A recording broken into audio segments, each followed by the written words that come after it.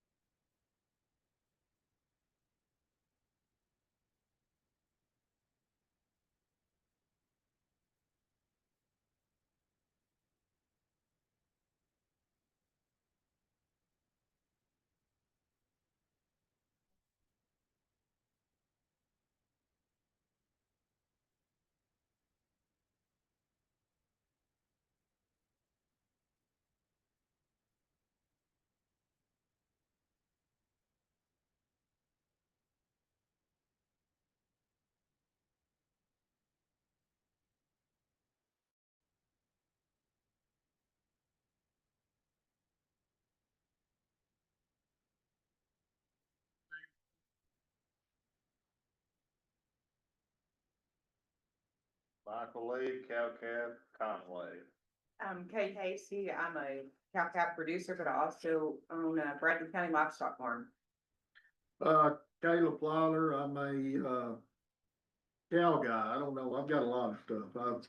I've got everything. Very- Cattle industry, I guess, maybe is the way you said. I have, registered cattle, some stockers, feeder cows, just cow calf, look, sheep, goats, anything that, might can make a dime. Rob Campbell, Searcy County, cow calf and very few stockers with the price of them. Tillman Tree, Arkansas Department of Agriculture, had been for the Beef Council. Mindy Sloan, Arkansas Department of Ag, Beef Promotion Coordination. I'm Aiden Duncan. I'm Director of Communications at Department of Agriculture. Reza Nick Taylor, from the Ozark Farmhouse in the Dab Lab. We, at Slick Rock LLC, we, do everything from raise the cows to turn them into burgers and serve them at our food truck. And we've got chickens, pigs, and sheep and all kinds of good stuff. Hi, I'm Zena Herrera. I'm an assistant professor, for the Department of Animal Science, U of A. I'm a meat scientist. I'm Janelle Yancey. I am a meat scientist at the University of Arkansas, extension for red meat science, and, my family has some cow-calf registered cattle in Searcy County. We live in that. Danette Span, Director of Ag in the Classroom at Farm Bureau. Mike Leeper, University of Arkansas Division of Ag, Animal Science. My wife and I have cow-calf operation in Sebastian County. Federico Stebrona, assistant professor at the UAF, do meat science. I'm Cameron Patrick. I'm Dereko's PhD student, but I have cow-calf, but they're in Alabama. Well, I got married, so I'm Allie Krumzik now. It still is Grody for right now, but I'm in the process of getting that changed over. I am the beef cow specialist with the University of Arkansas. Joshua Mullinex, ag liaison for Senator John Bozeman. Kathy Ferguson, Arkansas Cattlewomen President, and we have a cow-calf operation in Drew County. I'm Susan Lawrence from Ashby County. We have a cow-calf thing in Ashby County. I'm also a cattlemen's member, and I'm the vice president of cattlemen. All right, and y'all know that we'll have, the way our schedule works with this funding meeting, we'll have people come in and out, and as we get new people, we'll have them introduced. So mainly, what are kind of our goals here, for the next, day and a half or so? If it's more than a day and a half, you're gonna have to do it without me, so y'all keep that in mind. But we're gonna start today, and we're going to, gonna just start out with our normal business that we usually have to take care of, and then we'll start hearing, presentations after lunch and, continue those on to, in the morning and try to wrap that up and get a preliminary budget finalized for, the upcoming time, so, anyway. Found some money. Kay opens their notebook over here and flashes $100 bills at me. Anyway, so, the first thing up is, to review and approve the meeting minutes from February 20th. If you'll look, under your first tab there, we had those minutes from February 20th. If y'all have a minute to look over those, I'll entertain a motion. So move. Have a motion and a second. All in favor of approving the minutes, say aye. Those opposed, motion carries. All right, the next thing we got is the financial report, and we are getting kind of near the end, and today I just seen Addie walk in there. Addie's going to hit us with the news today, correct? Of what it's gonna be like here in a little bit, with some projections of what maybe we can use moving forward. But based on the budget that we have and the way things are coming along, I would really like for us to just look at this and see what all's still out there, and what hasn't came through yet. You look up there at the top, we're at 84% of what we're budgeting. Is that as of April 30th? Yes. So we only got 2 months left and we're just at 84%. Guys, I don't know if, that tells us much other than the fact that we're probably not gonna hit even what we, budgeted last year. And, if you'll turn to the second page of that, to kind of, that's a good place to start. If we look at our monthly comparisons, for March and April, we're down 20% and 11% on those 2 months alone.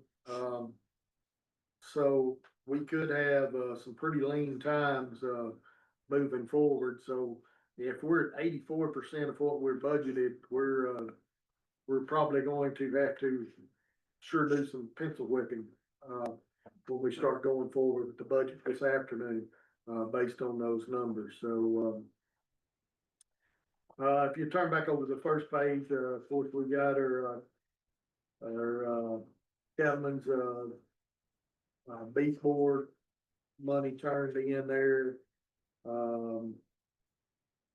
I guess maybe my question, why, for Federation of State Beef Councils, when does that usually go in? Usually that goes in at the beginning of the fiscal.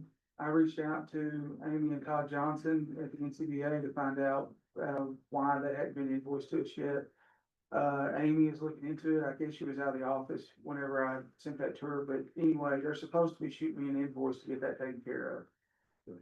Yeah, cause I always thought that was one of the very first things we Yeah. paid, because that's something we're gonna have to pay Right. regardless. But yeah, I've reached out to them. They're, it's just waiting on them to shoot me the invoice so we can get it run through our fiscal department. All right, then, the cooperators funders, we got several of them down through there. We actually got several of them that have not turned anything in at all yet. So maybe we'll get some explanation in a little bit.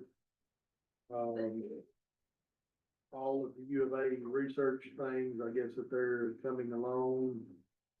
Didn't you say we had maybe some that we were gonna have to do Yes, Extension so, there were two of them that Derek had reached out about on doing an extension on. Also those, agreements between the council and, University of Arkansas for those two research projects that, were approved last year have come back with signatures for me to put in front of y'all during this meeting.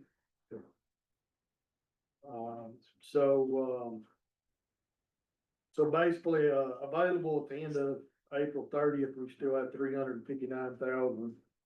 That's including our established reserves of 90,000. So we still got, a little over 30%. With it, is that total? Yeah, 30% of the total amount that we funded in the last budget that still not came in. And we've got 60 days, I guess, left before that. So. Has anybody got any questions about, this year's budget? Of course, we'll need, that's gonna be some important information as we move forward this afternoon and tomorrow. Trying to figure that all out, because, there's some of those that maybe will, come through and save us a little bit of money, and then it, will help us moving forward. As far as like the council programs, notice like retail and food services, do we know if we got anything there? Cause there's still quite a bit. Okay, so with some of the staffing changes that we've had here in the last few weeks, there's a few different places that myself and Aiden have had to reach out to make contact with folks to find out where we are with a few different things that were in the works.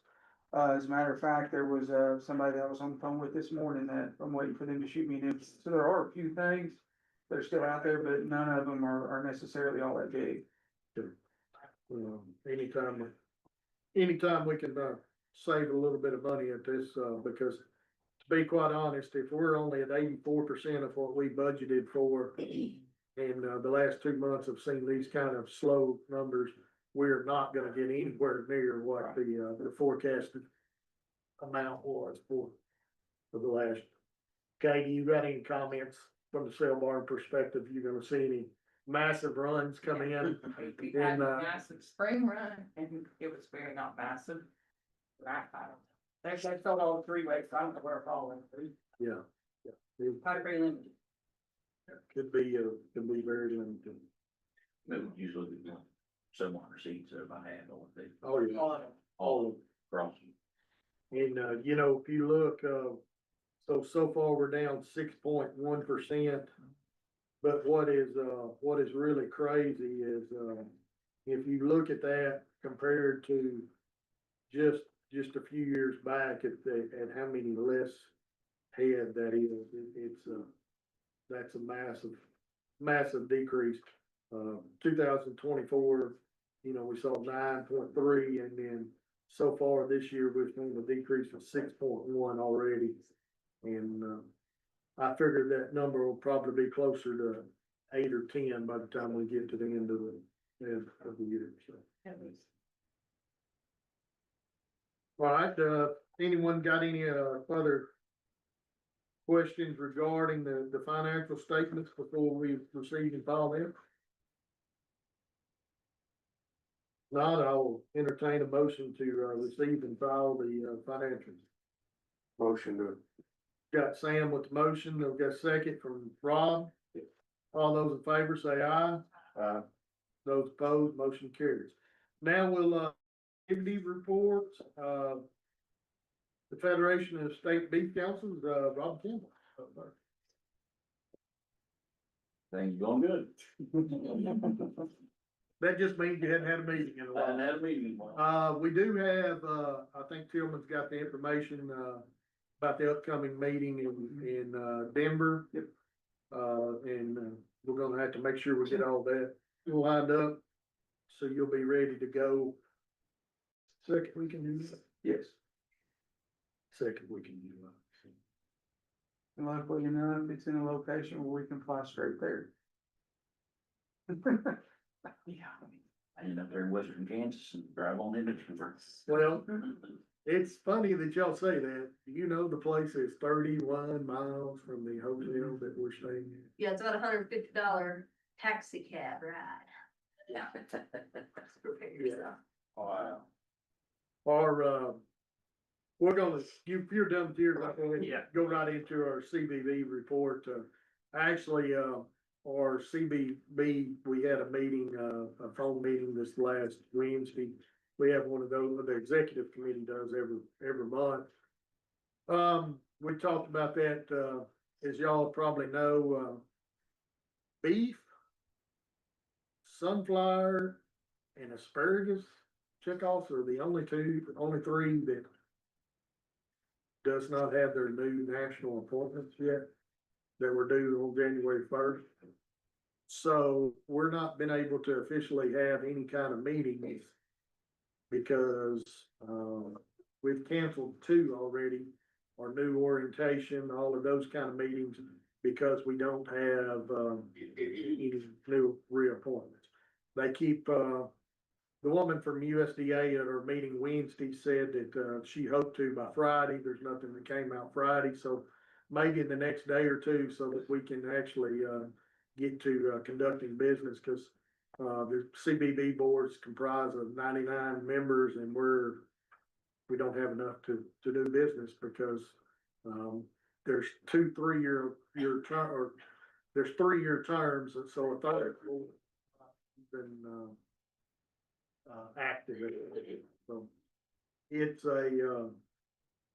a pretty interesting, times. We've actually hoping that, we had scheduled the first week of April in Denver. Had to cancel that, an in-person one.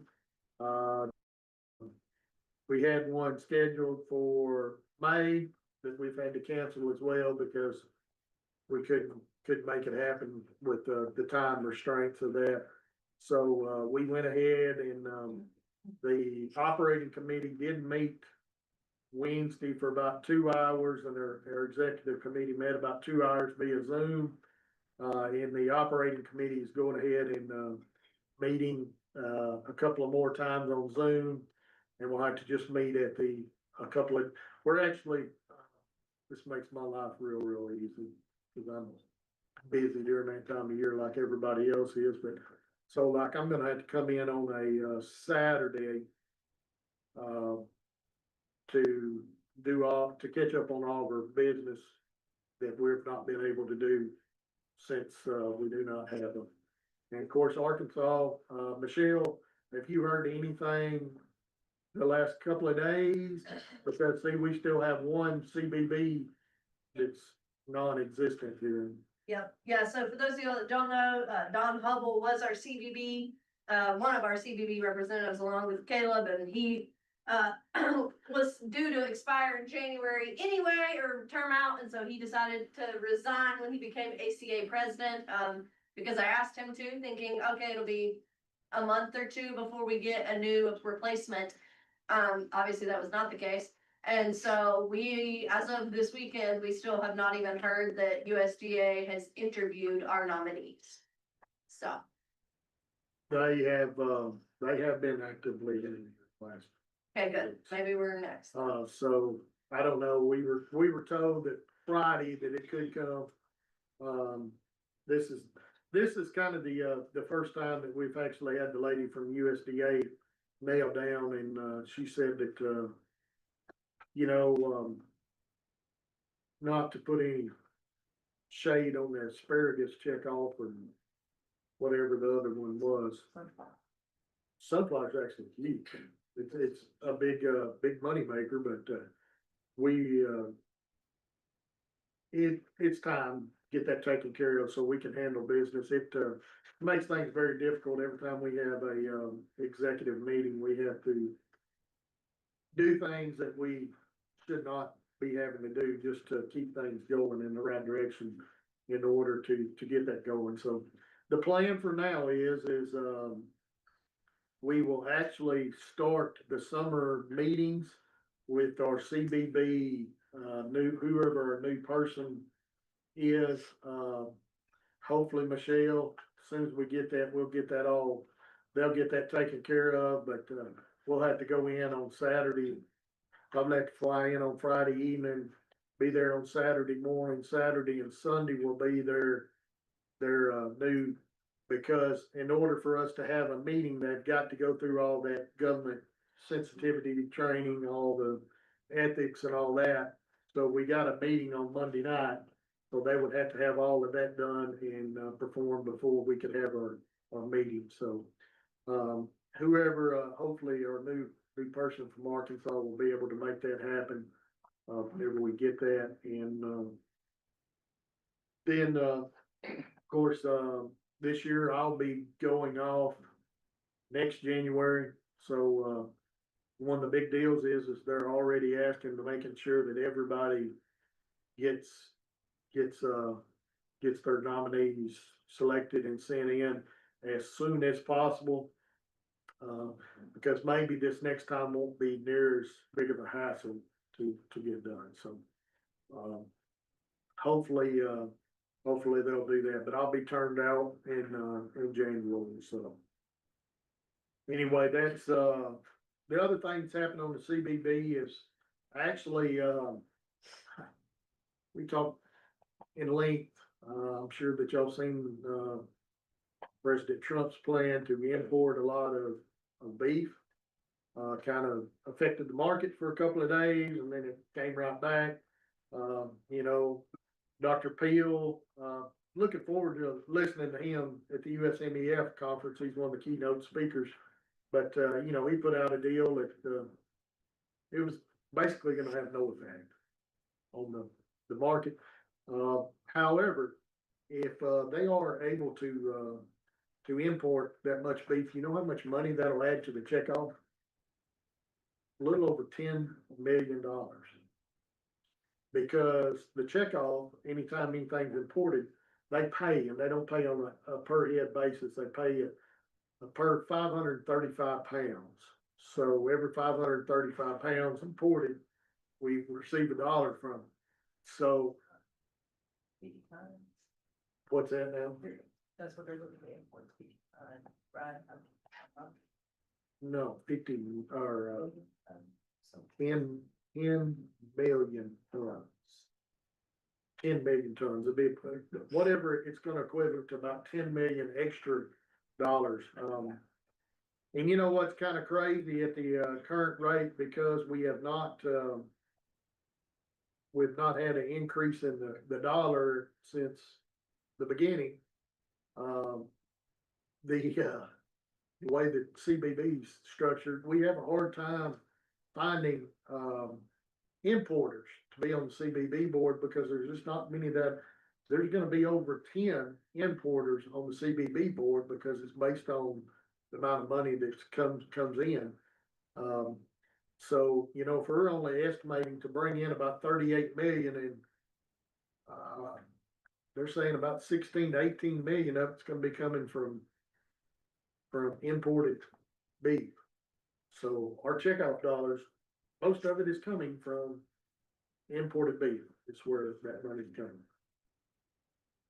So, I don't know, those of you that follow a lot of those social media deals, I don't have the temperament to sit and listen to a lot of those, but there's been a lot of misleading information, and then some of them's backed up and came back and, you know, put out some true information of people that you really wouldn't expect for that to happen, but you know, the real question is producers, is it really gonna affect anything? The economist says it's not, because we're at such record lows that we've got to have it, and if we want to keep demand for our product, we gotta have product to keep demand with. And, it's actually, it's saving us on the national checkoff. That does not help us any, here in Arkansas as we get ready to start our funding request for that kind of stuff. But on the national level, it does have a huge effect on that, so. Anyway, that is my cattleman's beef report, and, say, we will have, more information. Hopefully we'll have a new, I've been saying that for a while, though. Last meeting I said, I promise we'll have another CBB board member, but I didn't think they would drag their feet 5 months, but they have, so. All right, up next is the U.S. Meat Export Federation. Really no report on that. Wednesday, I'll be going to Oklahoma City to that, event. So, we'll have more on that the next time around. You know, as wild as, the demand is still just growing everywhere. If we had some cattle, we sure enough could be making some real true money now. You know, one of the big things is I've actually read this last night that's came out. One of the things that's gonna be the big question is, the new trade deals we're supposed to have with China. And, the way it opened up, with our crop reports that, you know, we're seeing huge, increase on trading on soybeans, corn, pretty much everything. Even rice is up a little bit, and it takes a really poor day for somebody else for the rice futures to go up, because it's been tanking. And, you know, if that deal goes through, it's gonna affect the beef market some, because as those prices of inputs go up, there's the profit margin, you know, somebody's gonna take the pinch, and it's gonna be them guys that are sitting around the table like us that's gonna take that, not those packers or the feedlot owners or whoever. So, it will be interesting to see on that move forward. All right, next up, Dr. Looper, you want to give some project reports from your programs? Dr. Silverado gonna go into it, and Janelle has this one. Yes, sir. I have several funded project ones from several years ago that are currently under review for manuscript wise. So hopefully by the end of the year, those are published, and then I will share it with the council members for those. And then for the two projects that are funded last year, the parabiotics and the microbiome for like the dry aging cabinets, those are ongoing. The fund was delayed between the agreements and stuff like that, and we just got access to it this March. So the projects are running right now. The parabiotics, we just finished our color data, and then moving on to our other analysis, oxidation, and also safety. And then for the dry aging cabinet for the microbiome, I have Cameron over here. She is the PhD student that was actually submitting the grant, and then also leading the project, and we'll give a little bit of update on that. What is the timetable on the first one before it will be completed? What are we looking at? So the plan was to start last July and then be done by this June, for both projects. So it'll be next March is what you're saying then? Hopefully so, if we can, if we get extended, the March, should be completed by then as well. Well, hey, my name's Cameron again. Thank you all for funding the grant. It was a fun opportunity to write a grant with, Derica and get some experience. So project update for the cabinet microbiome. When I think about the microbiome, it's like those, reading comprehensions, the who, what, when, where, why, and how. Those are all the things we don't know. And so through our data, we've been able to answer a lot of those questions and identify specific spoilage organisms and colonization patterns. So currently right now, I'm conducting more microbiome data analyses to kind of create what that network actually looks like so that we can have some product implications, industry users, for industry to utilize as predictive modeling. Have some implications on product safety and quality for consumers. So in terms of a project timeline, currently I have just finished up those data analyses. So we're working on manuscript preparation. We are presenting that data at RMC this summer in Amarillo. So we're hoping to have that manuscript out for review, hopefully early this fall.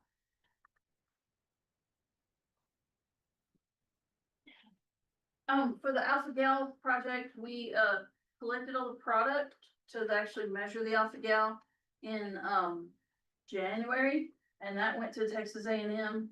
The way the university bureaucracy works, you have to have the funding number to do the IRB, which is the permission to use human subjects, and even though we're just asking them questions and it's just surveys, they're still considered human subjects, so you have to go through all of the institutional review board, to get permission to ask people questions. And they wouldn't let me complete that process until all of the funds were complete, so, we've hit all enter and we're still waiting on, some of that IRB stuff to come through. I'm expecting to have most of that grant complete by the end of the fiscal year. We may not have everything analyzed, but we should have most of the funds spent on that one.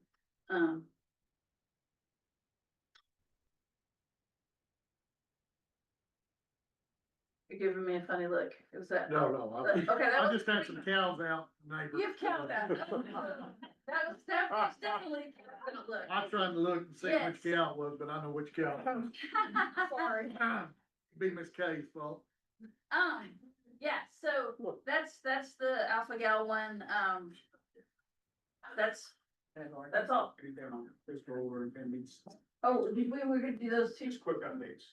Oh, Yeah. So as far as, I guess, I've seen you guys since we did the beef short course and everything went great with that.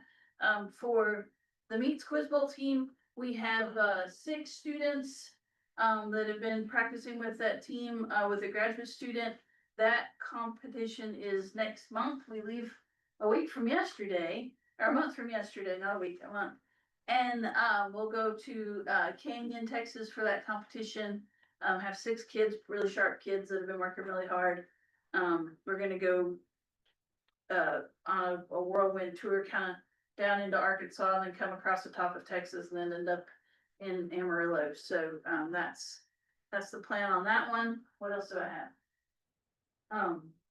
Meats education. Oh, meats education. We purchased some product. We had, and I'll talk about this in the proposal, but we had several students through the meat lab got to see that product. And have done, and I'll talk about this more in the presentation, some agri-science fair projects and some different stuff with those funds as well, so. What about a quick, update of the little cooking contest that we had up there a few months ago? What was that? The barbecue contest? Yeah, how did that go? Oh, Was it it went something that? really well. The barbecue people love us. So we had the barbecue contest, and every time they come, they're telling us about ways we can expand it and make it better. It raised about $10,000 for university programs.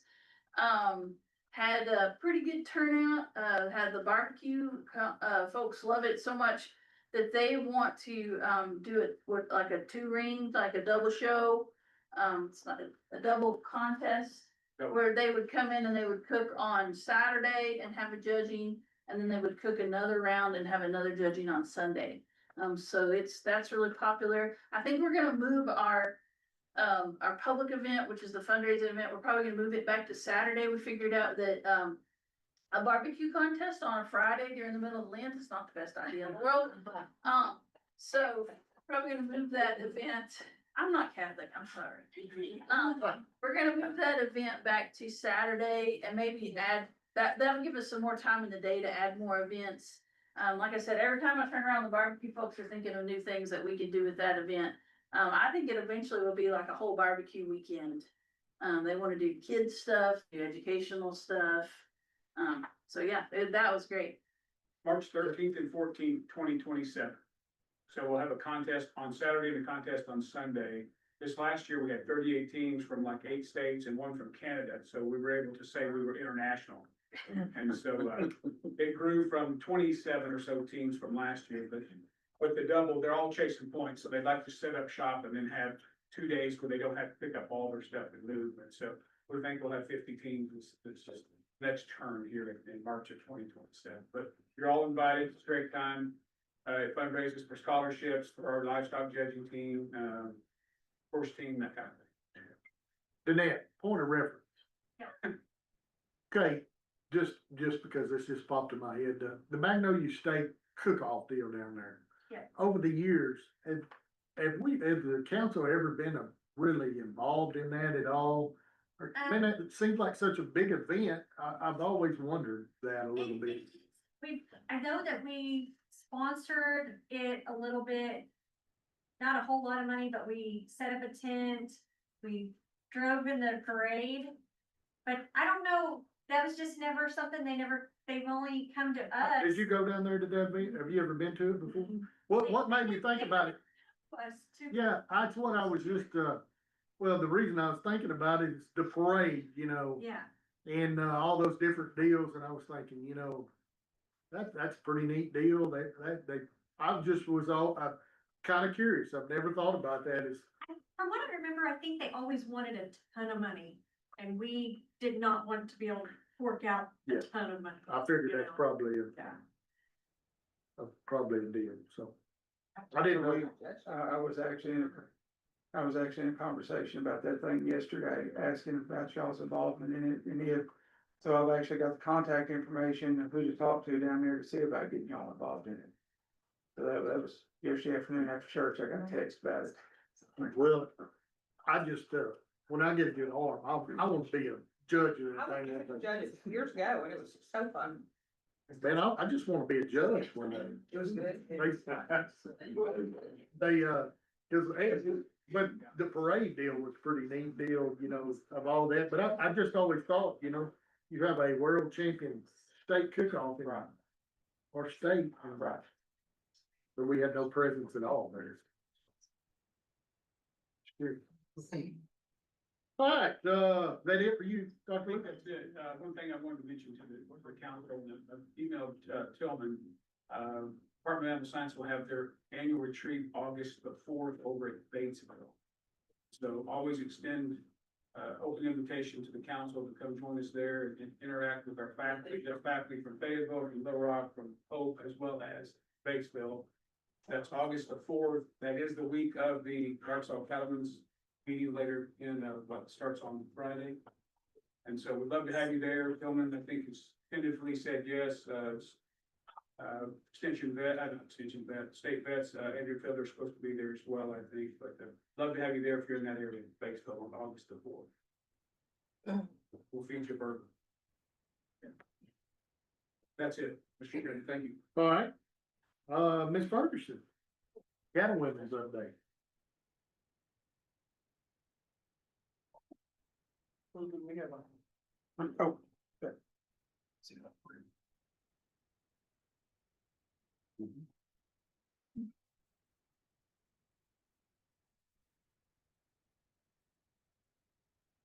got the one for your funding proposal, but I don't have it. This is not for the funding proposal, just an update on activity. Do you have one of these? Yeah, if you just give us an update on that, and then we'll do your funding stuff here, Right. here in a little bit. So we've been, quite busy this year. We've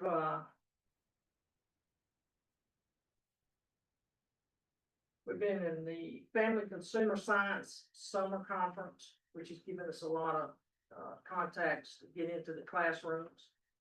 4 states, the ABLE event, we tried to get to that event and plan to this coming year.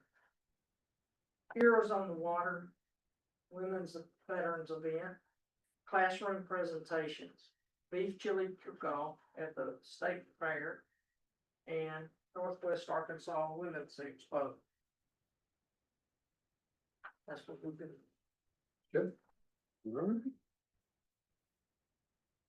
All right, next, Michelle. Where did she go? She's not here.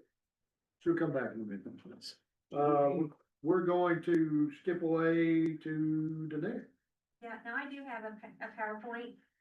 If I could do, I've got pictures on it. We'll show some pictures. It should be the update one. There, Tim, yes, sir. for this afternoon, will that screen down there at the end, does it come on? It does, but I'll have to get with Aiden to figure out how to make it work. I'll do it during lunch. Technology, correct. Yep, that's exactly what we'll have to do. That's what we're gonna do. Did we just tell you when to advance? Yeah, Is that okay? Okay, go ahead and do the first one. You're up next. So we have, nope, that's not me. You changed this.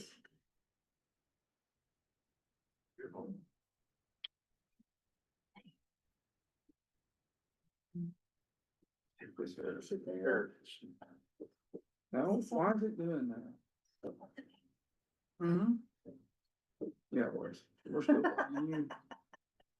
Oh, here we go. Let's just do this. Roll out. Yeah, so we'll just have to do this on this one. I'll figure it out. So with funding from the board last year, we had the Beef in the Classroom grant program that we've done. You can advance. This was the 22nd year that we did it. We gave out 150 grants for $100 a piece to the 150 teachers that applied. To date, since 22 years, we've given out $260,000 to family consumer science teachers from all over the state. Okay, advance. And then there's some pictures of some of the teachers that send in pictures as part of their receiving the grant. They have to send in an evaluation to let us know how it did, how many students they actually reached. We did increase the number of students this year. In the past, it's been around 11,000. This year, they submitted information that we've reached over 12,000 students. And that's pretty impressive considering a lot of schools are getting rid of their FACS programs, which is kind of sad. But a lot of schools also are very appreciative for the $100 grant because they're getting their funds pulled back from the school too. So this $100 grant, just for those who may not be familiar with it, that allows them to buy beef product and any ingredients to complete the recipes that they are doing to teach the students about beef. But they learn about beef prep, cookery, storage, nutrition, food safety. They learn a little bit of production and things that go into keeping a healthy animal so we can have healthy beef. Okay, advance. All right, so moving on to another project that you guys funded last year was our Arkansas Elementary Agriculture Education Pilot Program. Okay, advance. We had a workshop back in January, July, and then the second half was in January.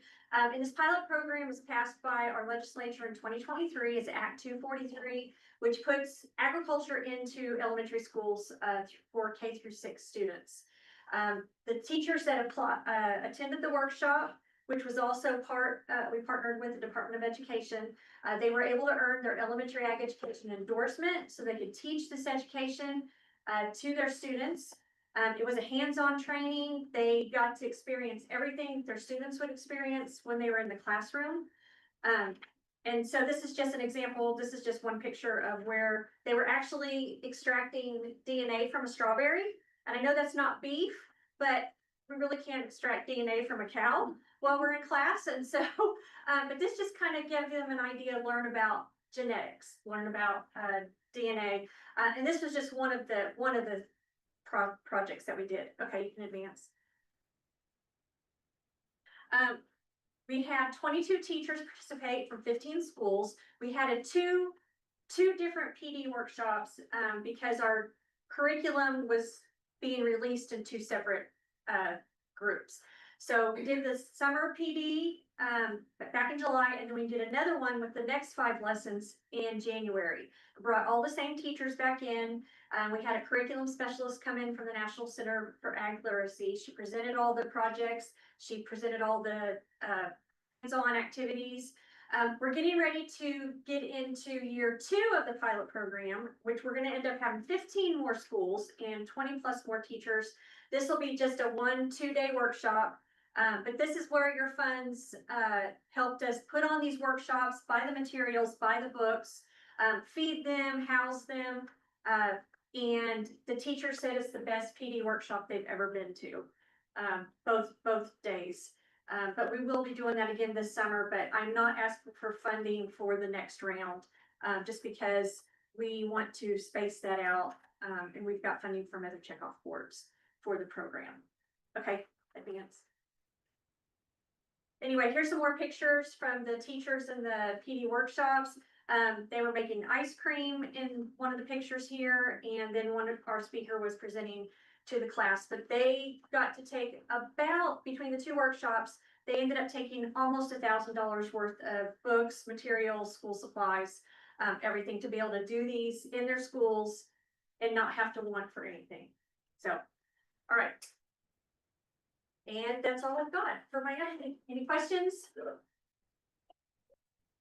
All right, thank you.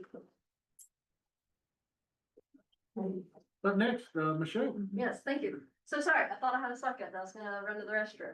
I was wrong. I'm going to come up here once, the owl can track me better, you know? We love AI tracking technology. But I do want to take a point of privilege and introduce, the biggest update for the Cattlemen's right now, which is our summer intern, Miss Macy Tapley, joining us. Macy, if you will let the group know where you're from, what you're studying, all the things. Okay, so I'm from Idaho, Oklahoma. I attend Southern Arkansas University. I have just switched my major to their new major they are coming out with, integrated livestock management. So I'm very interested to see how that goes. It's kind of a mix of ag business and animal science classes. And then, what else am I supposed to say? That's pretty much it. She's been at the, on the job a full like hour and a half this morning. And so, but we're glad to have her. We, the Cattlemen's, have not necessarily done anything with council related funds since we last met in February, but I did want to provide the council with a couple of updates just from general Cattlemen's perspective. One, we did finish up our area conferences. I know Mindy and Rusty and most of y'all were all across the state with us at those area conferences. We really appreciate it. These, for the 2nd year in a row, were record-breaking attendance of the area conferences, as long as we've been keeping the data on them. And so we had around 27 people at these conferences. It was really great opportunity. They were able to hear from Watkins Cattle Company talking about his operation in genetics and kind of what he's working on and how they can help, how it can help other producers, along with the trade shows. And so it's a great opportunity, good time to visit. I mean, again, 2,700 people in a month. We were really excited about that. Really grateful for the event. Then last week, Cattlemen's was able to sponsor the inaugural youth stockmanship event. And so commonly called the cattle working contest. And so we were able to host that in conjunction with the University of Arkansas. And so we were down in Hope on Thursday of last week, where groups of 3 youth were able to compete in literally in a cattle working demo. So they were able to move the cattle to the chute, give vaccines, put an ear tag in, give dewormer, do all of the things. They had to do a tissue sample. They were graded or judged on how they were able to do that. It was the first year we've ever done it. We had 7 teams compete. It is required that they complete their BQA before they're able to compete. And so we had 7 teams compete in that, and Perry County FFA won the state contest. So they will be going to Kentucky in September for the national cattlemen's or cattle working contest, and so that'll be a great opportunity for them. It's again, another way to get youth involved, but to teach good stewardship, good stockmanship, of cattle. And so that we're excited about that. We're gonna be meeting and wrapping up some ideas and thoughts from that event going forward. Then convention, you'll hear about the proposal later, but we are planning convention. It will be in Fort Smith, August 7th and 8th within, set up on the 6th. And so one of the new things, for y'all is if the board approves it, we're gonna move y'all's meeting to not be 8 AM on a Saturday morning. I don't know how y'all feel about that, but that feels a little bit better, than 8 AM on a Saturday morning. We're still having the educational program, still gonna have the trade show. One new addition that Fort Smith, surprised us with this year, very excited for working to fit it in the schedule is they will be hosting a country concert, for us at the Fort Smith Convention Center. We do not know who it will be. They used the idea or the name of Clint Black is one they had a few years ago. It will not be Clint Black if I had to guess. But somebody of that name recognition, that caliber. No, He's not killing time. So they did not, they're saying probably not him, but they use that as the example of a fit for our group. So we'll have tickets available with registration, and so included in your registration cost for the first 300 people. And so that'll be a good opportunity, great thing there. Looking forward to convention and having it back in Fort Smith. And then the last event that we're working on, two last events. One is ACLC, so we've got farm tour this week, so we'll be headed up to Northwest Arkansas tomorrow at 6:30 in the morning, and so we'll start traveling and going to see some farms. And then the Randolph Lawrence County has reached out to the state office about a burger cooking contest, and so they will be hosting a statewide burger cooking contest in Randolph County, August 14th, to be the date that was selected there. So we will be hosting and working with them on that event, but excited to see something for a youth focused, we specify a youth focused burger cooking contest. So those are the events we've been working on the legislative front. If you don't know, we have moved offices for the Cattlemen's. We are now downtown Little Rock. And so we're in the Capitol complex right across from Cottoms, a block and a half from the Capitol. Is a great location for us. Very excited about it. And so we've been very involved in the legislative front. The last couple of weeks we wrapped up, if you don't know, fiscal session lasted 3 weeks. They wrapped, adjourned, signed, die. Pretty quickly. The budget didn't change terribly much from what the governor suggested. And so we moved forward with that one. And then they entered into a special session to cut taxes, income taxes for the state. So it's the 4th tax cut in 4 years. This one's a 0.2% decrease. Won't be terribly beneficial per individual Arkansan. You're not going to feel a huge decrease in your income taxes across the board. It is going to be about a $200 million decrease in the state budget every year. And so one of the big things we're looking at is how we're going to make up that $200 million every year. It's actually $190 million, but what's $10 million amongst friends? And so we're keeping an eye on that because you don't know, Arkansas has to pass a balanced budget. And so you have to make up that $200 million somewhere else or spend $200 million less.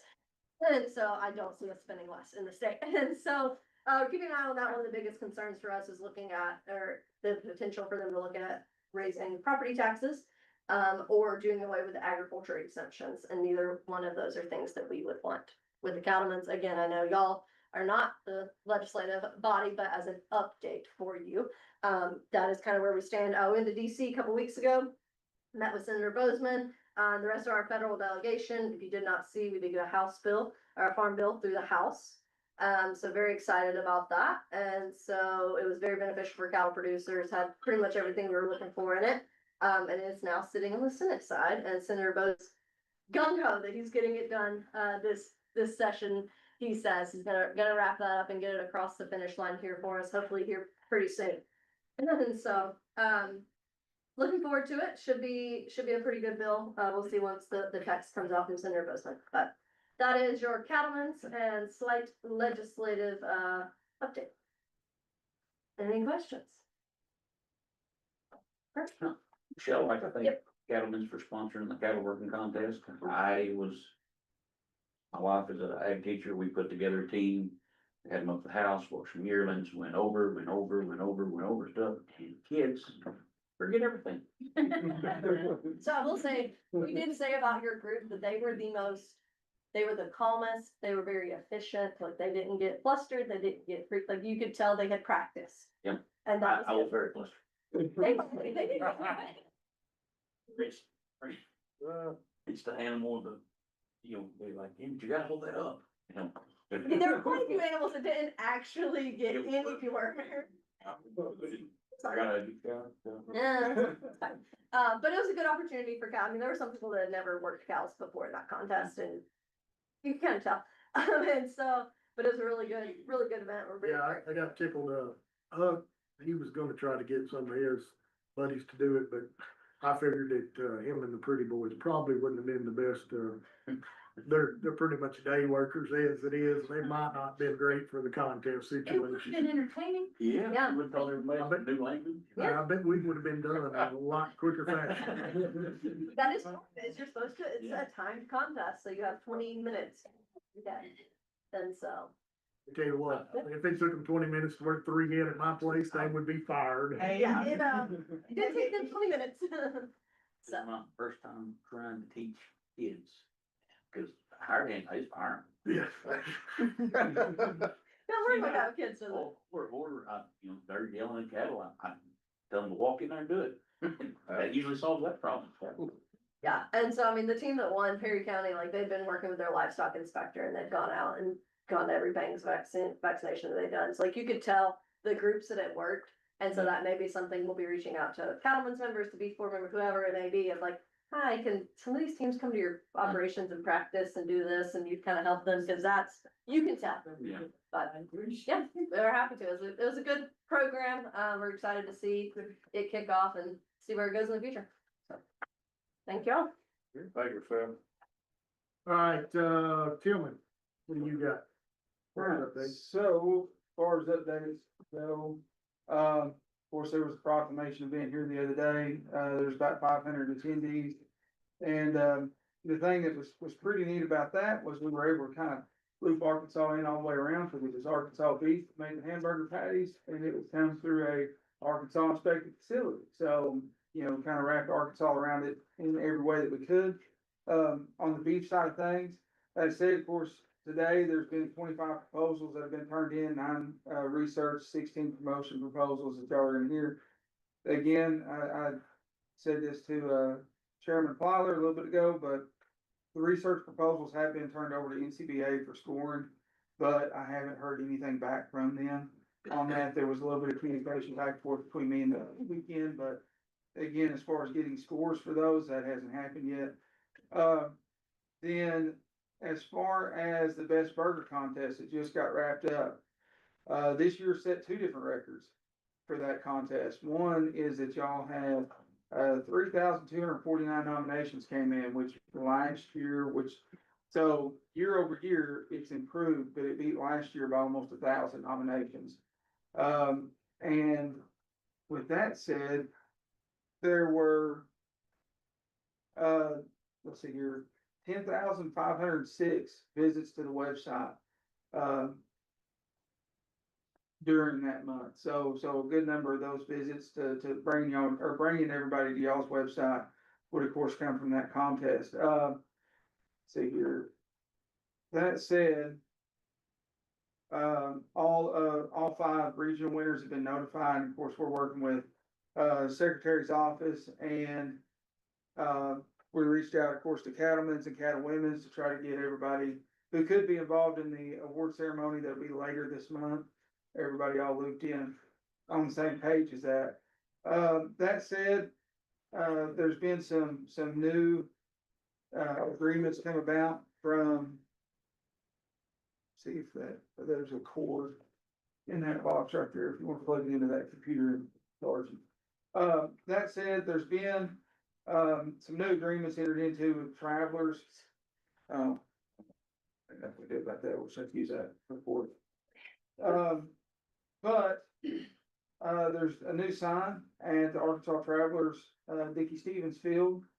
for y'all that's been put out there. And of course, one thing that's kind of a big deal on that side of things is the fact that, you know, now they have, of course, the University of Arkansas comes out there and plays a game. Banana Ball has come through, so for each one of those events, you know, outside of let's see, last year, the Travelers averaged 3,716 people per game, and that was just their games. That wasn't including the university coming through. That wasn't including Banana Ball. It wasn't any of the events or anything else counted into that. But that totaled for about 256,000 people that came through that stadium last year. So of course, with each one of those, that, you know, references an opportunity that, y'all were being seen. So that said, of course, as I said earlier, we've had some staffing changes here at the department over the last few weeks. And one thing that I have been given a challenge of is coming up with new key performance indicators. And that's for council funded projects, and that's also for the meat inspection program that I oversee. And so that said, we've kind of got a little bit of a plan that we put together. I'm trying to actually get all of that, how that's actually gonna work, but what it's actually gonna do is try to put metrics in place for, okay, Travelers gets a sponsorship from the council, right?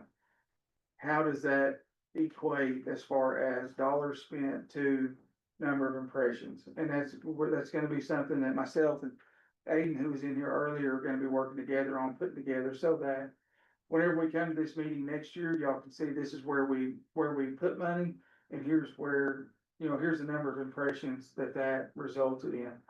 Hopefully be able to do the exact same thing for the different projects that y'all decide on today, being able to pull those numbers together. But that said, we've wrapped up that best burger contest. We've got these proposals to hear here today. And hopefully we'll be able to offer y'all some better metrics moving forward as far as what's happening with those funds in the 5 categories that y'all put over to us to steward. But that's all I have, unless anybody has any questions. Addie, would you, give us a quick, Farm Bureau beef update and then, hit us with some, numbers Yeah. as well? And also, I did, go ahead and take, tell Addie, run us some, projections, cause you know, it's hard to, come up with a budget if we don't have somebody, so, a year from now, you'll be the one that's to blame if you're wrong, and so. Just let it go. Disclaimer. Okay, if there's a disclaimer, we're good. So you mentioned you're going to USMEF. There's several board members and staff that are also going to be attending later this week. We have our summer beef meeting planned for June 25th in Russellville at the Pope County office. And that'll be starting at noon with lunch. And I think that's all beef updates we've got for Farm Bureau. So inventory reports, January of this year was reported inventory for 2025 for Arkansas, all cows and calves was 1.56 million, which was a 1% decline from the year before. And while some sources are still reporting that we're gonna have some modest rebuilding, there's really not been any evidence of that so far.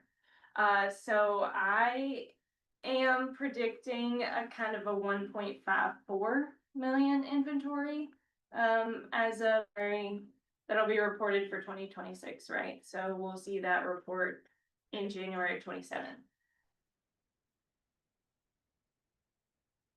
More, you want more? You got any more, or you got any questions, I guess? You know, the main thing is, for us, we're just trying to figure out where we're, you know, what, obviously, I think that, we all don't have to be experts in, knowing that we're probably gonna have another year of declining numbers for sure.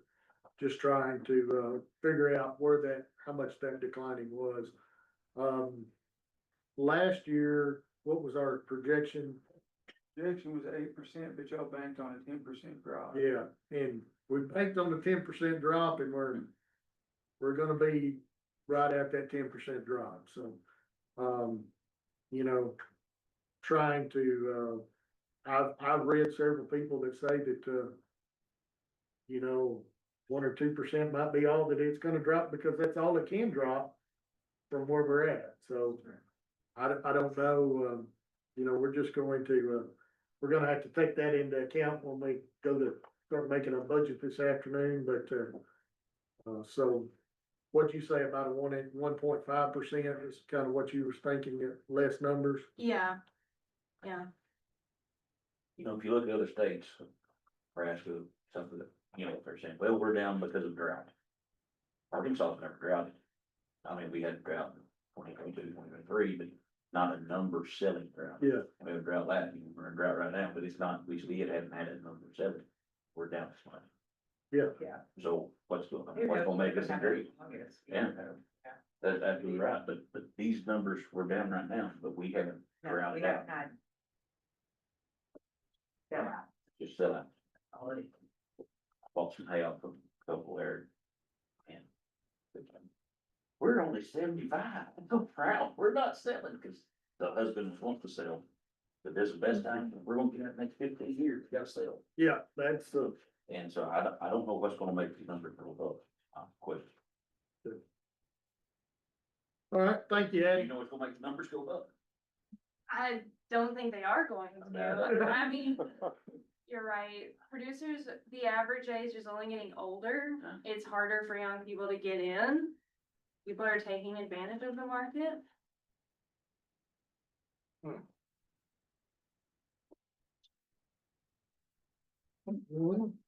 Good. All right, so, what time is we gonna meet today? 11:30. 11:30, I haven't looked at it yet. All right, what, you wanna go ahead and talk about, maybe the stuff that we're gonna talk about tomorrow, since we do that. One thing I just did want to cover real quick is that Michelle had said with her 2 deals, they were originally scheduled for 1 o'clock. But she has something that she has to be at 1 o'clock. And so would this be an okay time to go ahead and hear her 2 proposals and that way she's freed up? You bet. Okay. Thank you. Did you send PowerPoints or anything with yours? No, okay. Sorry. What, this tab, my goodness, Tillman, we have got a lot of stuff in here. We have the timber industry today. Okay, Yes, so it's gonna be number 6, is gonna be one of them, that's gonna be ACLC. Number 6 tab? Yep. P006. On to that. Number what tab? 6. That 2026 P006, that'll be ACLC. Or there. Yeah, it'll be number 13. Sorry. No, I appreciate the opportunity to go early. I'm sure y'all hate that as well, like, keep it moving. But no, we've got students coming in from Mississippi State University Collegiate Cattlemen's today. They're gonna be at the office at 1 o'clock. And so we're gonna meet with them and talk to them about the Arkansas cattle industry. All right, I see flipping stuff. Are we ready? We're ready. All right. Hey, just before we get into that, everybody, if y'all will, those worksheets, they're at the very back, Rob.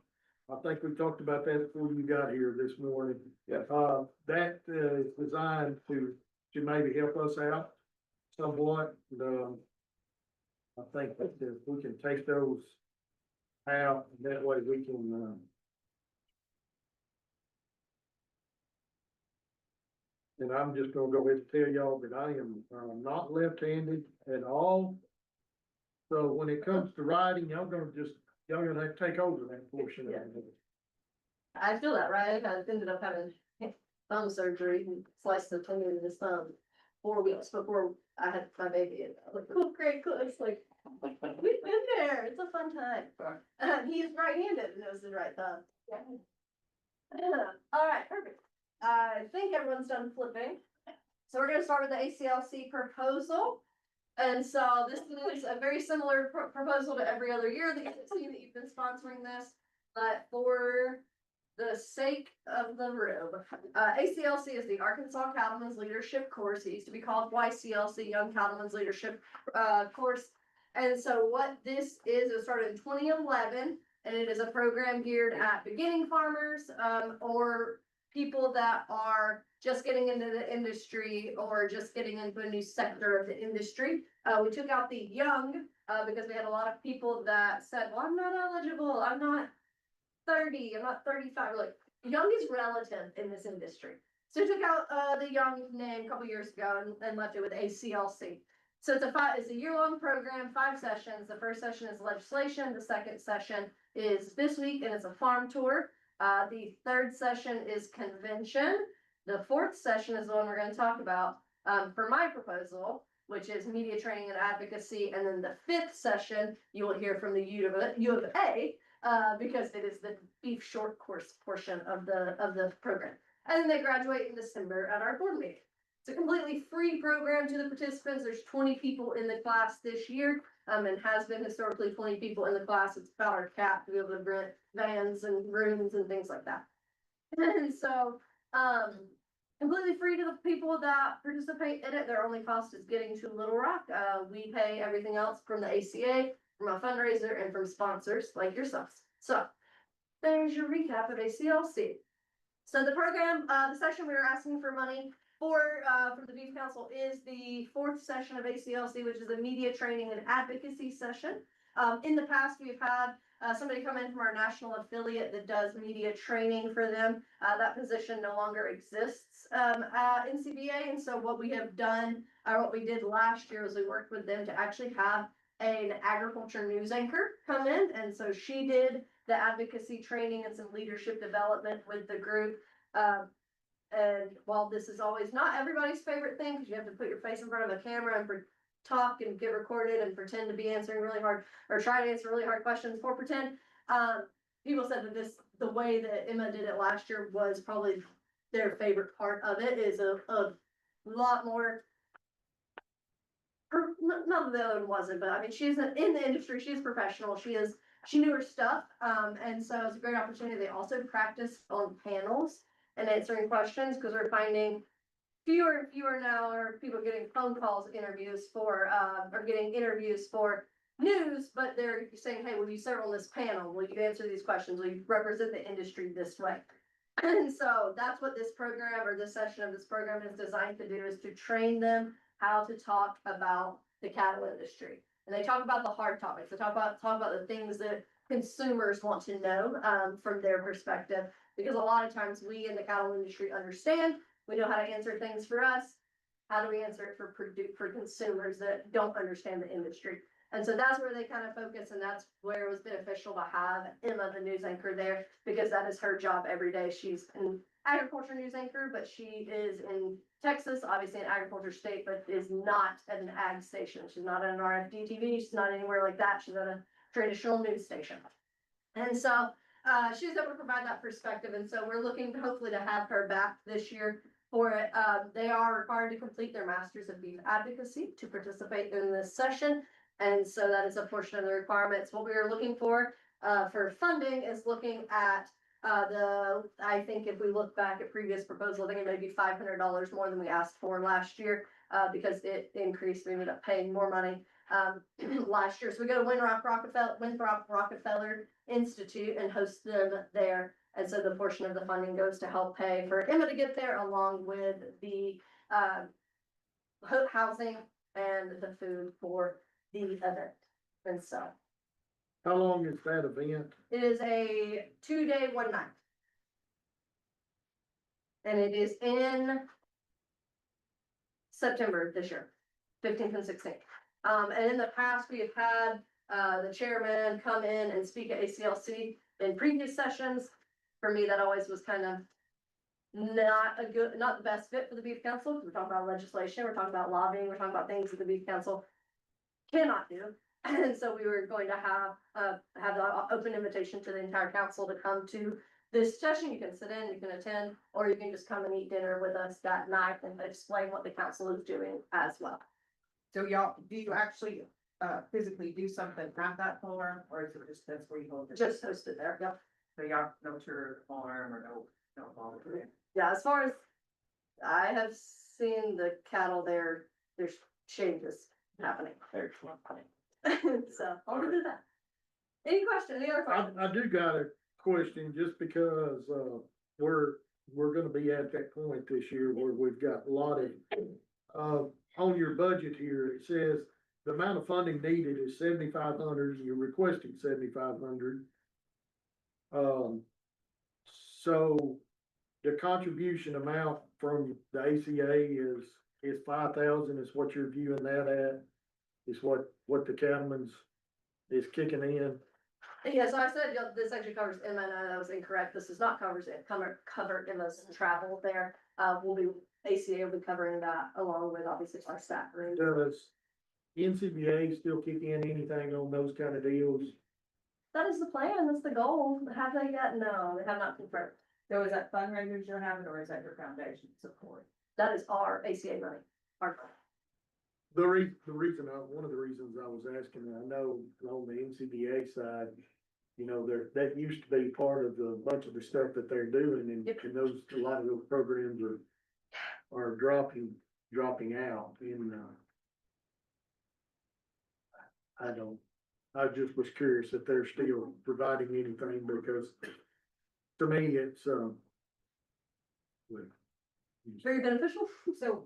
So my question is, you have a 501c3 foundation who is supposed to support education, and they're not contributing to this. So they haven't had their meeting yet. They're gonna have a meeting. They had one Friday they're trying to sell their building. That was their focus. That was all they heard and talked about. So we're gonna have a proposal for them at convention. For this particular. Well, not for this, but for ACLC in general. And so theirs isn't limited to necessarily this one. Beef Council is more so limited to this session because of the scope of Beef Council. Did they support it last year? Yeah, they gave us $7,500 last year for ACLC in general. So. Yep. anybody else got any other question? What was the next tab? 13, your next one. Just so y'all are aware, I put these in the order that they were received, that's why I was not Yes. around a little bit. Yeah, there was some space because ACLC was much easier because it's the same thing every year. Convention changes a little bit. All right, so the next one is covering convention, and I believe, and I think Amy confirmed this last year, but just in case, there are two different pieces in here, but I think one of them doesn't come out of y'all's proposal budget, which is the meal sponsorship. I think that comes out of the average, a different budget item, so y'all can confirm that, but I wanted to include it in here just in case, because I knew there were changes and wanted to make sure that it was noted, for a request. So, the convention, again, like I mentioned, in Fort Smith this year, really still focusing on the educational component of convention. And so in the last couple of years, we've gotten away from the quote unquote play, cattlemen's colleges, and we've done more so. A lot of times it's been in the past been an equipment dealer comes in, talks about their hay equipment or whatever, comes in, talks about their product and wants to sell it. That's fine, that's dandy, that's not what producers want to come to hear. And so we've been trying to find ways to do actual educational programs that people can leave convention and have something like, okay, this is how I can benefit my operation from it.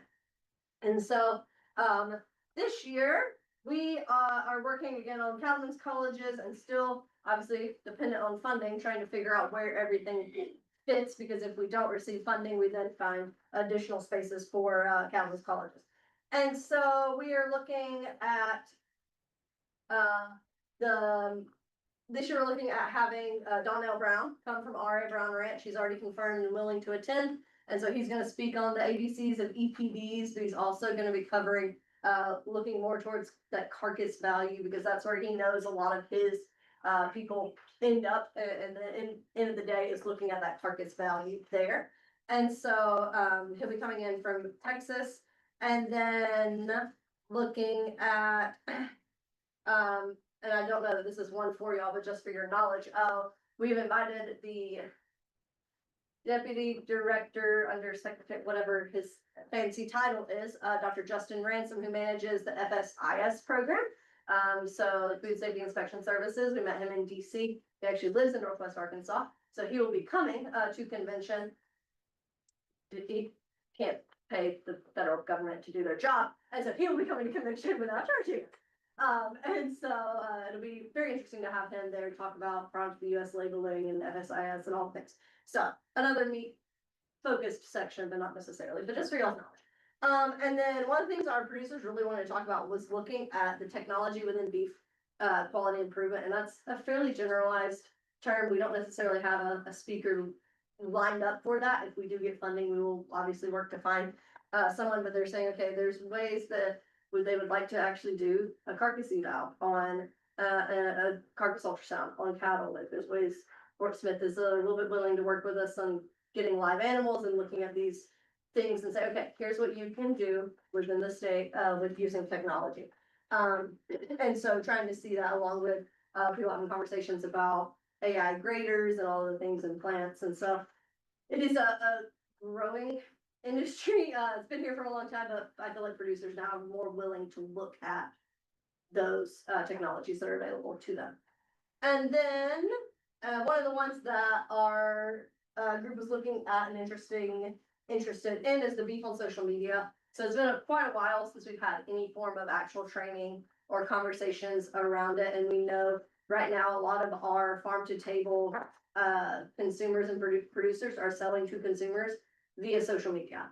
And so, we have a couple of different producers within the state that are making a living via social media, selling beef direct to consumer. And so having those conversations and how to frame it. And so looking at having a speaker there, potentially bringing Emma back, to have a little bit more hands-on, along with maybe having a panel and her moderating a panel of those producers that are using social media. A lot of times we're seeing our, I know Michael and I talked about it, not here too long ago, like word of mouth.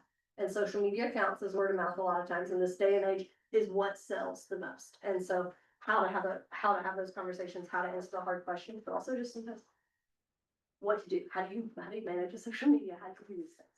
So those are, the proposals. Those are the proposed topics for Cattlemen's Colleges. So looking at, carcass value, looking at technology, within the beef industry and beef on social media.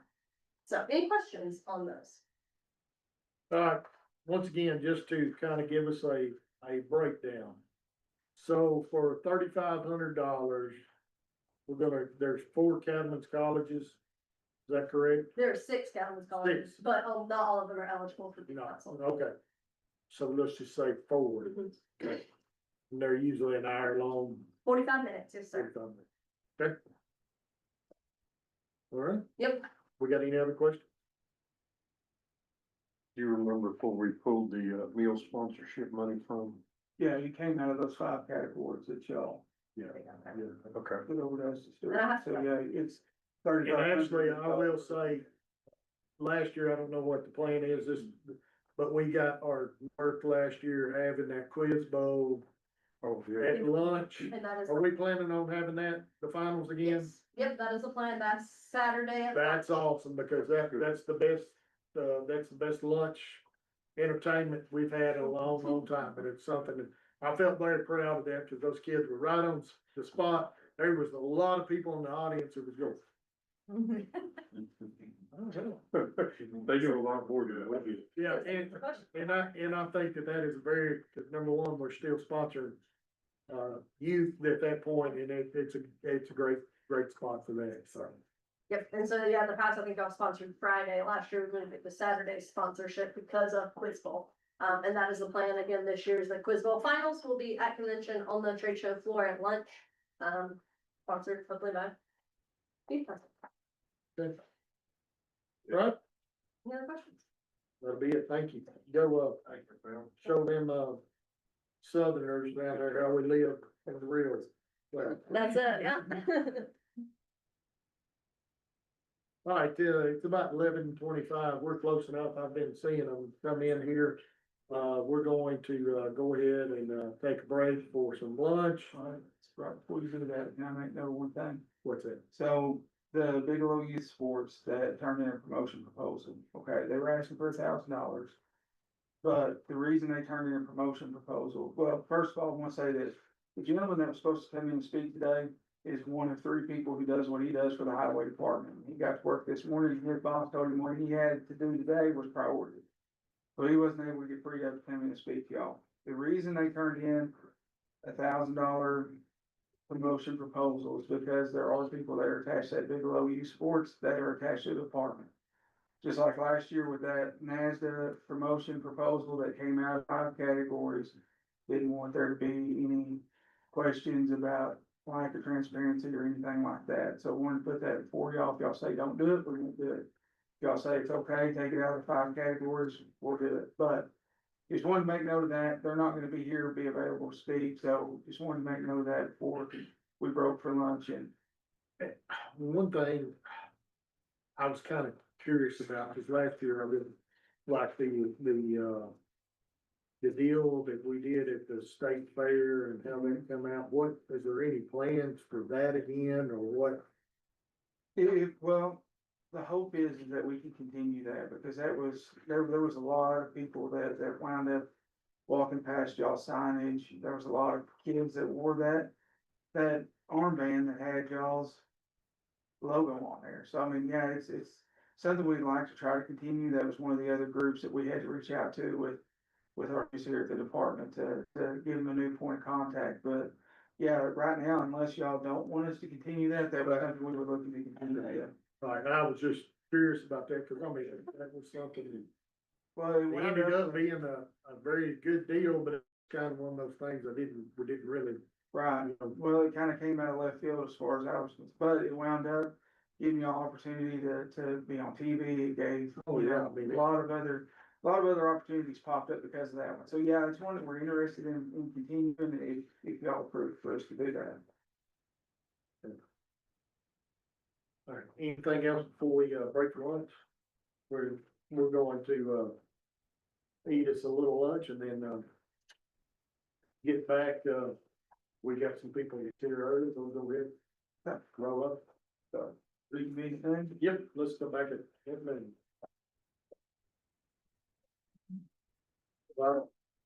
Recording stopped.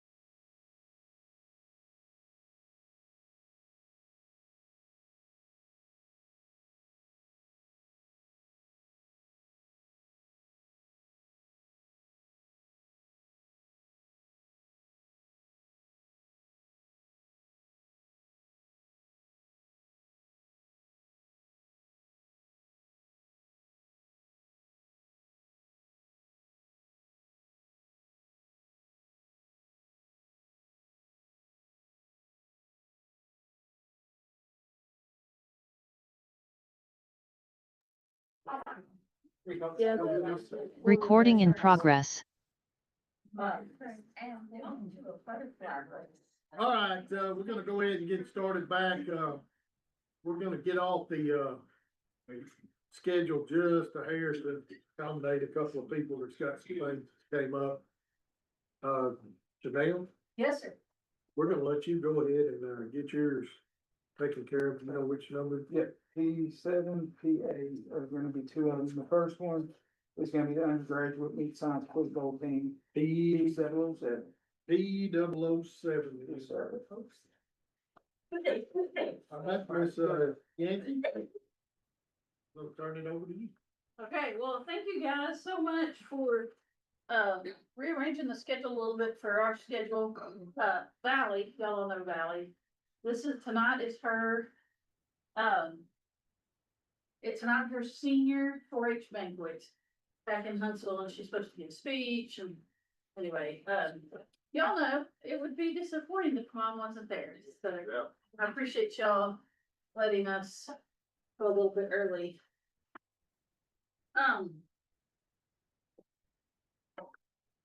Does it matter what order I do these in, Tillman, or 007. Can we do 007 first? I don't remember what they're. The meat quiz bowl. Is that first? Yeah. Okay, First. sounds good. I just see my screen.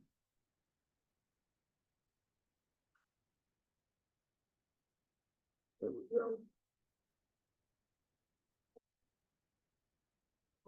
Okay, does this look clear to work? Nope, You know, but that's all right. Okay, so it's been several years, that the beef quiz bowl, or the beef council has sponsored our beef quiz bowl, meats quiz bowl team. It's a little bit different from the beef quiz bowl competition that y'all do for the youth. This is a collegiate competition that our students, compete in. It's kind of a strange one because the contest is in the end of June. It's usually Father's Day weekend. So I'm usually here asking for funds over a year in advance because it's at the end of next fiscal year. This year's team hasn't even competed yet. It's next month. So next year this year it's in Canyon, Texas, exciting place I know, Amarillo, essentially. Next year it's gonna be in, Madison, Wisconsin, which is kind of fun because in 2014 we were in Madison, Wisconsin. And I had a blast in Madison. So, the things that the students learn, they meet about once a week. Cameron has been helping with them. We have another graduate student that's been kind of the leader on the quiz bowl team. Anything and everything that has to do with meats from conception to consumption. Genetics, breeds, grading, inspection, micro, animal welfare, regulations, food ingredients. I saw somebody had some knives back there. They might have questions about knives, about fabrication, about, product development. I mean, just anything and everything having to do with meat science is what they learn. And it's a buzz-in quiz bowl competition. Just like our beef one is. And that will take place on the Sunday during the Reciprocal Meats Conference, which is our national meats, our scientific meeting for meat scientists. So that's where Derrico and Zena and I all go to exchange ideas with other meat scientists from across the world. Crystal's going this year too. So if you could click to the next one. Something that we have always done at the University of Arkansas is we have added about a half of a week of meat industry tours. Our kids don't have a meat judging team, and a lot of places that do have a meat judging team, those kids get into a lot of meat processing plants and see a lot of processing. But our kids don't have that experience, and so we try to utilize the Quiz Bowl team to get kids to some of these meat processing plants and expose them to the industry. And, oh man, over the years, we've gone to a bunch of different ones. We've been doing this for about 18 years. And, it's hard to figure out what to share, but we always make sure that we include, something or lots of things that are beef oriented, because beef is such a big part of our agriculture here in Arkansas, and we're funded by the Beef Council. So this year, I know we're gonna go see the harvest facility in Amarillo, and then I'm planning to get us into a feedlot. I had a student who's been on the Quiz Bowl team. This will be his 4th year on the Quiz Bowl team. He actually put together the industry tours for me. And so I'd have to go look at his map, but I do know that we're gonna see, the big plant in Amarillo, and we'll see a feedlot. And we're gonna go to Sherman to see a fabrication facility that does beef there too. So lots of different things that we've seen over the years. You can see lots of different students there. Phil, click to the next one.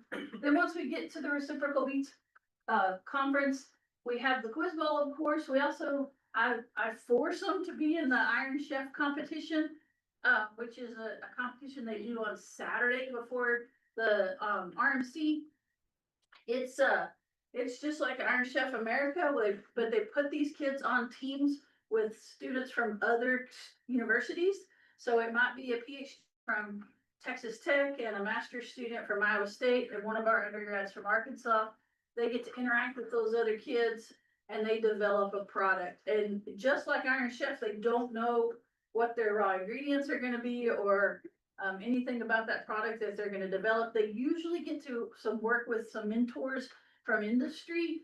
So it's a great networking opportunity. And what I love about Iron Chef is it is at the first of the week. And so it forces those kids to get to know other kids from other schools right when they get there. And so they have some kind of ready-made friends throughout the whole conference. And I think that's great. Of course, there's lots of scientific sessions. There's a career fair. There's student-oriented sessions of career building opportunities, lots and lots of networking. This year is the 100th year of meat judging. And so a lot of us all meat judging folks they're gonna have a meat test. Of course, our kids won't participate in that, but they will have some stuff on campus at West Texas A&M for those students to do some hands-on stuff. And that's one of the great things about this meeting is that they do hands-on, and everybody, all of the professional members, the faculty, the folks in the industry, the folks in government that come to this meeting, one of the biggest things they say about this meeting is that it allows them to have access to students, and that it gives them a chance to network with those students, because the meat industry is a really small world, and it gets them a chance to meet those folks right out of the gate. And so we're bringing them undergrads. So I always like to, if you could go advance it a little more too for me. I always like to talk about where our kids have gone. This is, like I said, I believe this is our 18th. It's our 18th year. There was a couple of years around COVID that we didn't do one. But we've been doing it since 2007. So, yes, 2007. And over the years, we have anywhere from as few as 5 or 6 on a team to as many as 9 or 10 on a team. They can compete in 4 years. We had one young lady who did it 5 years. But over the years, we've had 8 students go on to get a PhD. We've had 20 go on to do master's degrees. We've had at least 12 go to vet school. Some of them, if they do a master's degree and then go to vet school, I lose track of them. So there's probably a few that I've lost track of. We've had at least 14 end up in the meats industry. And then one of the greatest things this thing provides us is access to students in-house and gets them exposed to meat science and gets them doing some undergraduate research. And there's a couple of folks in the room that I'm gonna probably embarrass a little bit, are both here as faculty members for 2 different universities, who at one time, both of them were on our Meats Quiz Bowl team and benefited from this program. And now they're sitting in here as faculty members, talking about research, talking about doing things with their own students. So, you know, I get a little choked up. I'm really excited about that and how this program has built our meat science program at Arkansas. I've got a couple of student quotes here. Sarah Guillen was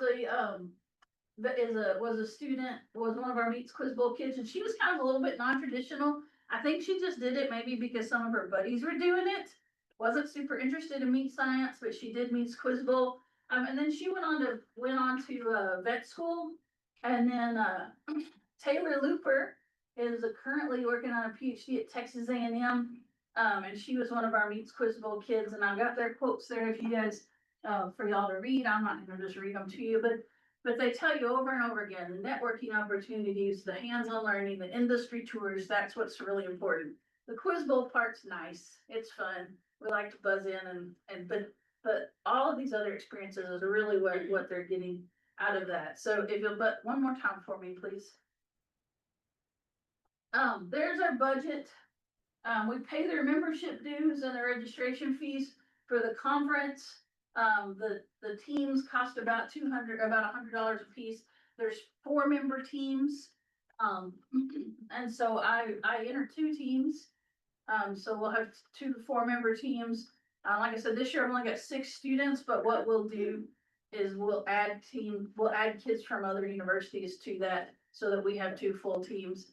And I always do that because there's been years that I've had 9 or 10 kids and I've had a kid that needed to be on another team. So I always just go ahead and enter 2 teams. Hotels are one of our biggest costs. And then we like to get the students, just a nice polo that's got the division logo on it, and then we'll put the Beef Council logo on it as well. So those are kind of our costs. So that's all I have for Meets Quiz Bowl. If you guys have any questions, we can hit it one more time.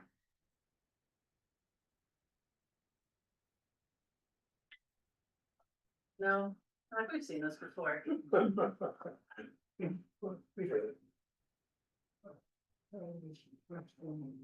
gonna be short course. What's what we're here? Which one's the next one? All 3 of hers. Oh yeah, and I don't have them in order, the thing, since you sorry.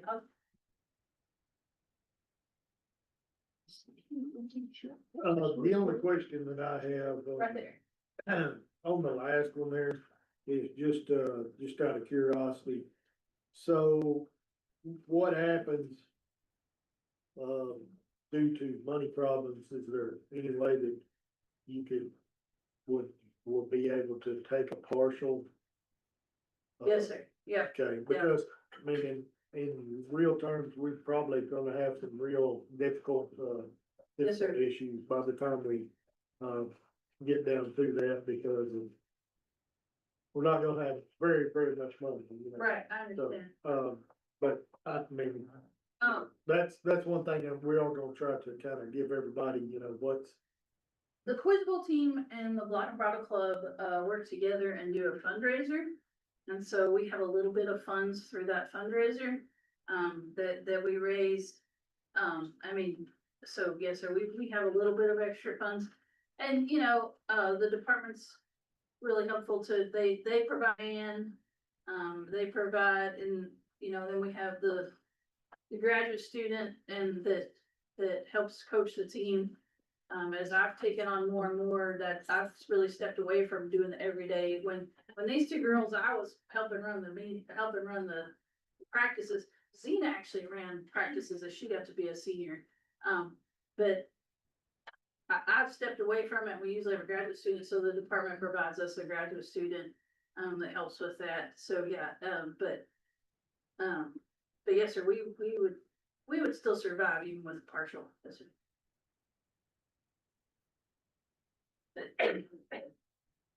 All right, we're ready to move on to your next proposal. Okay, the next one is, the beef short course. Michelle talked about this one just a little bit when she was, talking about her parts of ACLC. The Arkansas Cattlemen's, leadership class that she does, that they do through the, Arkansas Cattlemen's. The 5th session, and the most popular session, is the beef short course. And I know most of the people in here have at least somewhat participated in the beef short course and in the ACLC somewhat. And it is scheduled right now for November 2nd through the 4th. which is that first week of November. And we'll have some class time, ultrasound demonstrations, live evaluation. Dr. Richardson from West Texas A&M comes in and talks about feedlot cattle.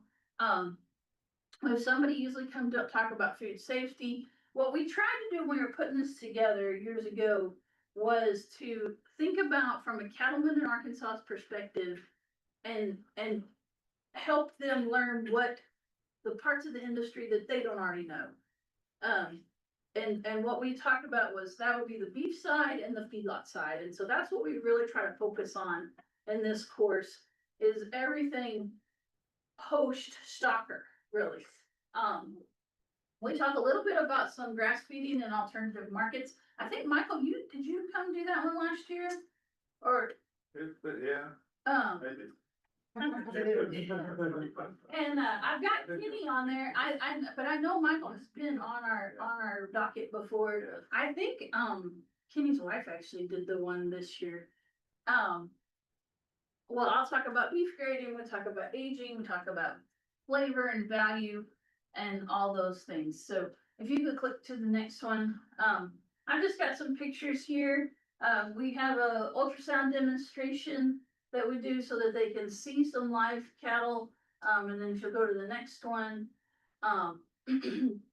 then Brian will talk about looking at those live fat cattle, and the things that you look at to determine their readiness for a market.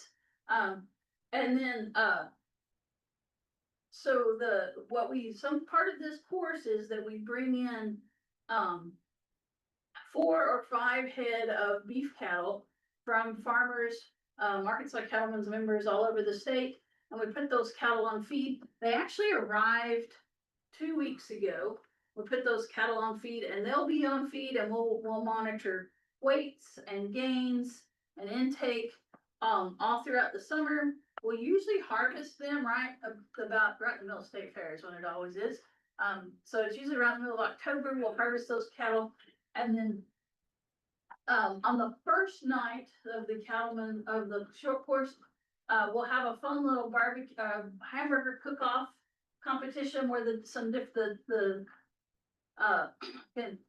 contestants, the folks in the class will break up onto different teams and they'll do a hamburger cook-off. And then the winner of the hamburger cook-off gets a discount because we auction off those cattle. Now, the cattle have already been harvested. We'll go and take some videos of them. And we have the videos there. They can watch the videos, they can look at their gains. We don't give them any clue about the carcass, but then they buy those cattle based on current market prices. And then the winning hamburger team gets a discount. Then the next day, if you'll go in, the next day, the teams will actually cut up their cattle. So they'll cut up, one whole side. That gives us a chance to talk about quality grades and branded programs and yield grading and the market value of those cattle. And then we break that side down and, graduate students, faculty members, our meat lab manager, Tim Johnson, we're all there together and we'll break those sides down and weigh all the different parts and pieces. And then we'll calculate a cutout value. And then we do the math to see who made the most on the calf that they bought, or more than likely who lost the least on the calf that they brought. People get really excited about buying those cattle and they don't make good choices. And then we finish up the last day with another half day of talks about the beef industry. It's really fun. It's a great way for the cattlemen to get to learn about the beef industry on the market side. And it's really fun because there's a lot of folks in there that maybe have some cutting experience. There's a lot of folks that have cut out deer before. And they're like, whoa, this is so big. So if you could go to the budget on that one, there's the budget on those. And I'm the one who always presents this. This is a team effort, this piece short course, it's our whole team that puts this together. because those cattle are on feed, for several months.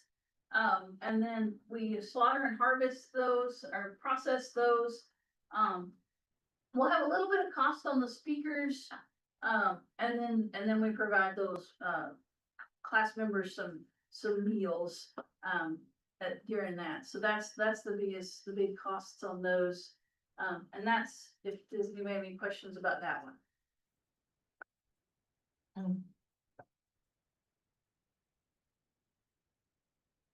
All right, no, we'll move on to the next.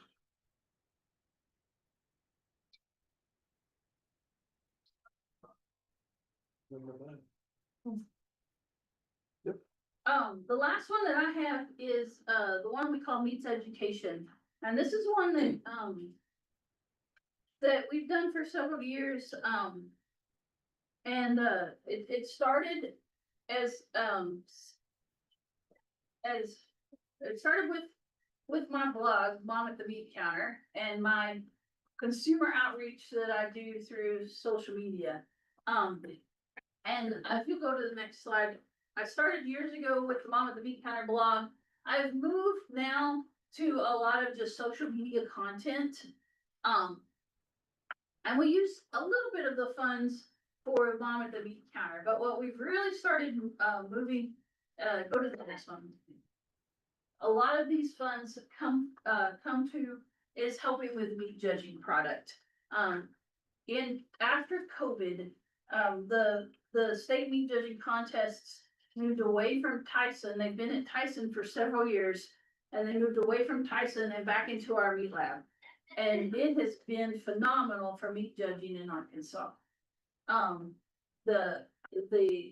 The quality of the contest, I mean, if anybody has anybody that knows a meat judging team, the quality of the contest has improved. And when we started doing it at the meat lab, they started reaching out to us more, and so it got us more outreach. And then they started asking us to help with other contests. And I know Cameron's helped with some contests. I've helped with lots of contests throughout the state. And so between the two contests, we'll have about 150 students, 150 different students come through just for the two state 4-H and meat judging, 4-H and FFA meat judging contests. They do retail cut ID, they do placing classes, and then in FFA, they do beef grading.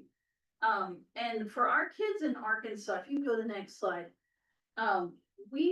we're not Texas, we're not Oklahoma, we're not Kansas. Our kids don't get to see a lot of full beef carcasses, period. You know, my daughter competed in both national contests in 4-H and FFA last year. And other than Valley, the other kids on her teams had probably only seen maybe 4 or 5 full beef carcasses when they went to the national contest. And most of the time in these practice contests and around the state, they just do beef grading and they do the judging just on pictures. And we all understand why. It's insanely expensive. And it's really hard. You know, a lot of those contests are put together in classrooms and in,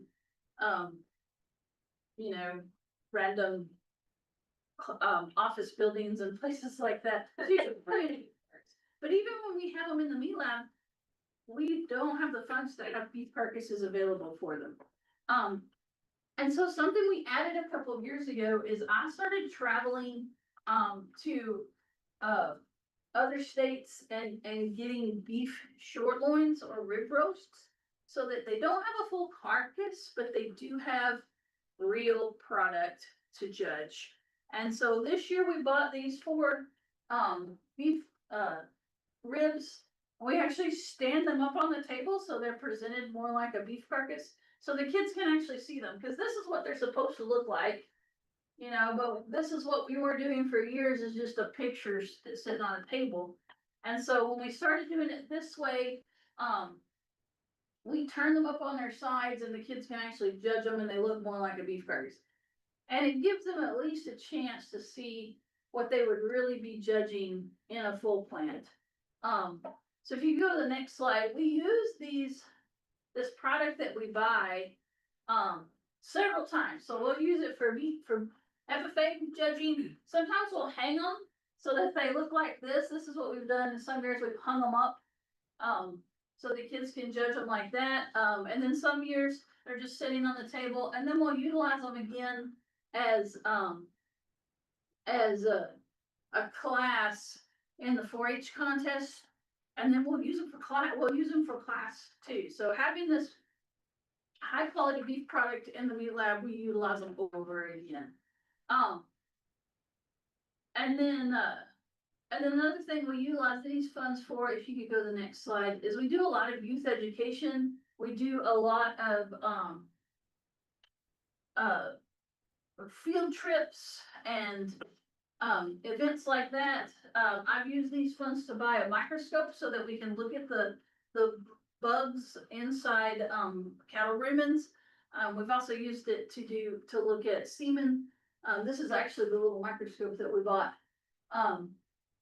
And then we've been utilizing these funds to buy product to do some different sausage making experiences for kids. We've done, last year we did an agri-science fair. If you go to the next slide, we did an agri-science fair project with 2 girls, one of them was mine, that went to the National Agri-Science Fair through FFA, and they were 4th, and it was a ground beef project, and they were 4th in the nation. We did some food safety stuff with those. And then this year we partnered with FFA, and we worked with some freshmen out of Huntsville schools. The FFA brought they bought the product, but then we bought these little griddles to cook the product on. You know, just little cheap griddles, but we had to do some meat. We looked at the way different. It was really similar to what we did with Xena years ago. We looked at the way the patties changed as they were cooked, and so it was a great agri-science fair. Both of those teams were state champions and are going to go to the national contest. They'll submit their papers in June. So that's something else we've been using this means education funds for as well. The thing with it is it's not as budgetized or itemized, because it's one of those, we spend it as needed, you know, as based on what comes up that we need for educating students about beef in lots of different ways. We got any more questions? Okay, thank you guys very much. Appreciate it. Tim, which other one do we need to do? Being the research. The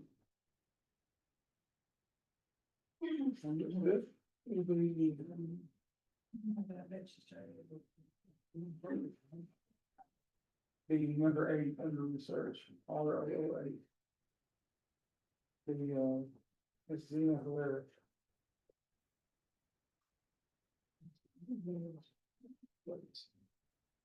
You know what number you know?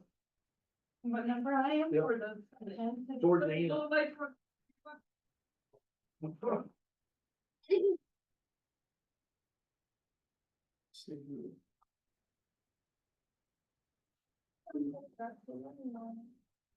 Did you send me, I did.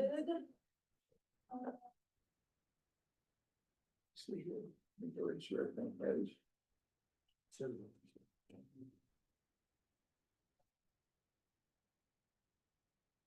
I know I emailed you on the Friday. R02.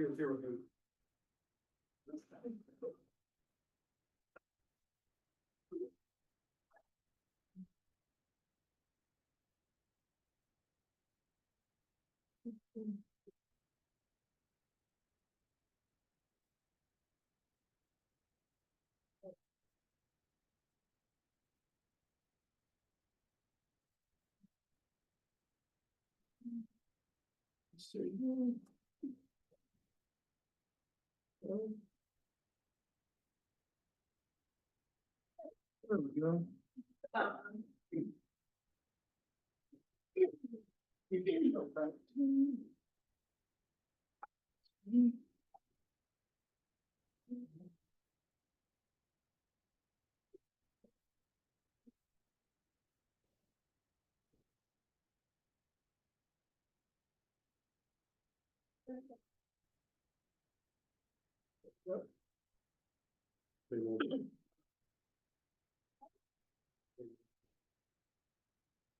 Well, thank you all so much. I really appreciate the opportunity.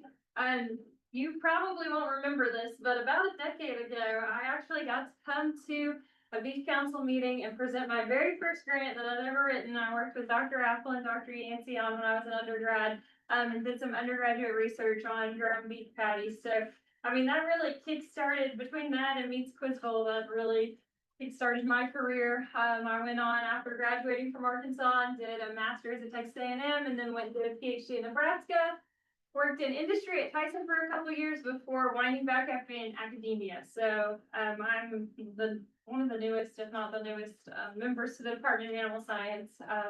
I just started in January. And today I'd like to talk to you about a project that myself and Dr. Kegley, Dr. Powell, and Dr. Sechibrata have worked up, looking at the effects of supplementing omega-3 polyunsaturated fatty acids to cattle experiencing heat stress during the backgrounding phase, and looking on how that might impact both muscle growth and meat quality. So just to provide a little bit of background, I know as we're winding into the summer, we know that it gets hot, and heat is hard on us, but it's also really hard on livestock. And so when cattle experience heat stress, especially prolonged heat stress, we see that they have increases in overall body temperature. Typically we measure rectal temperatures, but increases in body temperature, increases in respiratory rates, and then from one metabolism side, we see increases in certain hormones like cortisol or stress hormone, adrenaline, and we see the increased release of some pro-inflammatory cytokines, which are the proteins that are going to cause inflammation throughout the whole body of the animal. And those pro-inflammatory cytokines have really detrimental effects on muscle growth of the animal. So we see decreases in the protein synthesis and in the proliferation and differentiation of our myoblast cells, which are going to be the cells that are going to add to our muscles to help them to grow. And so overall, we see reduced muscle growth in that animal. And while we see that, like overall in the whole animal, some studies that were done at the University of Nebraska, they used sheep as a model for cattle. They've started doing some more cattle research in our lab. They don't have the data out for me to publish, unfortunately. But in a paper that they did where they compared losses in sheep compared to cattle, we saw decreases in the longissimus, so that main money muscle, from anywhere from 8 to 25%. And with that, we also see decreases in meat quality. So they know that we see decreases in tenderness, we see decreases in marbling, so overall quality grade. But the unfortunate part about a lot of the work, it's more physiology based, and so they typically don't take it all the way past the carcass. Like they'll look at the carcass, they'll look at yield grade, quality grade, and then they just kind of stop. And so nobody's really looked to see how does that impact color, how might that impact flavor, you know, to see the full picture of how the meat quality is impacted. Similarly, there's been a lot of work done looking at supplementing omega-3 polyunsaturated fatty acids.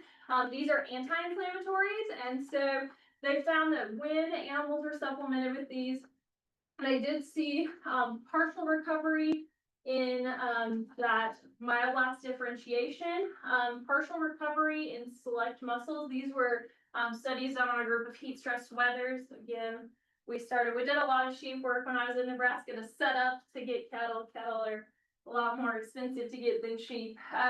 But we saw that both in the feedlot stage and we saw it in young animals. So these were in lambs that grew to 30 days of age. So we looked at the really little animals and we looked at the finishing animals, but really there's not been a lot done in between. So if you'll go to the next slide. So in general, even on the cattle side, so many of the studies, especially that Nebraska's done, they focus on the feedlot cattle. Makes sense for them. They have a lot of feedlot cattle. It also makes sense because that's when animals are the heaviest. But we know that the cattle cycle, how that works, not all of the calves are gonna be at the feedlot when summer hits. You know, we're gonna have cattle that are born in the fall that are gonna be going into backgrounding. And when we got to looking in the research, there's really not been a lot of studies done looking at how that heat stress during the backgrounding phase might impact that further muscle growth and metabolism and meat quality. So, the goal of this study would be to look at the impact of a polyunsaturated fatty acid supplement when it's given during the heat stress, which these animals are going to be experiencing in the backgrounding phase, and how that might impact muscle growth, muscle metabolism, and meat quality. So those are our three different objectives. We want to look at how heat stress during the backgrounding phase is going to impact our muscle growth and metabolism. With that, then how that subsequently affects our meat quality. So I'd love to look at the color, tenderness, and flavor, because those are really our three pillars of meat quality. And then in addition to that, we want to look and see if we can kind of, because we hypothesize that we're going to see detrimental effects on meat quality. So we want to see, can we improve those if we add a omega-3 supplement during that stress? So for this project, because we need to have control on what the animals are experiencing, we're going to have to start with the live animal. So we're going to have cattle that were fall born. We plan to do this at our Savoy cow-calf unit. They're going to go in the backgrounding phase. They'll be divided into pens, and half of the pens will receive this omega-3 supplement. It's called Strata. It was developed for dairy cattle, so it's been used a lot and shown really good results in dairy cattle to reduce their inflammation so they're able to breed back better. But the cool thing about this supplement is those omega-3s are in calcium salts, so usually our rumen is going to try to change those unsaturated fatty acids to saturated. But in the calcium form, they get protected through the rumen, so they should have a better impact than just feeding like fish oil that also is highly omega-3s. So we're going to do that during the backgrounding phase. That phase would start June 10th. That would continue estimated until November when the cattle reach about 800 pounds. At that point, they'll go to a finishing phase. They would all be fed the same finishing diet, no more supplementing because they're not heat stressed anymore. It's the winter by that point. And they would be fed out there until they reached about 1,300 pounds. Based on previous animals, we're estimating that would be about April. At that point, the cattle would be harvested. We would look at the carcass data there in the plants, and then we plan to collect one loin. Some of those will be used to extract those myoblast cells to be able to test and see how they grow and look their metabolism. The rest of the loin would be cut into steaks, 1-inch steaks, and we would use those to assess color over shelf life, tenderness, and then flavor. So this is just a summary of everything that we would want to look at. We would want to do a few measurements of the live animal just to ensure, yes, they're having heat stress. We anticipate, you know, the summer in Arkansas, it's going to get hot eventually. We may have had a more mild May, but we know it's eventually going to get hot. But we just want to be able to assess and say, yes, they were stressed. Looking at the carcass, we want to look at all the metrics to be able to get the yield and the quality grades of those cattle, as well as the overall weights. And then, like I said, we want to be able to isolate some of these muscle cells to be able to look at them in an ex vivo state to see their metabolism and growth. And then the remaining portion of the loin, this is my nice little strip loin here showing you how each steak would be used. We want to look at the fatty acid profile, look at the color over shelf life. You do Warner Braswell shear force to assess tenderness, and then be able to use our GCMS to assess the flavor. Do you mind going to the next slide, please? So this is a bit of our timeline. Unfortunately, a lot of our timeline is getting the cattle to where we can get our final product. But we anticipate getting those loins in April, and then we would be able to conduct the rest of the analyses by June. And then here's everyone's favorite part, the budgets. I do have, the main budget. This is like, if we could do every single thing that we would want to measure, but I know that that's not always possible. So I have an alternative budget that's looked at cutting down some samples. Especially for like that cell work, doing a little bit less there. I would say if, you are curious if we could cut this down further, you know, we don't have to necessarily look at the muscle growth or look at the metabolism. If that's interesting to you guys, we could, and I know that money's tight, we could just focus mostly on the meat quality aspect. And that would be okay too.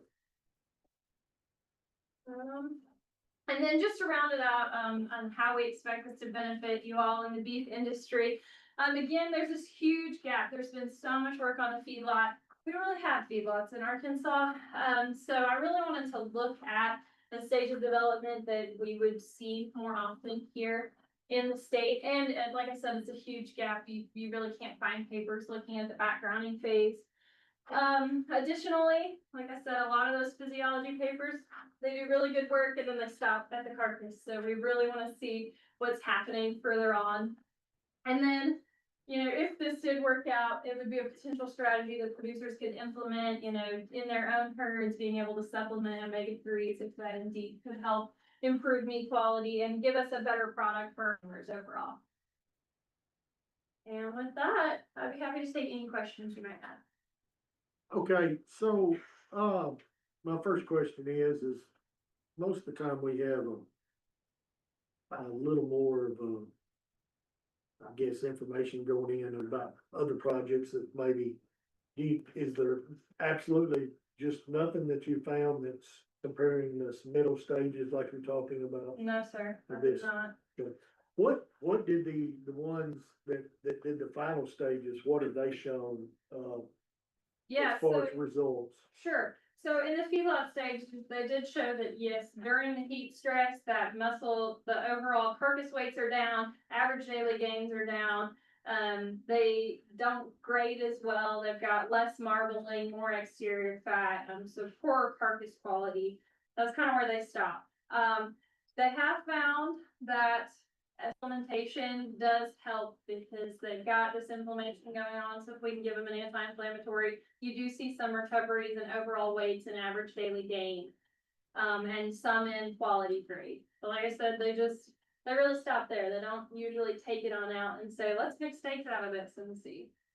Okay, I guess maybe just out of curiosity though, so if we've had that on the end results already, and we know that what that does. What kind of cost would be associated with that? And is there many people already doing that? On the finishing Yes, stage? on the finishing stage. Yeah, so, I had talked about doing this in the finishing stage in addition to the backgrounding stage. Based on our cow cycle at the university, I have access to calves in the backgrounding stage this year. I planned to propose to do it in the finishing stage next year because I would have cattle in the feedlot that following summer. So if you really like it, then, you know, you could fund this in the backgrounding and then next year we could fund it in the finishing. So I'm just trying to,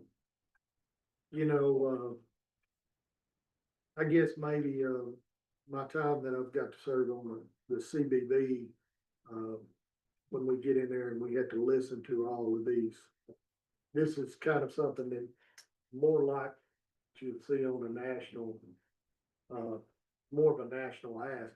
Have you reached out to any, like, to try to be a part of a bigger proposal? Because Right. to me, just based upon that, this seems a little bit higher level than what, I mean, a lot of ours is. I mean, just to be quite honest. And Sure. I think it sounds like a very worthy project but it's very expensive. I was just curious about, if there's been any thought into that, because it would be very interesting to know some of those results.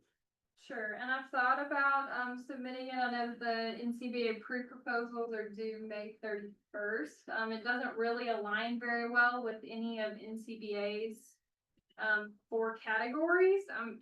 I thought about still trying to submit, but I mean, it really doesn't, what they have outlined that they wanna see proposals on, this really doesn't fit human nutrition or sustainability or beef safety, or I don't remember what the fourth category was now, but it didn't seem to really fit, but no, this is the first, place I have tried to submit it. Well, I'd strongly encourage you to submit that anyway, because regardless if, you know, if we're able to maybe partner up with somebody to try to get something done. Seems like it's a lot of good ideas. I was just curious about that. Sure. Um, Sure, and there are some costs in the budget that I didn't outline that I did in my proposal of, you know, I'll be providing the labor, I'm not asking to pay for that, I'll have a graduate student, and if I have to pay an undergrad, I'll pay them. I would pay to feed the cattle, cause I know that that's not something that the council's able to do, so there are some additional costs, that I'm willing to take on, but I'm also willing to try to submit it somewhere else too, to maybe get more funds, you know.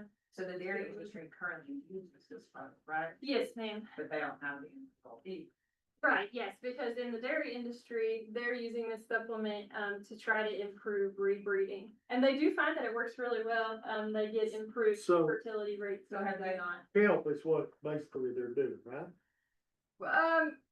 Kind of, this product is, I don't think it is derived from seaweed, But but it's- they do add the calcium part to it allows it to pass through the rumen where it doesn't get changed into another fatty acid. It stays in omega-3, so that's one reason it's so much more functional than fish oil or than just straight seaweed. Cause it does have that added benefit. So I know very little about the dairy industry, I don't want to, but I do know It's now. not my biggest thing either, so.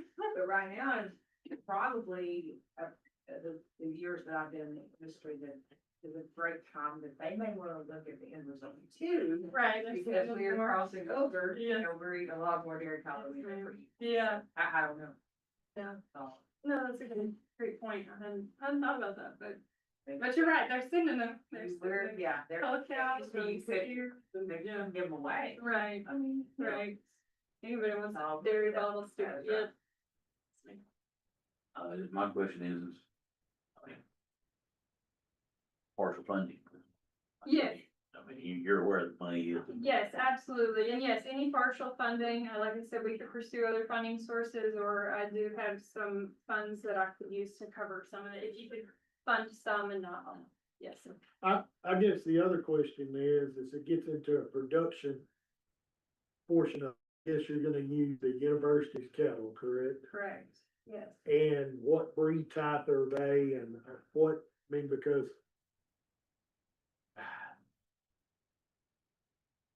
I don't understand really how you could do this without having a big differentiation factors, whether they're heavy American cross or whether it's because obviously those that you would find in Texas, most of those cattle are not gonna heat stress at all. Whereas something that you might find in Nebraska. Sure. And you know, for the people in Arkansas, we've got all this combination of both of, you know, depends on where you're at. You're liable to have a Longhorn, Brahman or Black Angus. in the same county. In the same, you know, and Yeah, Yeah, so and I'm you know, looking when for you're- Angus crop, yes, so Yeah. they should be more susceptible to the heat stress, cause I don't remember, Dr. Lieber, you may know what the cross is a little bit better So on the cow-calf herd and so forth. the cow-calf herd is more you do, so Angus base. Yeah, yeah, but not crossed with like a Brahman or anything that's gonna be, yeah.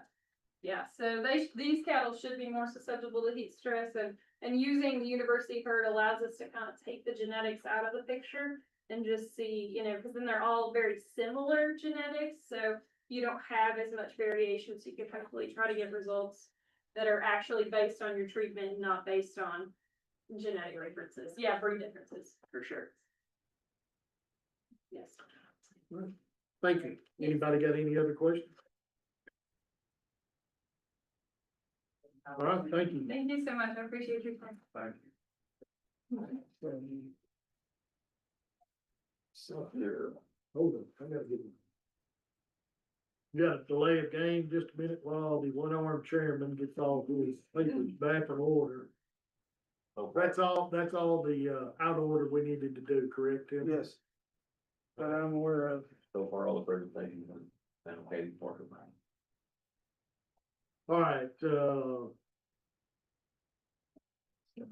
Dr. Burnett, you can be getting ready.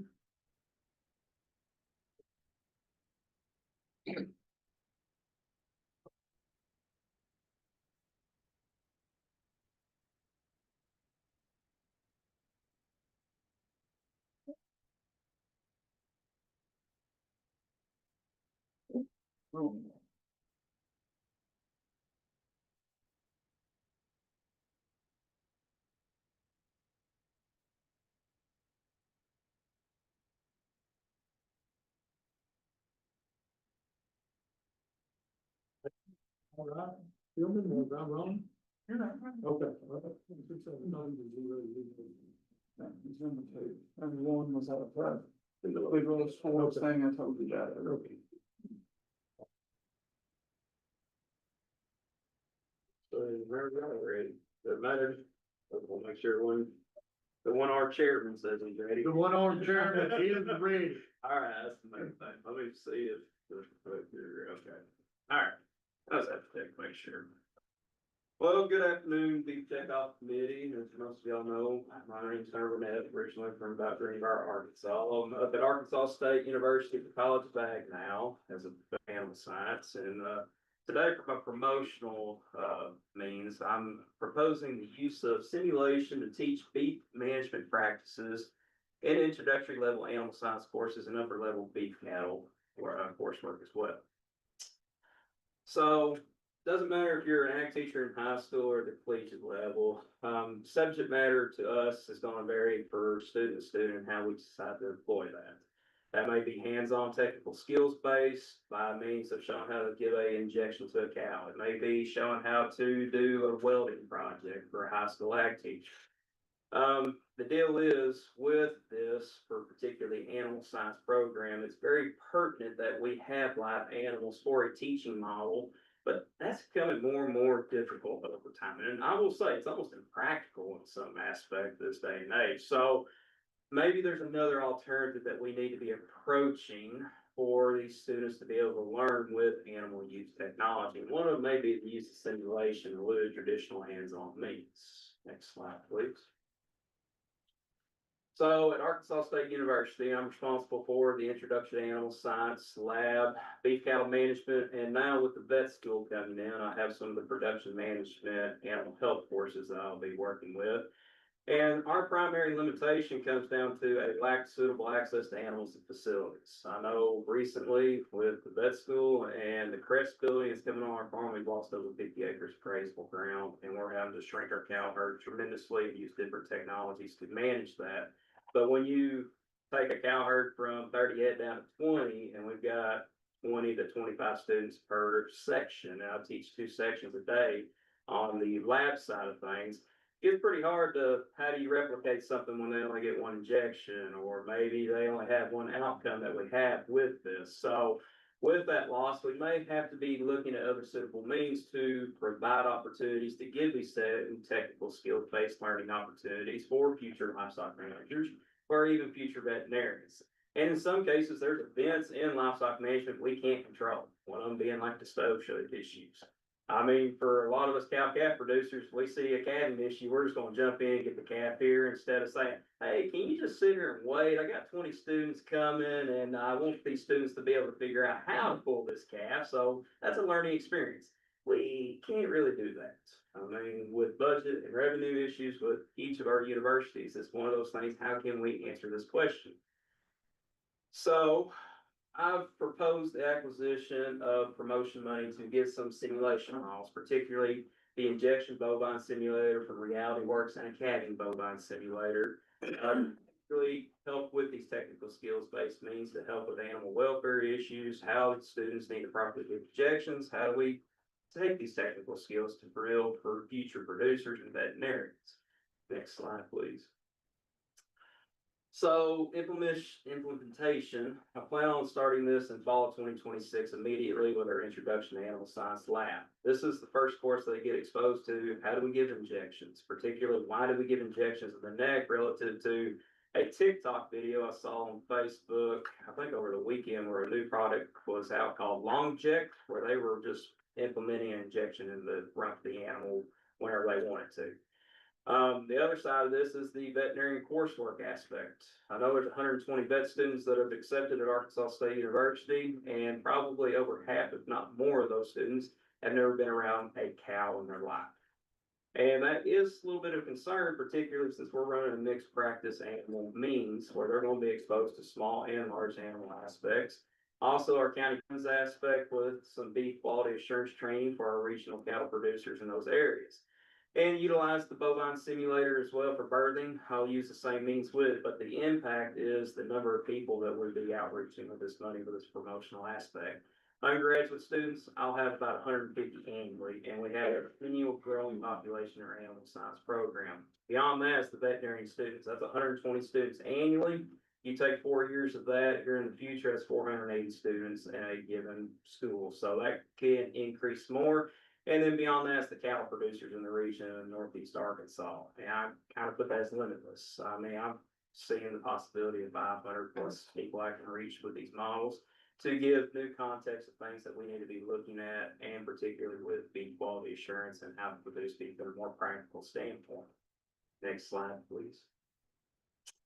So with that said, the budget aspect, as everybody's kind of related to, I don't have any backing with this currently, but I would be open to any possibility of small funds to do this. But the injection simulator is about $5 grand.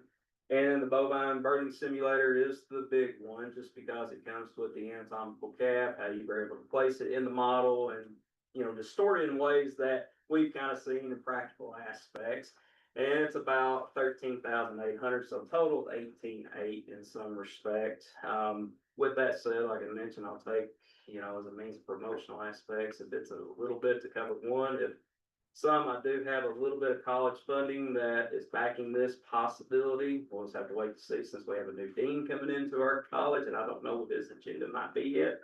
So we'll just have to see with that. But with that said, I know it's 2 slides left, but any questions on the promotional? I think this is, something that's very, very good. I know that will have to be tied to that in order for us to be able, to fund something like this, is it's gonna have to have a, BQA certification associated with either one of those in order for it to be, I know for the funds to be I know University of Arkansas Division Ag has their BQA. I know for my beef cattle management class, I do BQA training for those students already, so they become BQA certified once they leave in their 4-year program. Okay, well, that's, you know, that's the number one thing is if, we get audited on Yes, things sir. like this, is just make, I figured that, cause you know, both, a lot of the high schools they do it in now, is just making sure that, there is that component that's tied to anything that's not just on that, but, is there any of them that's seen those calving demonstrations? That's pretty neat. It is, I know. I've seen the one, you know, where they, you know, they can do things, make one leg turn back and one leg be going the other way. I mean, it's pretty realistic, on that. Like a delivery from hell. Yeah. Yes. Yeah, it's, but, that was the only thing when I read through this earlier is, probably one of the things is just, make sure if you get funding on this, that it's some kind of deal that training is being provided in some of the class work so that everything will be on the up and up on it. Yes, sir. Any other questions for the committee at this time? All right, well, I thank y'all for your time. All right, thank you much.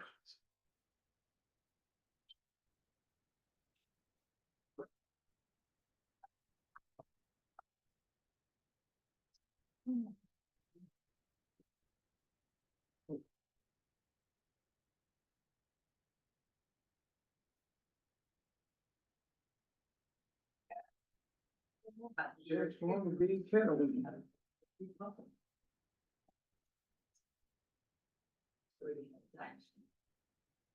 This one, it's not for me. Ms. Ferguson, you'll be up next.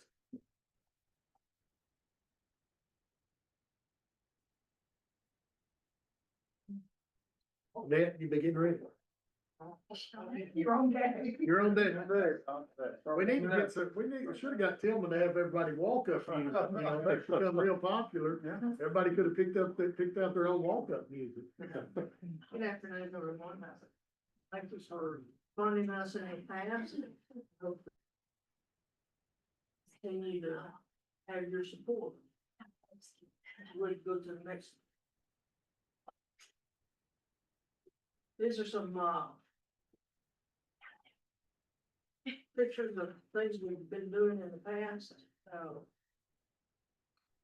Last year we had these events and they were, Arkansas Family Consumer Science Teachers Conference, as well as 2 workshops were done by you. And we were also in, Northwest Arkansas with the Heroes on the Water event. Was here. And, the beef chili cook-off. Side. Next. The slide talks about our, education presentations, and, we had the opportunity this year to be in all kinds of classrooms. As you can see on the pictures. High school family consumer science classes, high school ag classes, elementary students, middle school students, and homeschooled students from across the state. Opportunities to be in the high school and middle school classes are a result of our being invited to speak to those attending the summer conference of Family Consumer Science Teachers last summer. We also spent several days in April participating in Ag Day events alongside other ag educators. We were excited to be part of that large group and event. Next slide, please. These slides talk about the opportunities we've had as cattlemen to keep up to date with what's happening in the industry. Pictures from around various industries in the area that we've been to at annual meetings and at the ANCW in Nashville and the Regional 4 in Stillwater, Oklahoma. Next slide. This is some of the events that we have scheduled for the 2026 coming year.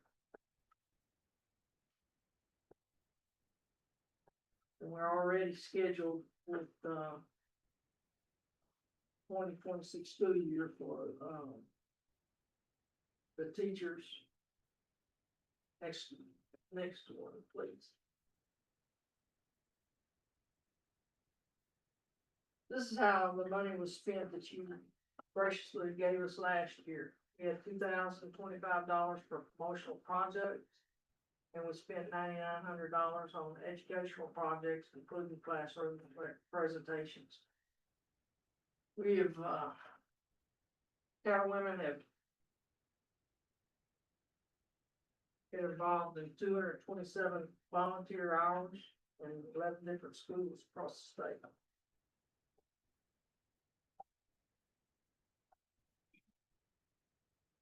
Next one. That's from window. Next. You have any questions? All right, you guys got any questions? Do a great job and have same thing, basic partial funding. Thank you. We'll take whatever you can give and thank you for your support. Thank you. All right, so next up, Donette.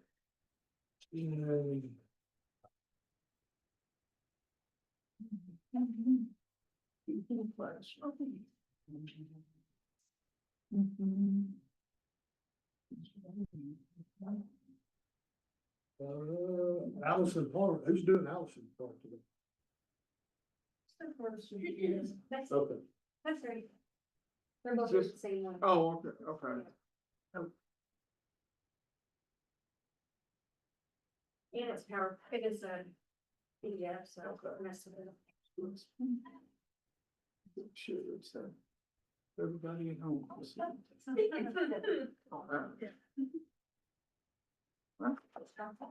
talk. Allison, what would you like your walk-up music to be?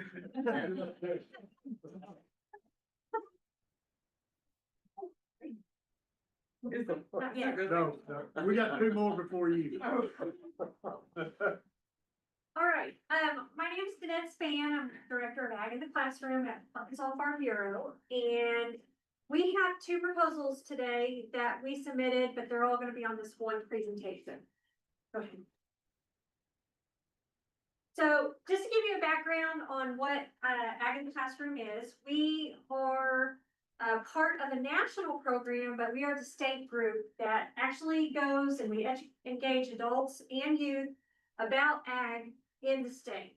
We talk about ag literacy is probably the main platform that we have to let kids know about where their food comes from, how it's raised, who's raising it, what the food tastes like, what the food looks like, and just what agriculture is like here in the state. We do like I said, ag literacy. We want to make sure everything we present is ag accurate.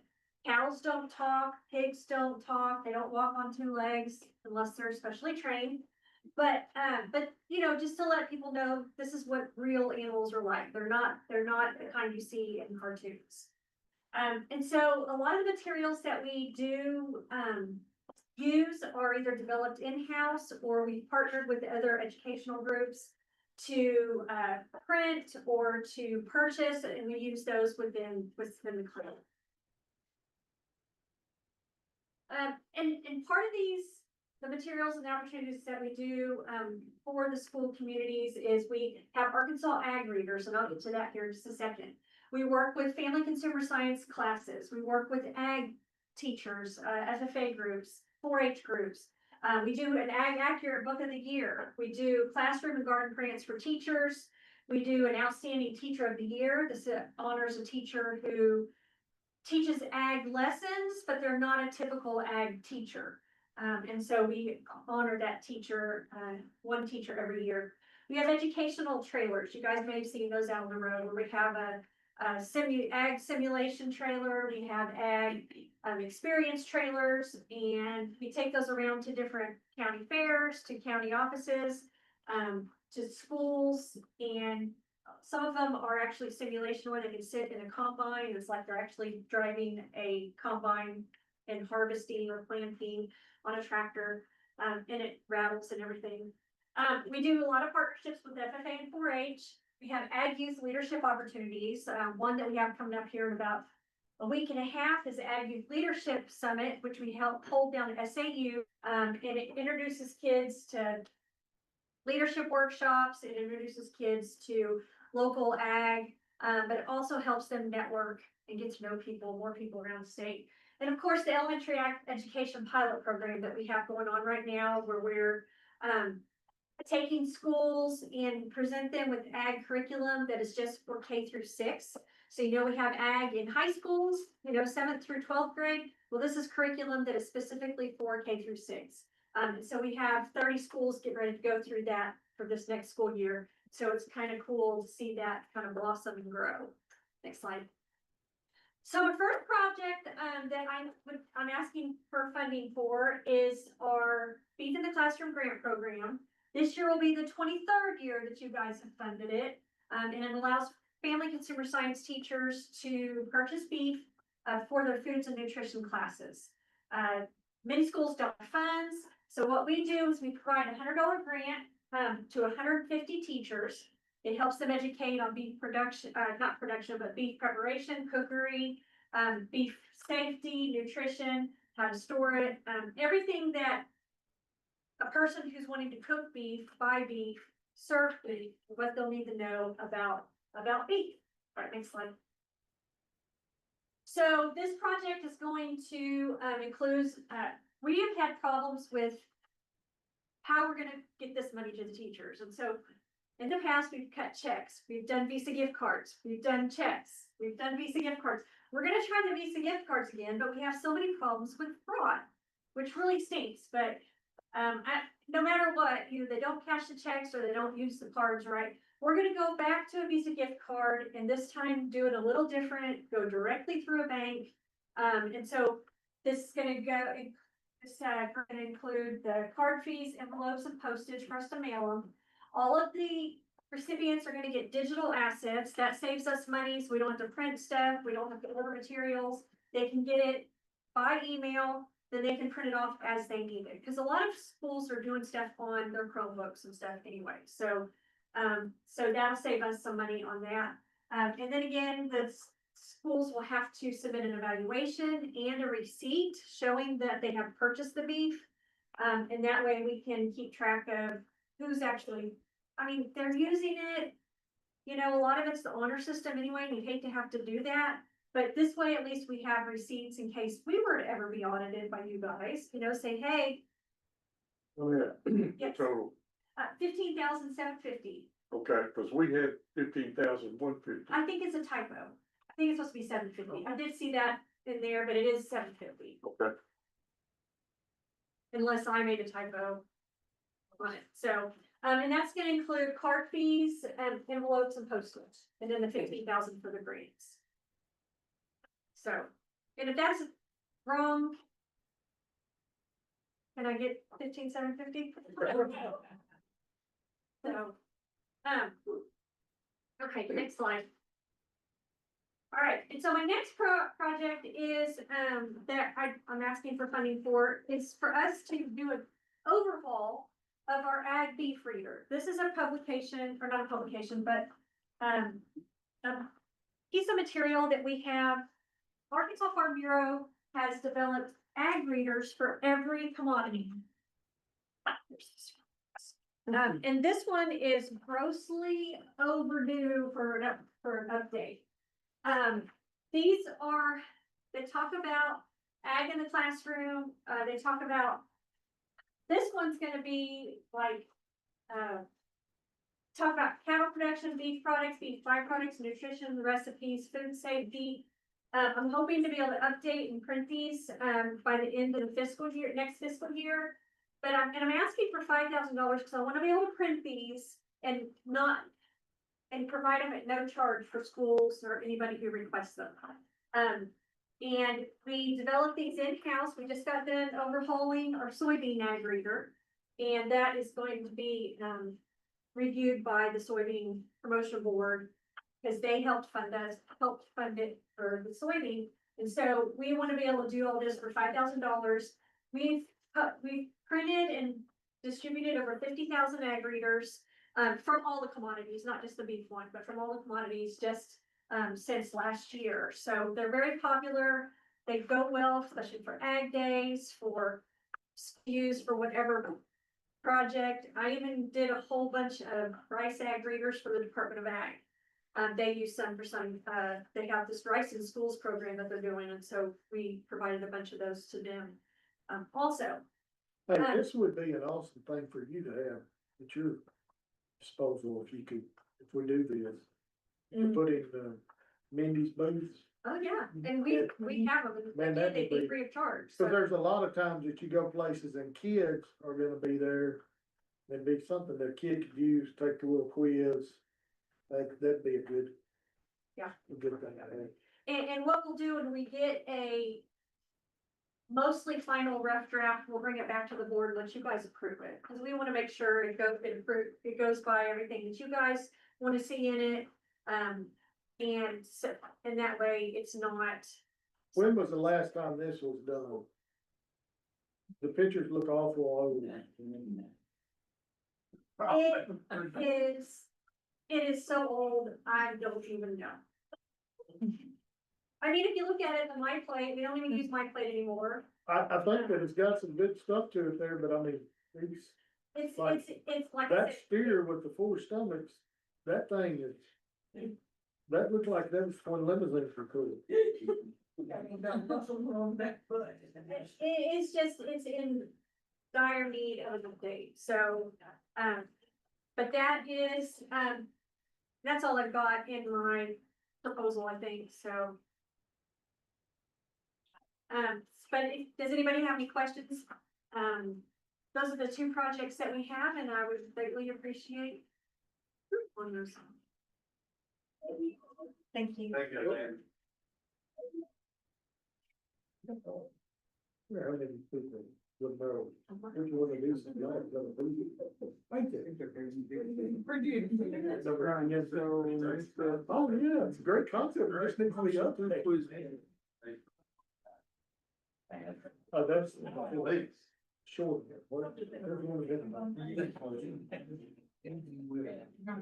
So, any other station. Allison, would you like to introduce yourself?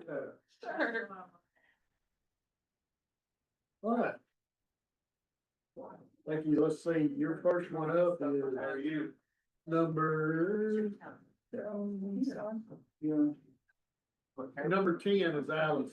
Yes. First one there. Yep. You'll do number 10 first, educating you for promoting and using a quiz motion. Quiz motion. Quiz motion.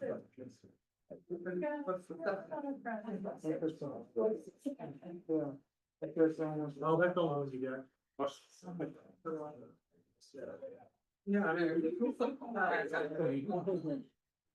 Pick up something. Well, I'm not a stranger, but I'm Allison Harmon. I'm the 4-H livestock instructor with the Extension Service. And I'm here to present a long-time funded by the Beef Council program, and that is our Beef Quiz Bowl.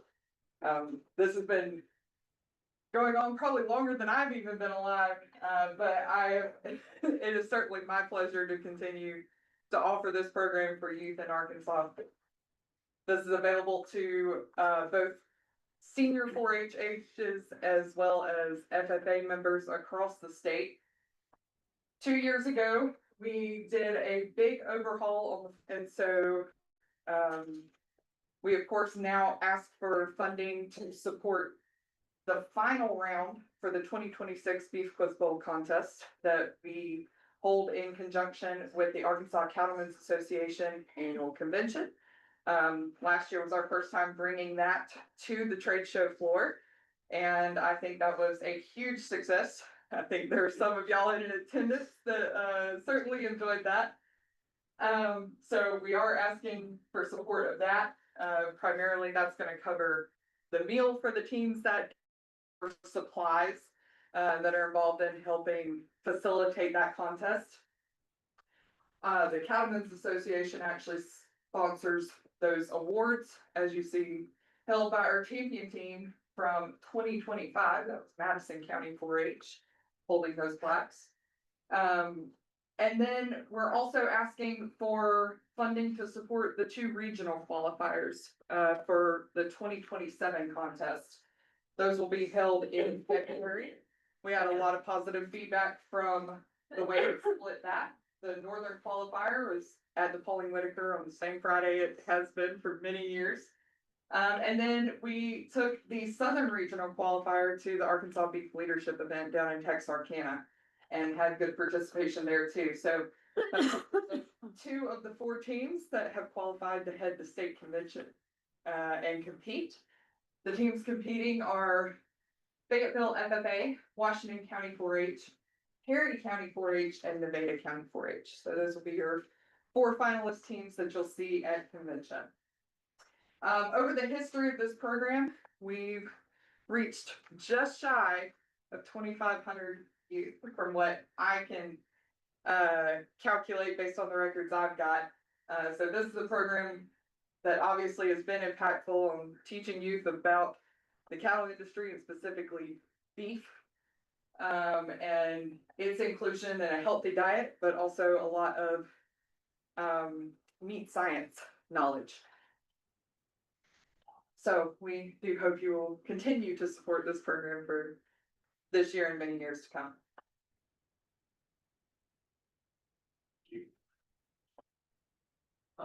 Always asked, I mean, partial funding is available. I feel you don't have to have this exact amount. Yes. We're short on funds. We've got some other sources within extension. Our department, of course, carries a lot more weight than shows up in a dollar amount, between staff time and hours.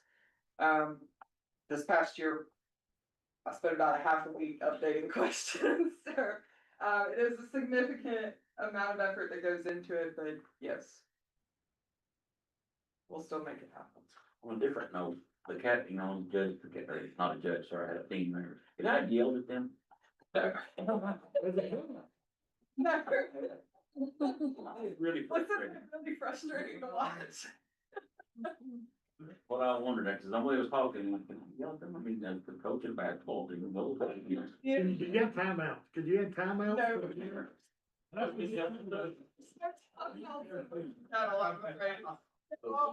had them before. Yesterday, before yesterday. I hope you enjoyed it. Like I said, I thought I had them going good. Forgot everything new.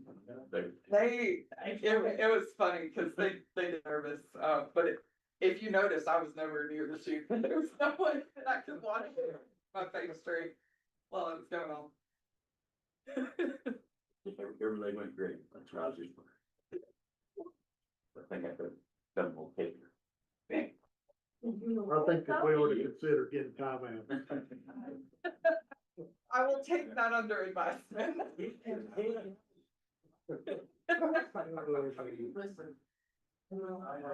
All right, thank you, Alice.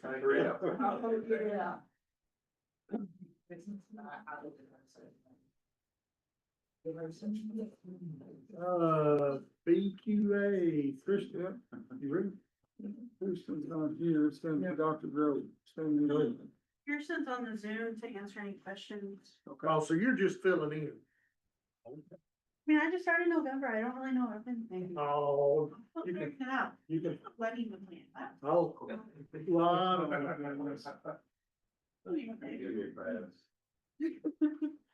number 11.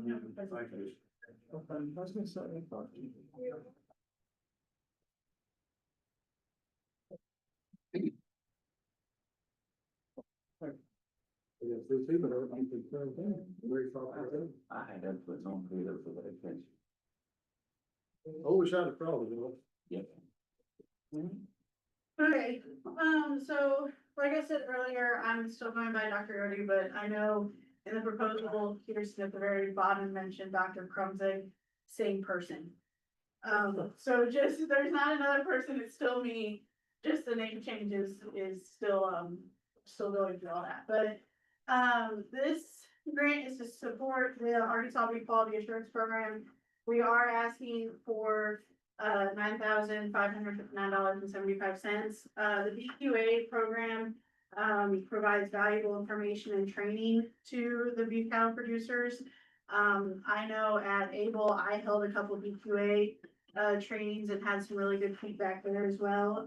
For 2026, we want to be able to provide a BQA certification and recertification training to our extension agents and agricultural educators, just to allow them to have those resources to deliver it at a local level. We also want to do some field days for cattle producers to offer that certification and recertification opportunities, along with some hands-on demonstrations. So a couple of the things that we're wanting to do this year is the train the trainer programs for our agents and our ag educators. This has proven to be successful in the past. With the Arkansas Quality Assurance Program, it allowed for in-county programming and training, and statewide beef quality assurance presence. These trainings were held 2 years ago, and there were 51 agents and educators certified then. And then agents since then have held demonstration field days and certifications on the county level since that training 2 years ago. Since Dr. Midkiff took over in July of 2025, we've had approximately 100 to 150 certifications received from youth and producer participants at both local and state levels. This year, we want to offer 4 train the trainer programs. The simulators, we already have Betsy, so the jugular vein simulator, we have that one already. We utilize her every time we do a BQA training. The ones that we would like to purchase moving forward is the tail blood collection simulator, as well as the dystocia simulator, which are included on those sheets that I handed out. We also want to do some live animal demonstrations, using cattle handling, facilities, blood condition, body condition scoring, all of those fun questions that we get throughout the week. The focus for these train the trainer are those new agents and educators and those that have certifications expiring soon.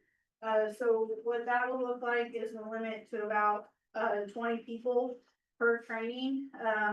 We'll have 4 of those. And so in our budget there, you can see the breakdown of what that would cost to have those trainers, and what we would need to get that done. For the hand-on field days, we want to deliver the PQA programming, more of a hands-on format. And we'll have 5 of those, collaboration with the state extension specialists and county agents.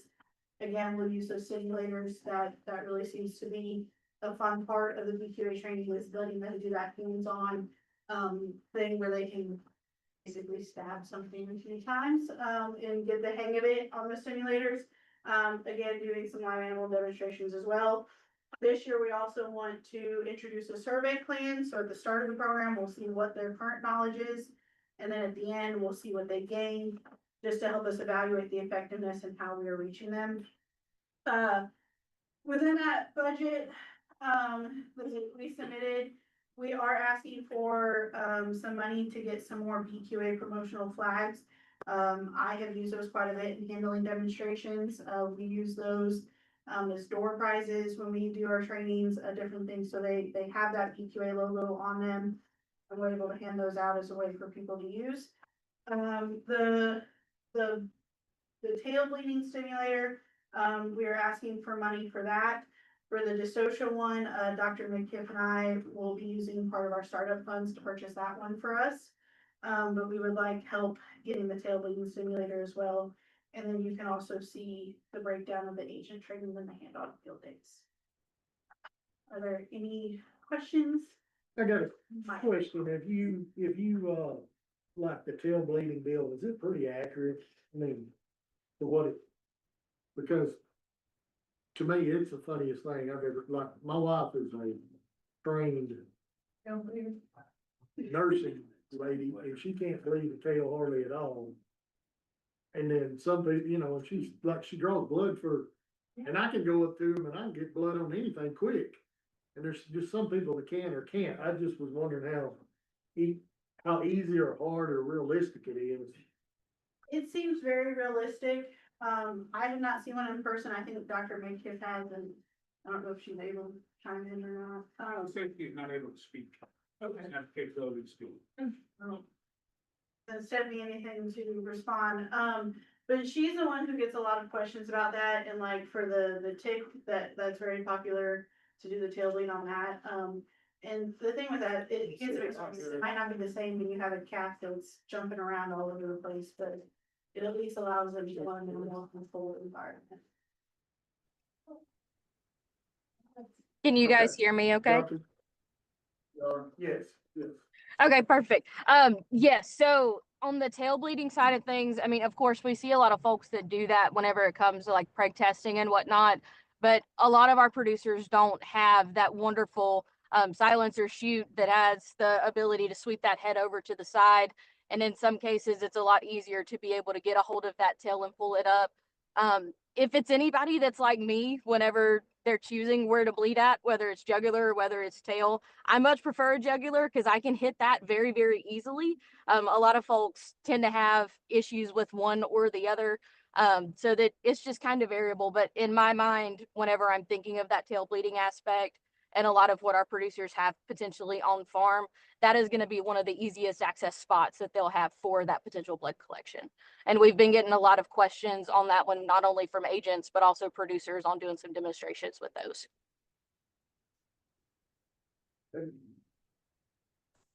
All right. Any other questions? All right, if not, we're gonna have a 7.5 minute break. But I'll hold you to it.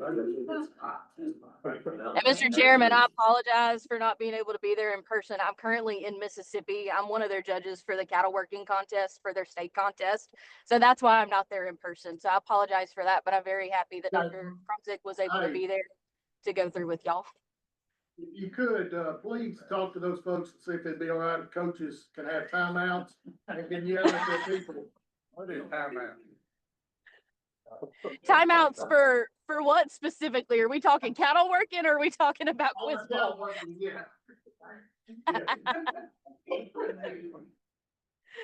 Yeah, that could potentially be good. I think Allison and I will be able to discuss that with the rest of the folks for sure and consider it.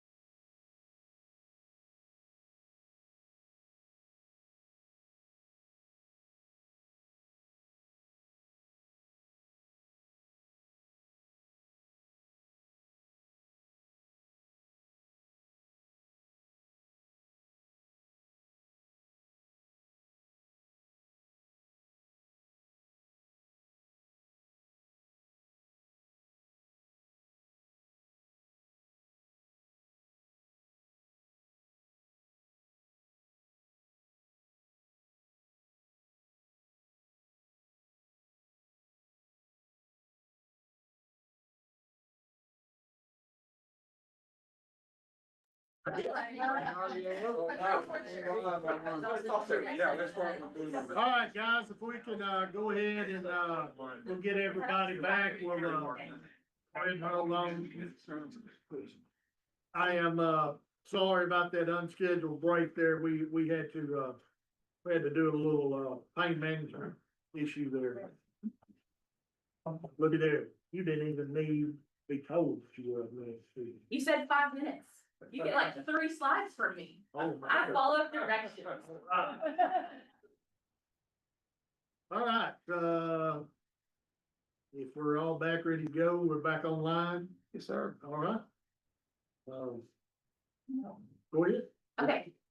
So you can just, that's just covered, you can just cover, you can go past that. Okay. So for the last couple of years, y'all have funded the ATU, so the Arkansas Tech University Meat Science course. We do not have a meat science facility at all. And so this is the only way we're able to offer our principals a meat science course. We also do other things along with that. This is your report for the funding of this year.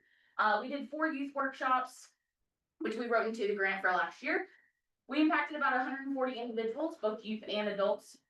We had over 30 national certifications from the American Meat Science Association and the Serve Safe Food Safe earned by our students. And we are going to have our first Quiz Bowl team this year. We have 6 members signed up for that. I don't have to tell you about that because my former coach did a wonderful job of selling that for me. We did also implement a new couple of things this year that were really successful for the meat science class that were very fun. I took a different approach to the lab this year. We focused a lot on fabrication and selection. And we introduced what I called the Golden Cleaver contest. And so my students were paired up. At the beginning of the semester, we took beef chuck rolls and we fabricated them. We learned how to fabricate them into different value-added cuts. Mainly because there's a TikTok trend out there where you buy one and you just cut it into steaks. Just across and into steaks. And it irritated me. So I decided to take an approach where they could connect to that TikTok, but we could show them how to do it in a better way. So they learned how to utilize the entire chuck roll. We did everything from Denver steaks and Sierra steaks to utilizing all the trim and all of our ground beef in our protein extraction labs. So we started with a very expensive investment that actually we didn't have to purchase beef again until the end of the semester because we were able to utilize that beef to its entirety. Mr. Sam got to come and actually help judge that event. And so I don't have any pictures of Mr. This is that event.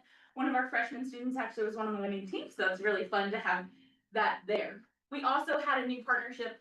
This one didn't actually utilize any of the money, but it can lead to new things.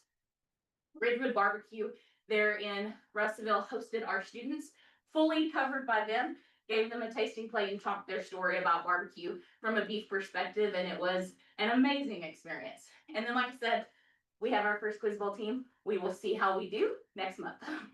So that was my report from last year's funding. Next slide. This is where the funding would go this year. It's all very much the same. I want to be able to continue doing this. What I will say is the collegiate courses that the funding allows for is our intro, our principles of animal science class to have a meat science lab, and then our meat science course to have beef focused labs. What's really interesting about the beef class, the meat science class specifically, it is a required course for our animal science students only. But about 40% of my students are non-animal science students that choose to take the class. So we are impacting, and the word is getting out outside of just the animal science students. This year I had multiple pre-vet students who are not required to take it, and a lot of ag business students who are really starting to choose it as an elective because they're hearing how good and how interesting it is. Madison, Wisconsin is our next Quiz Bowl team. My Quiz Bowl ask may be a little bit higher than some of the other ones that you see.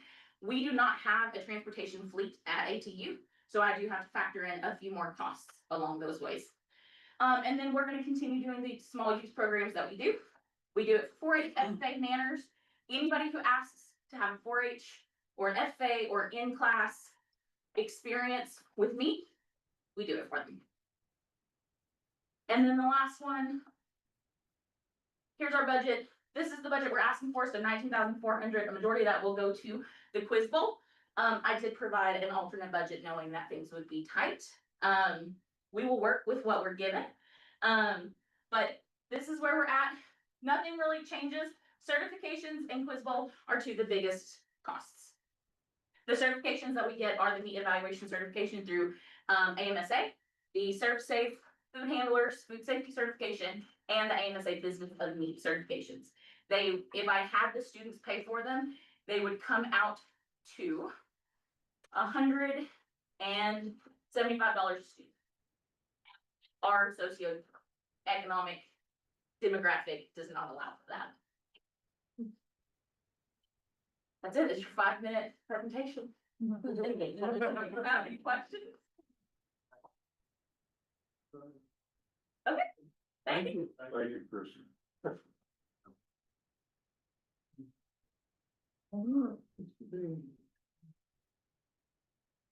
Four states, Ag Learning Center. And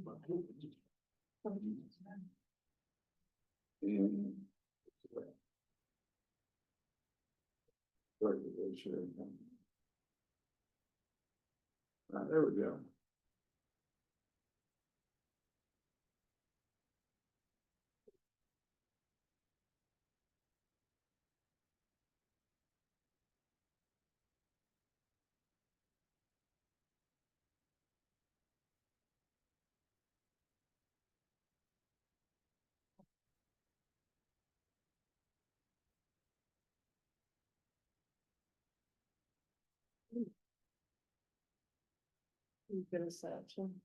She should all be the third.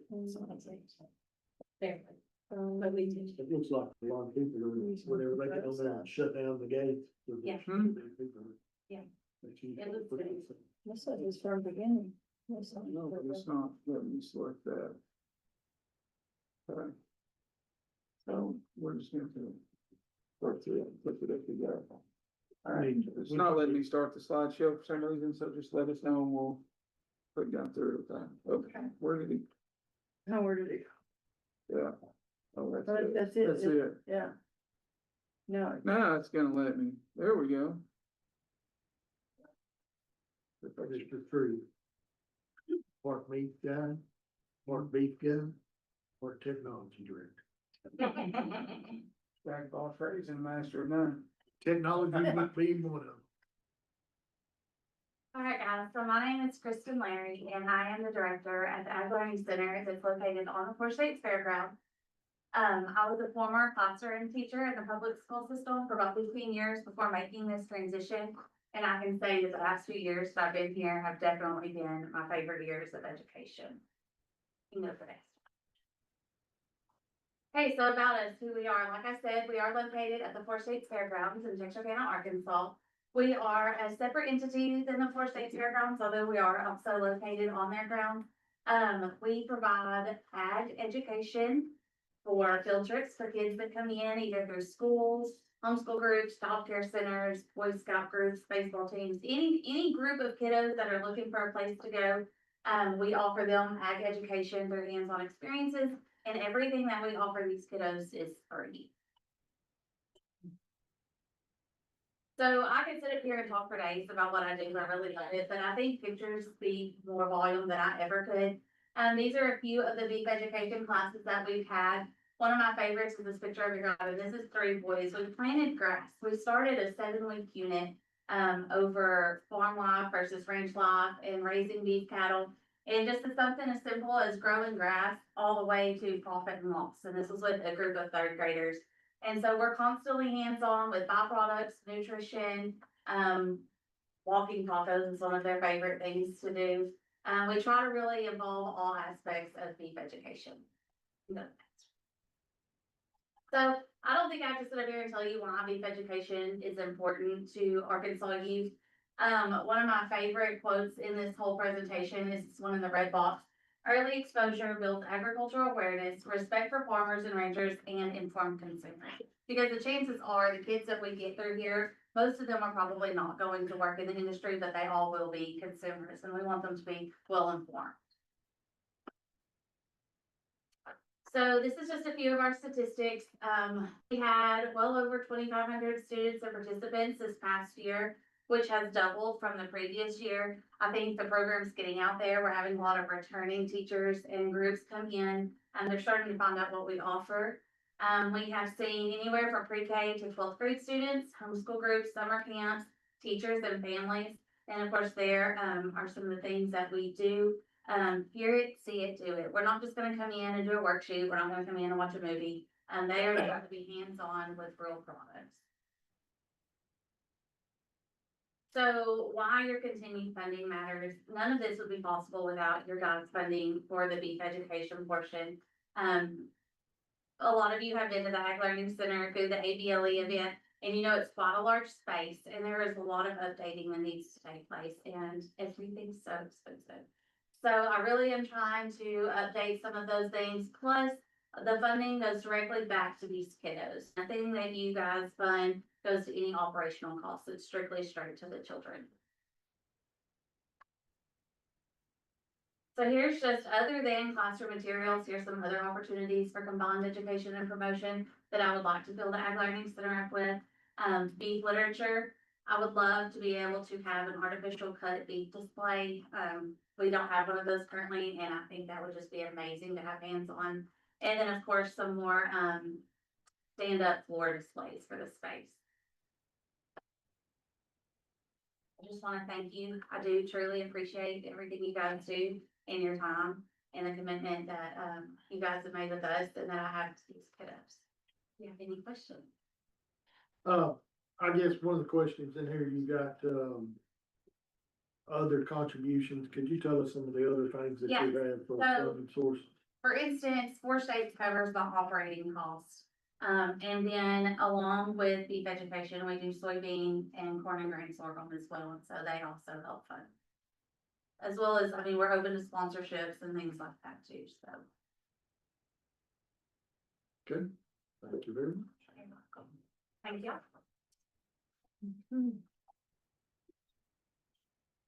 Able, Chris Sweat. Thank you. You're welcome.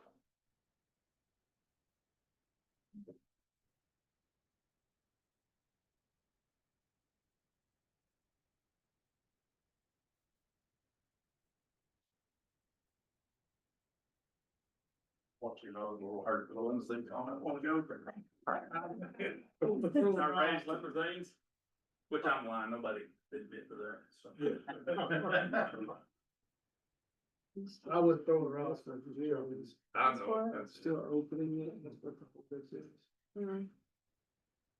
Just having to pull it from SharePoint.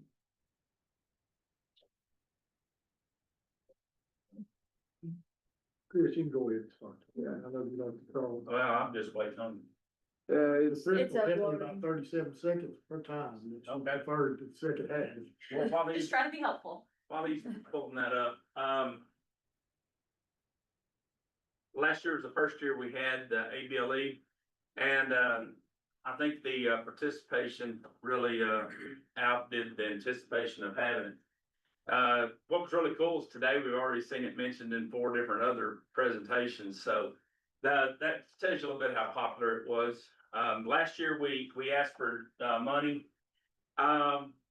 We used that money to reach, in the leadership side of it, we had a little over 100 kids, 300 kids total in the deal, with about a little over 460 in attendance for the event. We've got a video here at the beginning. It's yeah, that video is what was taking us so long. Last year we was talking about t-shirts and stuff. I was gonna show you one of our logos while he's getting that to load. These were the t-shirts for this year. It's a different color. We're getting ready to take the reward trip. These will be the shirt that the kids wear on the back. It was sponsored by LMA, all the livestock options there, and they got their name on it. So the kids, a lot of them got 2 t-shirts, and I've already started seeing them worn across Arkansas. That's yours. ready to hit play. Ma'am, Ready to hit I'm play. ready. Yep. They got music with it or? No. Okay. It's not playing. Music didn't come through. This is our hype video that we did. A lot more hype with music.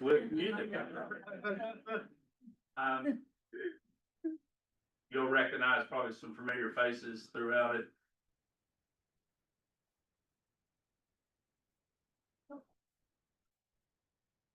Ain't seen a single limousine yet.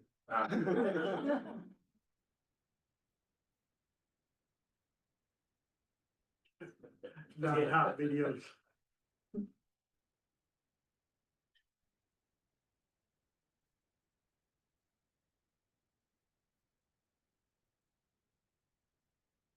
Touch base with you a little bit while this is playing. One thing that was pretty cool, we're already starting to see some spinoffs of ABLE. There's some places, other counties are trying to do what we're doing on a large scale. They're doing small county ABLE events to get preparing them to come to here, so their kids can be competitive.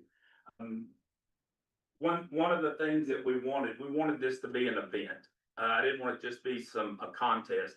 And probably the most gratifying thing and that validated that was one of the kids come in the first deal and he stopped, he told his other buddies, he said, this is not a typical judging event. This doesn't look like everything else. So these are the events that we had. We thought the first year, sure, a success.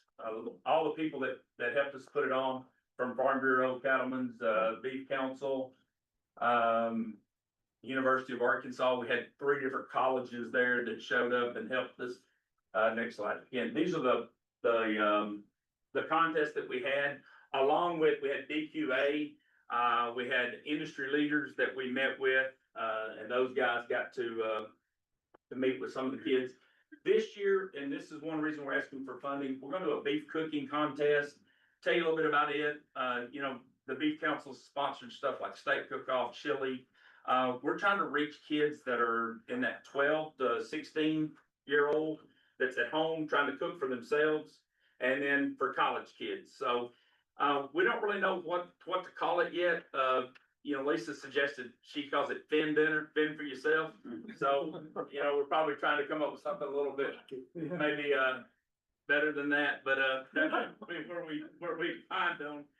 But our ideal is we're gonna reach out to students that aren't ag kids. These are kids that are consumers, and if we can get them sold on that you can cook beef in your house, it's quick and it's easy and it's affordable, and get them hooked on it when they're in the 14 to 16, they carry it on into college. Cooking in college ends up being a social event, and we think that's the time to reach them. The next one is social media promo contest, and that is, we built and you can see our proposal there. We're wanting to get these kids where they're shooting their own promos.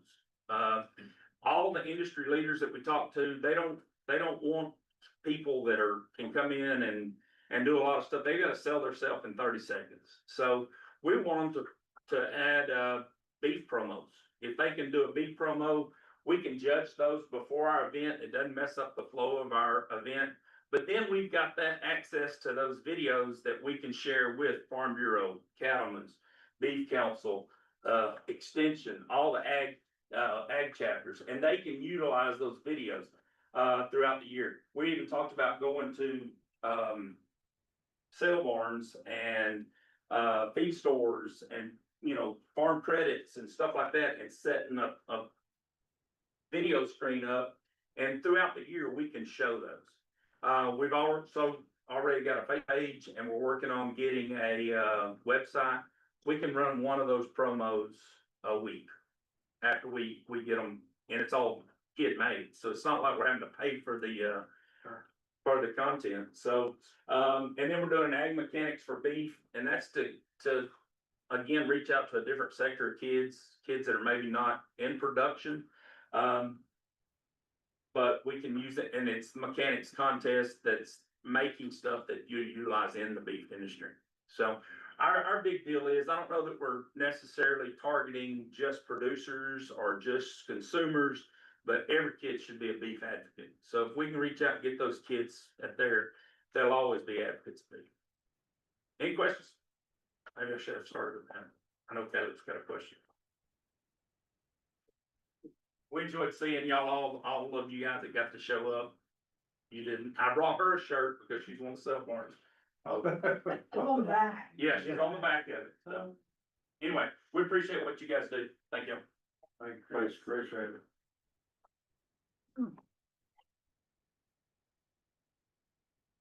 Except for slick rock.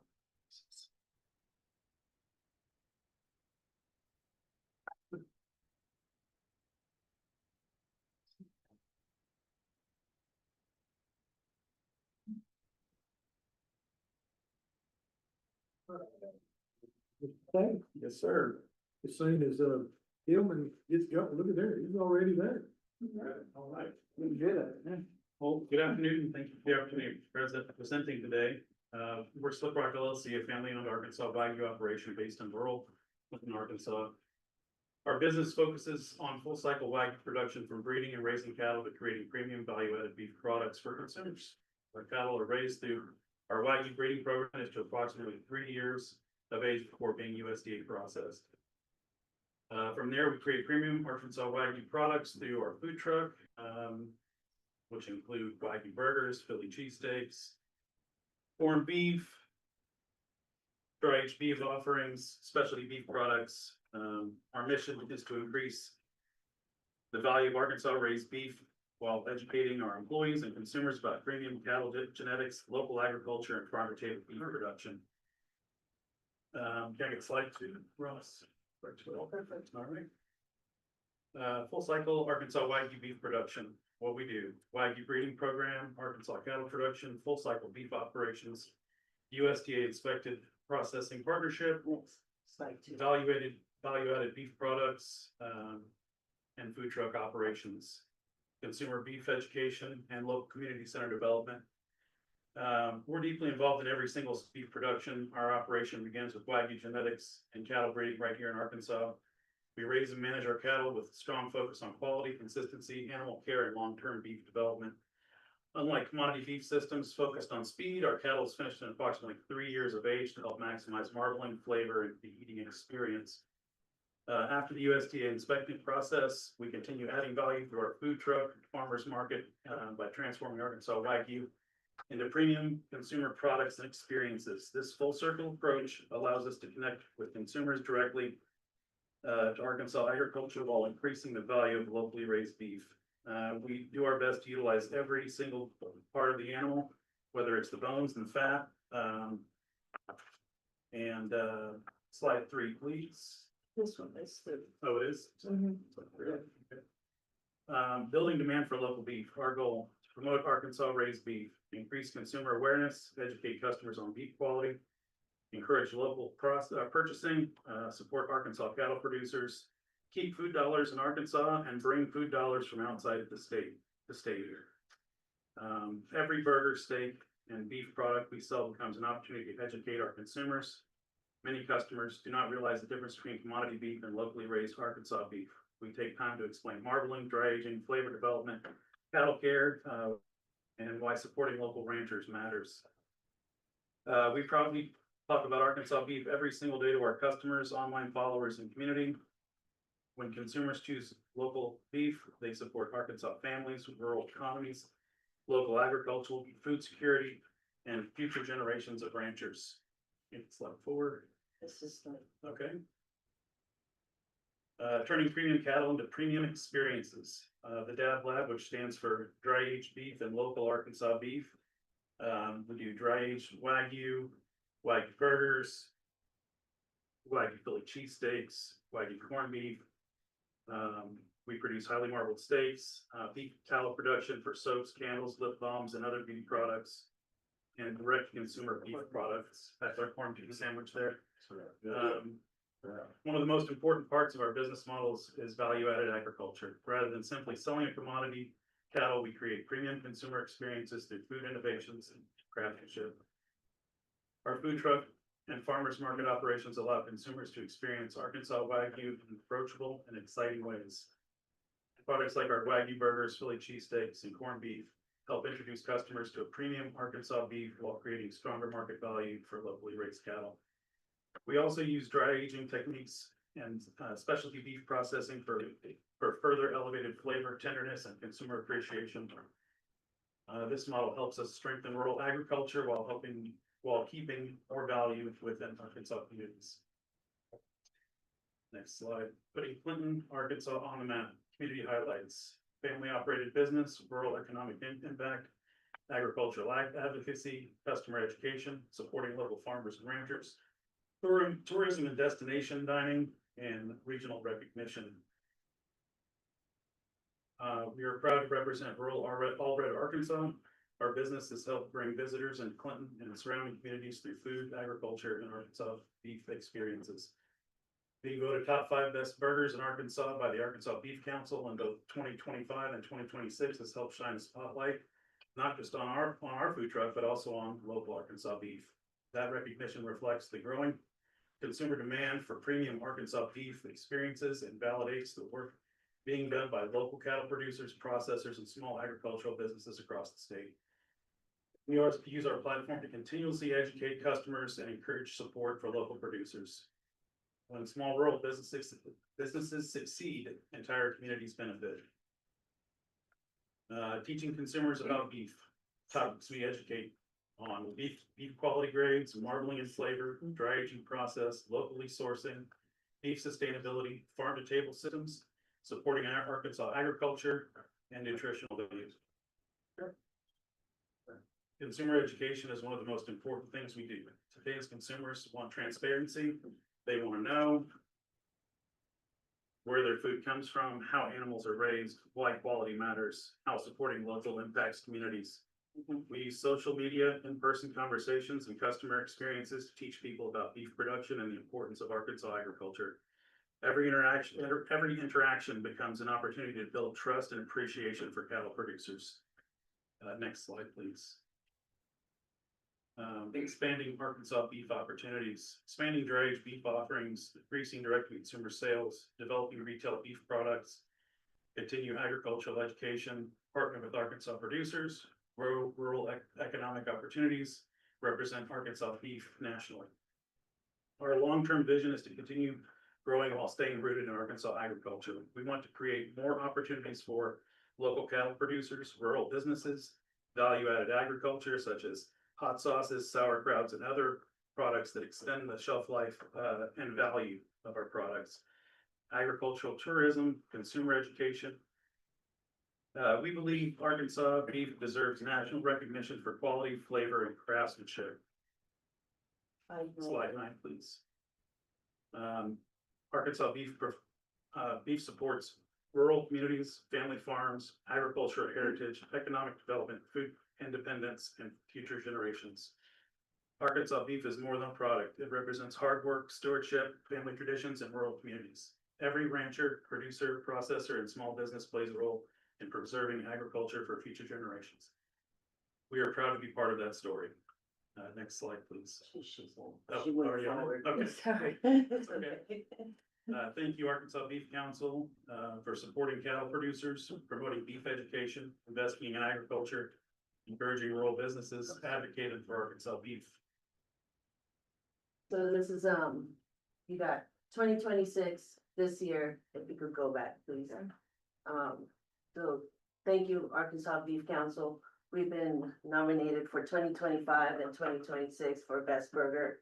And both burgers, the 2025, we did the cheeseburger, got one, the top 5. And this year, we hit the Wagyu burger, which is our cattle. Which this year was the first year that we actually harvested a Wagyu cow. So it's been several years in the making.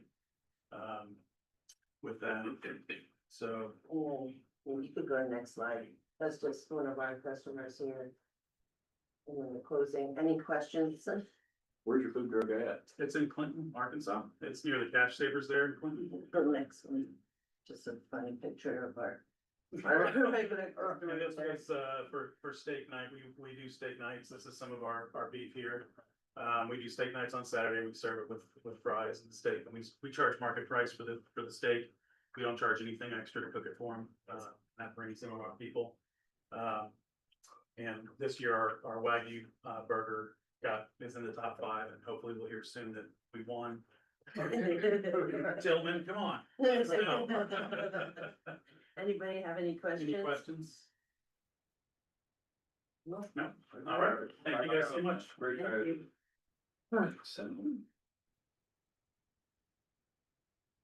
Next up is going to be Dr. Hunter Burnett, but is she?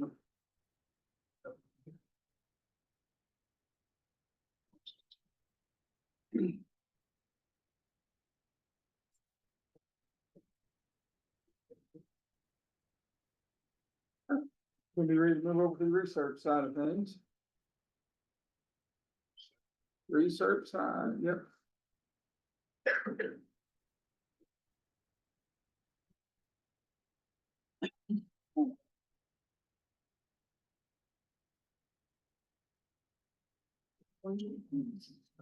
Whatever y'all are ready. Hey, was you wearing a different jacket? Oh, okay. I just make sure you didn't have. Those painters, those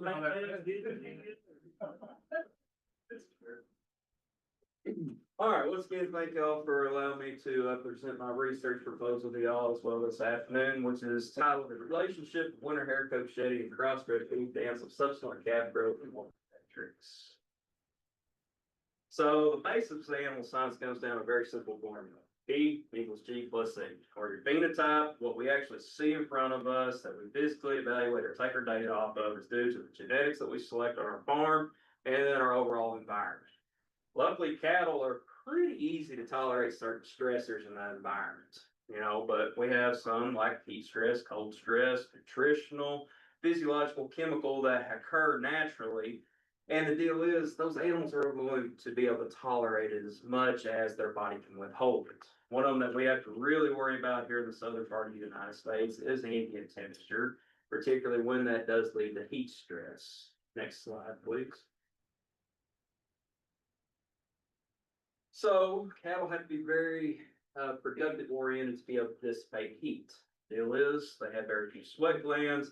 Their hair coat also plays a role in how they're able to dissipate that heat. And overall, that does cost the cattle industry, based off 2003 numbers from publications I was finding, about 360 million. But if you go look at inflation today and look at USDA cattle numbers, we're talking over $1 billion that the cattle industry loses, particularly due to the effect of heat stress, whether that is production and feed intake, growth of those calves, milk production overall, pregnancy efficiency. Heck, it even changes the rumen morphological epithelial tissue and how they efficiently absorb nutrients, and particularly how does that go to dissipate heat when they have to intake more and more and more to be able to rid that energy from their body. Next slide, please. The deal is cattle with these dark, thick, woolly hair coats are a disappear in the southern United States. Most of the research goes based off Angus-based cattle. As we know, they are genetically predisposed to this thick, woolly, dark hair coat, and does lead to a greater physiological effect on their productivity life on its farms overall. Slide, please.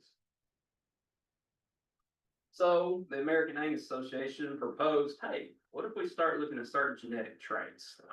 Hey, why not look at winter hair coat shedding ability? And the deal was, with that one simple genetic trait that a producer could look at, they actually found that this was a moderately heritable trait, very similar to birth weights, weaning weights, average daily gains. Feed efficiency falls into that same category overall. The interesting fact was they looked at correlations and how this repeated in herds overall, and they found that there's about a 65% repeatability between how that cow sheds her hair coat and how she weans a calf, separately each and every year. Next slide, please. So some of the data that's out here currently are suggesting that as a cow reaches their month of first shed by May, she's going to wean about a 17 kilogram heavier calf compared to those animals that shed by July. Similarly, those weaned calves basically wean about 2.5 kilograms heavier overall from dams that shed by May compared to June and July. But the interesting fact was over the productive life of those animals at that facility, they weaned about 31 extra kilos over their lifetime of productivity. A project that I worked with is a regional mix between Arkansas, Mississippi, and Texas. Also found that there was about those animals that shed by May, 1.5 to almost 3 kilogram heavier calf compared to June and July shedders respectively. And those animals weaned 10 kilograms overall more compared to all the respective groups. Next slide, please. So this is gonna be a multiple slide quick thing, I apologize. Why is there differences in growth? Well, one of them could be nutrition. I mean, that could be the aspect of mineral status of that female. It could be how well does she digest that forage. The question is, how are those nutrients getting to that fetus, which leads to my next point of, could it be something going on physiological with blood flow to that fetus? The deal is, when a calf is conceived from implantation at embryo, a third of its life is spent inside the calf itself in that uterus. All the way up until that animal is harvested, that is a periodically a lot amount of time that's going to impact the potentiality of how that calf grows and develop.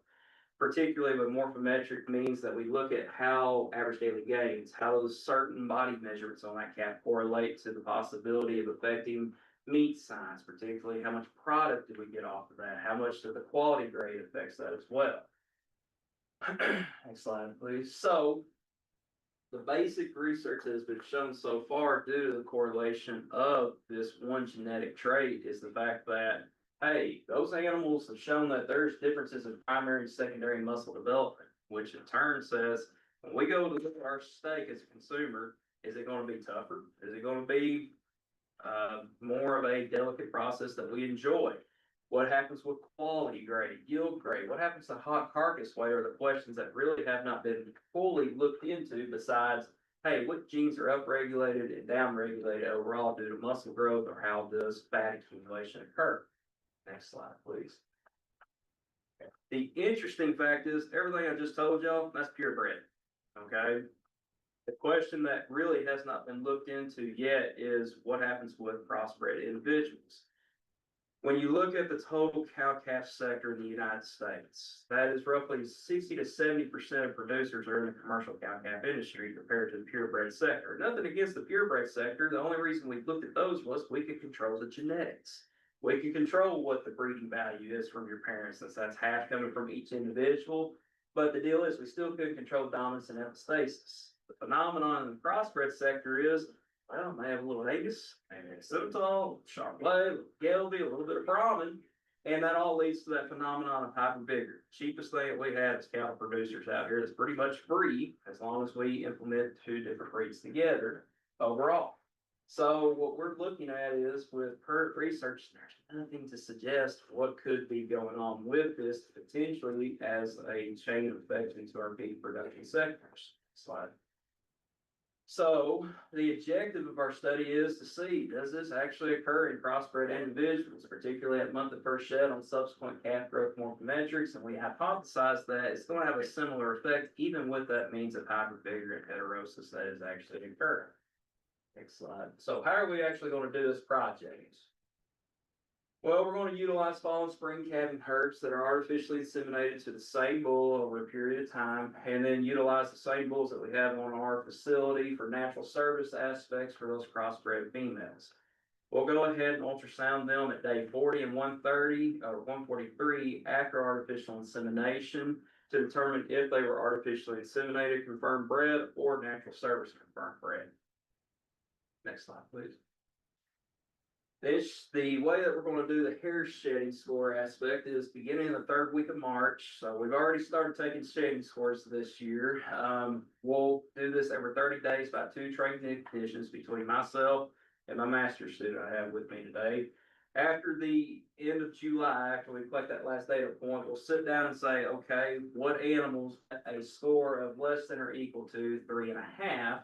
And that will be determined as the month of first shed when they were about 50% shed overall. Now, that's just a bunch of data. How does that actually look like? So, next slide.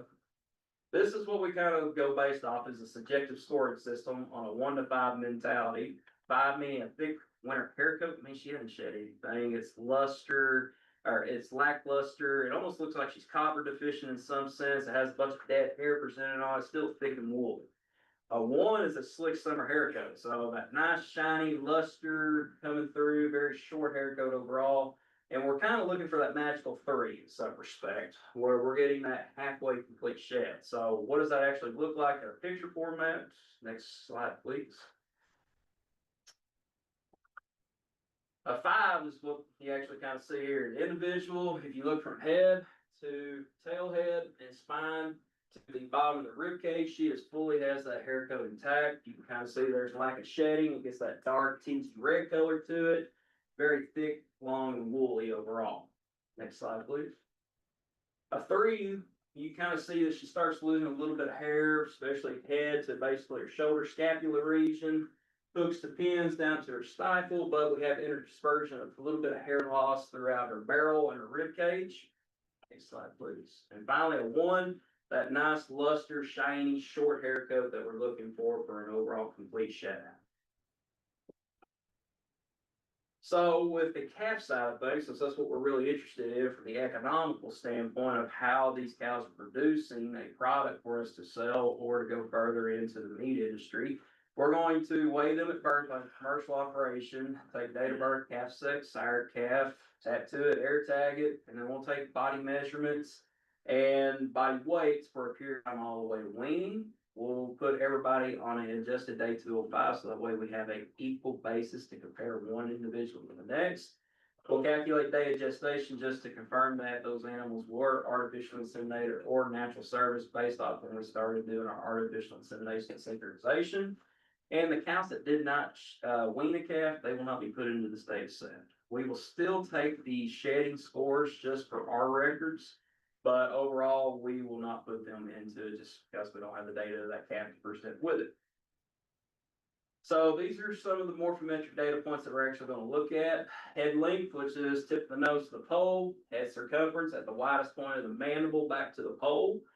Curved crown rump length is from pole to tail head, or the spine length overall. Heart girth circumference is the widest point behind the shoulder.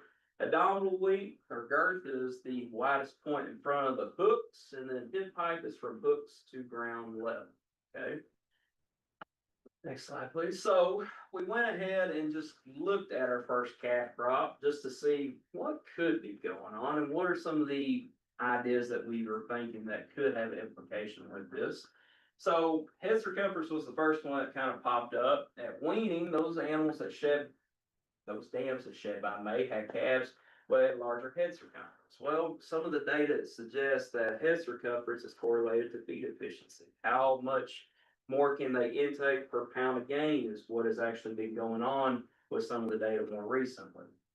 Next slide, please.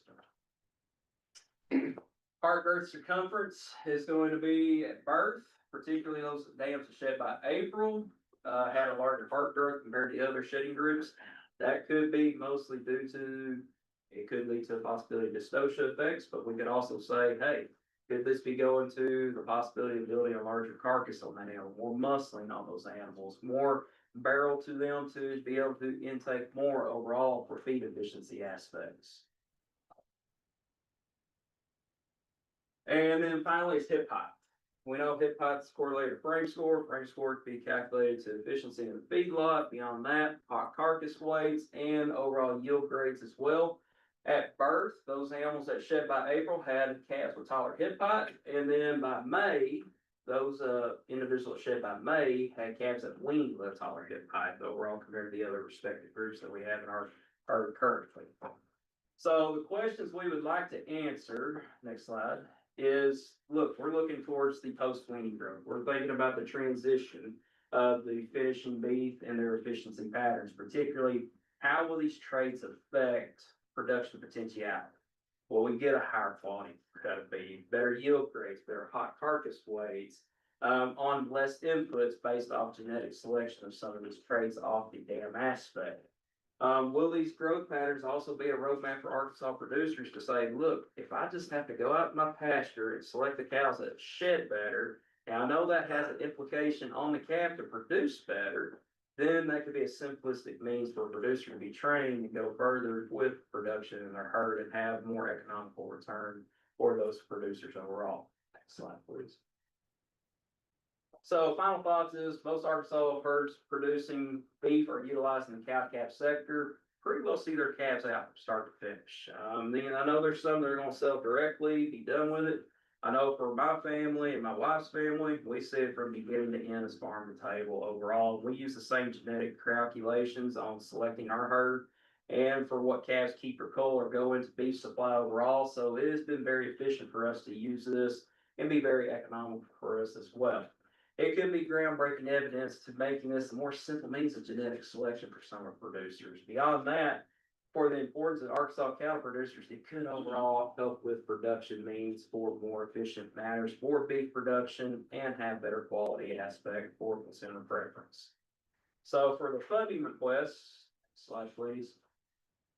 As similar, I'll be open to partial funding with this. A lot of the funding I'm asking for is for master students. I mean, I know for me personally, that is what's going to be helping me collect this data overall, particularly assistantships for paying them. This day and age, students are a little hard on trying to get them to do stuff for free, as we might know. So the other side of this is stipend for their coursework. They do want to have some assistance when it comes to that, kind of like a scholarship mentality. Faculty salary, it does not matter to me. I'll put that in there based off our university standards. And I mean, it does not be one of those things cut very easily. But the travel costs for going to collect data at local meat butchers that we have in our region that we utilize to sell this product to our communities from the university aspect.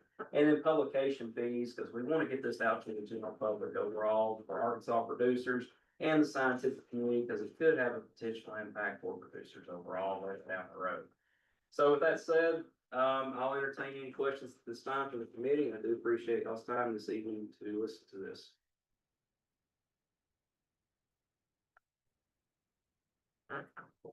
Question?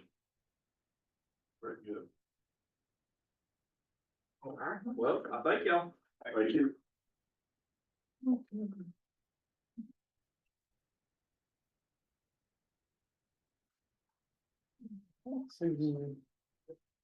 The directions group, do we have anybody online for that?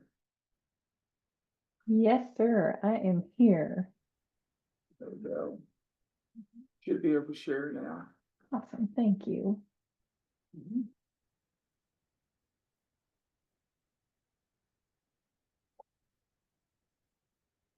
There we go. Well, good afternoon, everyone. Thank you very much for accommodating my virtual request and accommodating kind of the new guy on the block with the checkoff agenda. I know it's not always easy to get through all the research and all of the new stuff especially, but I do appreciate the time and the letting us be on the agenda today. Just a little tiny bit about who we are. We are a strategic insights firm based out of Cincinnati. I myself am based in Montana, born and raised here, grew up on a farm and ranch. Husband and I still run a small cow-calf operation. And my previous job, I've been with Directions for about 4 years. My previous role was with the Montana Wheat and Barley Committee. So our small grains checkoff, I was there for about 13 years in a couple of different roles, trade and marketing side of things, and then as the executive vice president as well. So very familiar with the checkoff world and the ag space. Directions works across a variety of industries from hospitality, healthcare, finance, but we have a pretty strong foothold along the ag supply chain as well. We've done work with Cattlemen's Beef Board, National Pork Board, National Cattlemen's Beef Association, US Soy, so a variety of checkoffs. A lot of our background is in checkoffs, farm credits, farm bureaus, both at the national and the state level. So I came across your RFP and really just kind of piqued my interest. Our group published a study a couple of years ago. It was actually supported by the Cattlemen's Beef Board, National Pork, and US Soy. And it was research around what the future of the checkoffs would look like. And, it really kind of was instigated with a lot of the federal action at, are the checkoffs valuable? Are they relevant? I live up here in RCAF country, so I hear a lot of the maybe opposition checkoff sentiment as well. And so we really wanted to pull together some research to showcase the value of the checkoffs, what would happen if there weren't checkoffs going forward, and really kind of be able to show that ROI on everything that you all do. We came up with, a fair amount of different answers on that. We did a little bit of producer research, a lot of interviews. We did a strategic war game with a number of people involved, and then a variety of market intel and secondary research. And a couple of the big takeaways that we came up with that kind of felt relevant to especially what you all do. First one, really important to understand who your producers are. That was probably the number one takeaway, is that all of the checkoffs, if producers felt that they were kind of being treated as, one group and not as individuals and their needs being understood, they really lost their relevance quickly. And we know, young ranchers today are entering a different world. They've got different struggles. They've got different relationships with the groups that they work with and respect and have loyalty to. And so really understanding where that connection is important. Second, the ability to really be able to act before they disengage. That was another big potential complaint, especially with the younger producers, was the ability to be able to pivot quickly and take action quickly if there was a change. And, as we've seen ag become more and more volatile, that seems like that's becoming more and more important. And then lastly, and probably most important, is really being able to defend the ground that only you can hold. The checkoffs originally started as a very uniquely American type of institution with that mandate to serve all producers. And if you lose that checkoff mentality, you're looking at, either a co-op or a company that really has a financial bottom line as their best interest, and you lose that ability to represent all producers. So it really does make the checkoff a unique institution, but it really only holds if you've got the next generation of producers believing in it. And we really feel like in order for that belief, they really need to be able to be heard and feel seen. So some of the objectives of what we were thinking along on this study, as check off your mandate, increase demand for products through promotion, education, and research. And this study would really help show a commitment to the next generation that's going to carry your checkoff in your industry forward. Your mission is the same, the mission hasn't changed, but we really need to understand whether the current programs, the way we're communicating, the relationships we're building, if those are keeping pace with that next generation and the people we're trying to serve. Kind of the main objectives that we're looking at on this study. First, what are the main barriers for producers today? Operational, financial, cultural. What are the young and next generation ranchers truly facing when it comes to those barriers in Arkansas? Second, how do ranchers currently perceive and engage with your programs? Are they aware of them? Do they trust them? Third, what does the path forward look like for succession and producer retention? So that would be succession both, on the ranch for the next generation, but also succession on the council. You're always looking for board members. We're looking for new voices and people to serve. So how do we best reach that next generation for our boards as well? And then last, what are those initiatives that would really help move the needle and really kind of build out that loyalty with your next generation as well? Really, when you look, I've heard today, investments are hard, funding is tough. These choices are hard to make. And I know usually I've been in the voting seats on that. Often the new research is kind of the first stuff to get cut. So I do understand that very much. But looking at, why we kind of feel like this is important. First, really that program relevance. You can't optimize your programs for an audience that you haven't been able to listen to. Again, second, with that succession planning, we know across all industries, across all crops and commodities, that's a huge barrier for a lot of producers nationwide. So how do we really dial in for yours specifically? And then really trying to build conversations on actual feedback and not just assumptions. I know that oftentimes that happens. Everybody assumes that, the neighbor has the same problems or thinks the same way, but that's not always the case. So really understanding on an individual level. Our process would be pretty straightforward. Work with the council, develop a guide, discussion guide to talk through with your producers. We would conduct 12 to 15 60-minute in-depth interviews to really get to know those farmers, hear in their own words what those needs, those motivations, those barriers are. We bring back all of that information, distill, analyze, pull it together with some key themes, the main things that we're hearing, and then pull your group back together for kind of a virtual debrief, and we call it like an activation session. My company was based on originally born by a bunch of former Army colonels, and so wargaming was a big strategy in a lot of our research, and so activation kind of follows along those same lines. We'll do more than just give you a bunch of outputs and information. We'll actually talk through and help figure out some next steps and how you can truly be putting some of this information into play. Again, yeah, recruit probably about 18, trying to get those 12 to 15 completed interviews. I went with the USDA definition for young farmers, so ages 18 to 40 or active in beef and cattle production for 10 years or fewer, because sadly, like it or not, I don't fall into the young USDA rancher bucket anymore. It was my birthday earlier in the month, so I had to throw myself a little bit of an out there. Again, like I said, more than just a big stack of information at the end, really looking to be able to connect and collaborate with you on the board level and the staff level, having that back and forth of how to put this into use, put this into action, and make it useful and usable for you. Again, looking for kind of that long-term relationship, more than just one piece of research and never hear from you again. Really looking more to help try and support our checkoffs both at the national and local level. It's very important to me and to our organization.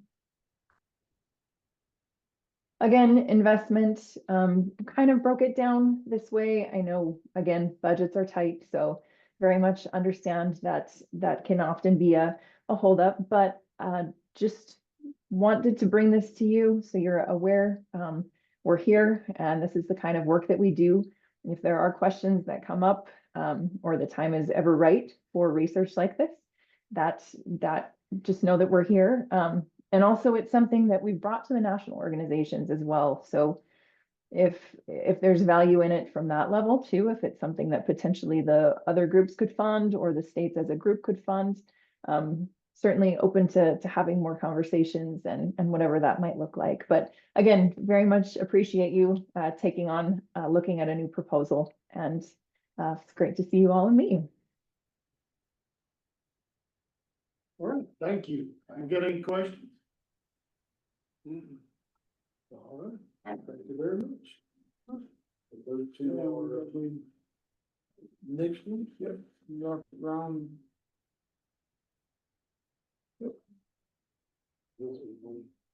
Good afternoon. Can you see my screen? Yes.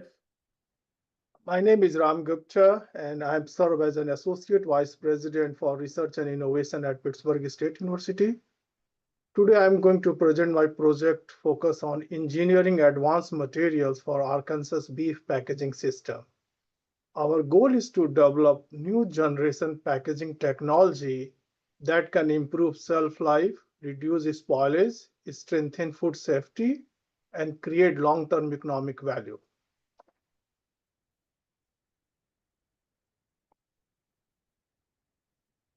Before I discuss the technological solution, I would like to highlight the industry challenge. Beef packaging today faces several technological and economical challenges. First, oxygen exposure remains one of the most significant problems in meat packaging. Oxygen causes discoloration and oxidation, which negatively affect appearance, freshness, flavor, ultimate consumer purchasing decisions. Second, moisture loss during storage and transportation leads to reduced freshness. This impacts product quality, reduce consumer acceptance, and decrease product value. Third, microbial contamination continue to be a major concern across the supply chain. Microbial growth accelerates spoilage, shortens shelf life, and increase food safety risk. Collectively, these issues contribute to limited shelf life, which creates economic loss for producer, retailers, and distributor. Our proposed solution directly addresses these limitations through an advanced integrated packaging technology.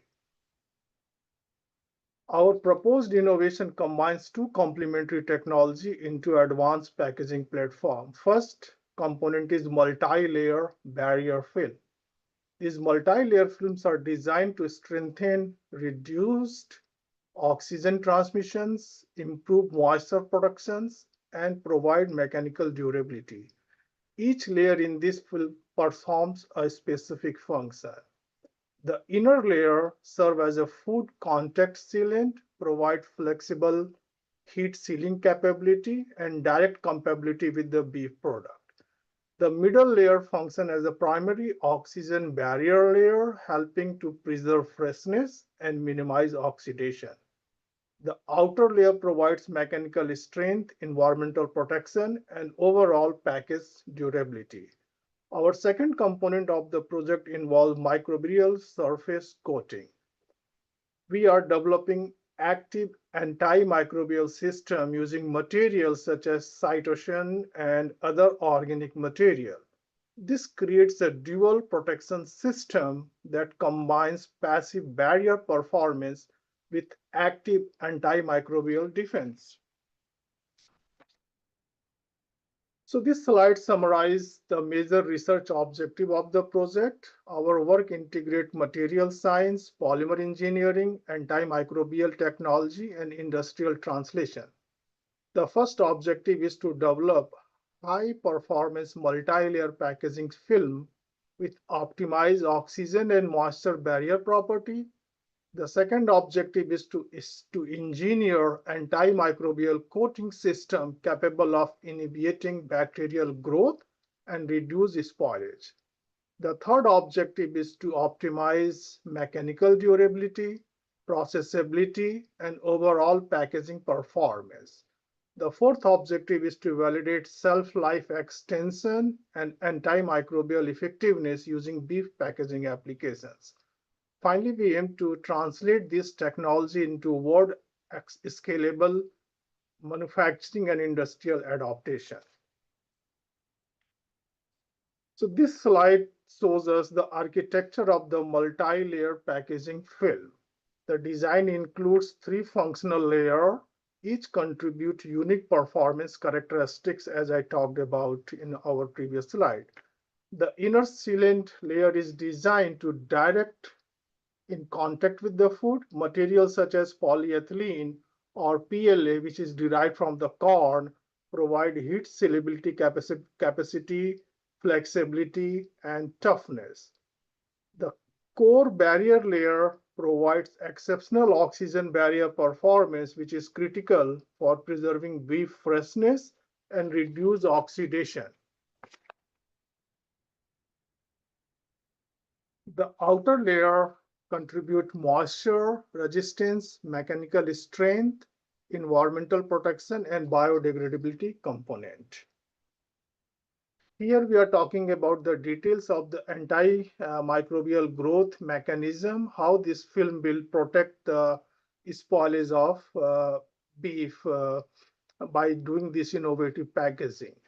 Our approach includes the use of bio-based and functional antimicrobial agents such as cytosine, which is the biomaterial, including some metal oxides, which is safe for human consumptions, and silver and organic acids such as cinnamic acid and lactic acid. These all are bio-based acid, which has been proven to be used as antimicrobial agent in the food packaging industries. So here is the budget. We are asking about 15,000 for technical support, and this budget is for 2 years. We are asking few support for travel, some support for chemicals, we at Pittsburgh State University have all the available infrastructure. So we are not asking about the laboratory space or instrumentation and other things. So our institute will contribute a substantial amount in kind support for which is about $60,000 as in kind support to this project. So which includes laboratory access, advanced instrumentation, and facility infrastructure. From return on investment perspective, this project offers significant value. The expected outcome includes scientific advancement, workforce development, industry partnership, commercialization opportunity, and reduced food spoilage. Now, seeing the outcome, this project is expected to generate both technical and broader societal impact. From a technical standpoint of view, we will develop a high-performance multi-layer packaging film with improved oxygen and moisture barrier properties. We will also validate antimicrobial coating system capable of extending beef shelf life and improve food safety. This project will generate shelf-life extension data, packaging performance metrics, and industry-ready processing guidelines. Beyond the technical outcome, these broader impacts are equally important. This project supports food waste reduction, sustainable packaging advancement, and workforce development through student learning and technical engagement. Next slide is the research team. Our research teams bring extensive experience in the polymer science, functional materials, and advanced coating. I have spent many years working in polymer science, nano composites, and have extensive experience in translating advanced material research into practical applications. And the co-lead of this project is Dr. Chandan Bodak. He contributes strong expertise in polymer chemistry, bio-based materials, antimicrobial system, and coating technology. Together, this team brings deep scientific knowledge and practical experience in advancing packaging system. So this is some of the our product which we have commercialized through research at our system. If you see this ski board has been developed using the vegetable oils, which is now commercialized and it can be purchased from the Amazon. We have also commercialized memory foam, memory pillow, which was also used, created using the vegetable oils. Our technology is now commercialized in Ford Motors. So Ford Advantage motor uses our technology to make dashboard in their car. So we have a vast experience in commercializing the product which has been developed at our center. So one of the most important aspect is like how we can translate this research from lab to market approach. For that, we have about 25,000 square foot advanced materials manufacturing facility. We have expertise in polymer synthesis, fabrications, and surface engineering. Now we have received about $15 million to establish a prove-out facility, which will be connected to our existing center. So the below picture is the rendering for our prove-out facility, which will be connected to existing National Institute for Materials Advancement. In that facility, we will have all type of instrument which is needed for R&D and commercialization purposes. Moving forward, our goal is how we can develop the material. We can test those developed material in our prototype designing facility, and then how we can commercialize those product for wider benefit. So this is the layout of our research park. This is our National Institute for Materials Advancement. This facility will be connected to our approved prove-out facility. We are also establishing a Eagle Pitcher technology industry. This is the industry who makes batteries for defense applications. They will be our partner. And we are also establishing a third facility, which is KBI Pittsburgh State Joint Facility in our research park. This is almost a $110 million project going on at our center. And these research park were suggested by NSF, National Science Foundation Director, and Senator Jerry Moran, who is a big advocate of our technology and support at Pittsburgh State University. So in closing, I would just like to thank everybody for your support, and I'm open for any question you may have. All right, guys, we get any questions? Good. All right, thank you for your presentation. Thank you. We're gonna, move into a few minute break here, so everybody can go to the restroom and get something to drink, and we'll be right back at it. Just a few minutes.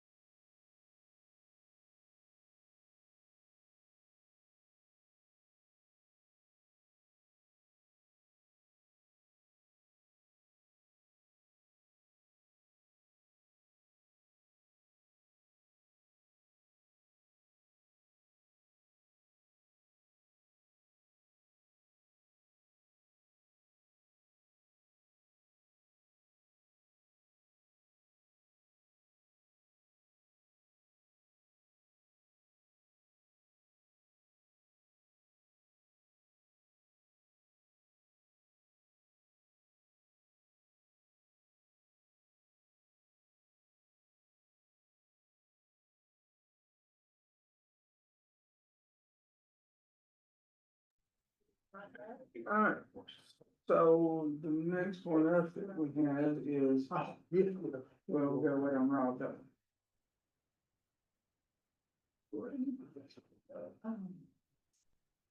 I'll be presenting for Dr. Goswami. Mhm. That. I was And gonna that say will this morning. be Might not be on. Should have known for the other. If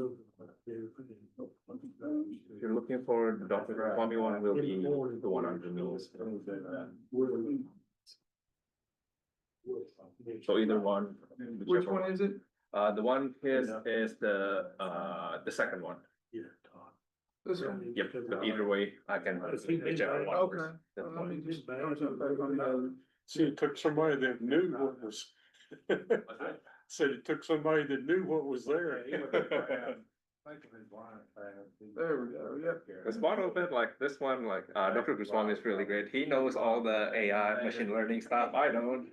I give him all my data and then he do the magic and then it pops up with things. Yeah. Well, before, Kevin mentioned like something.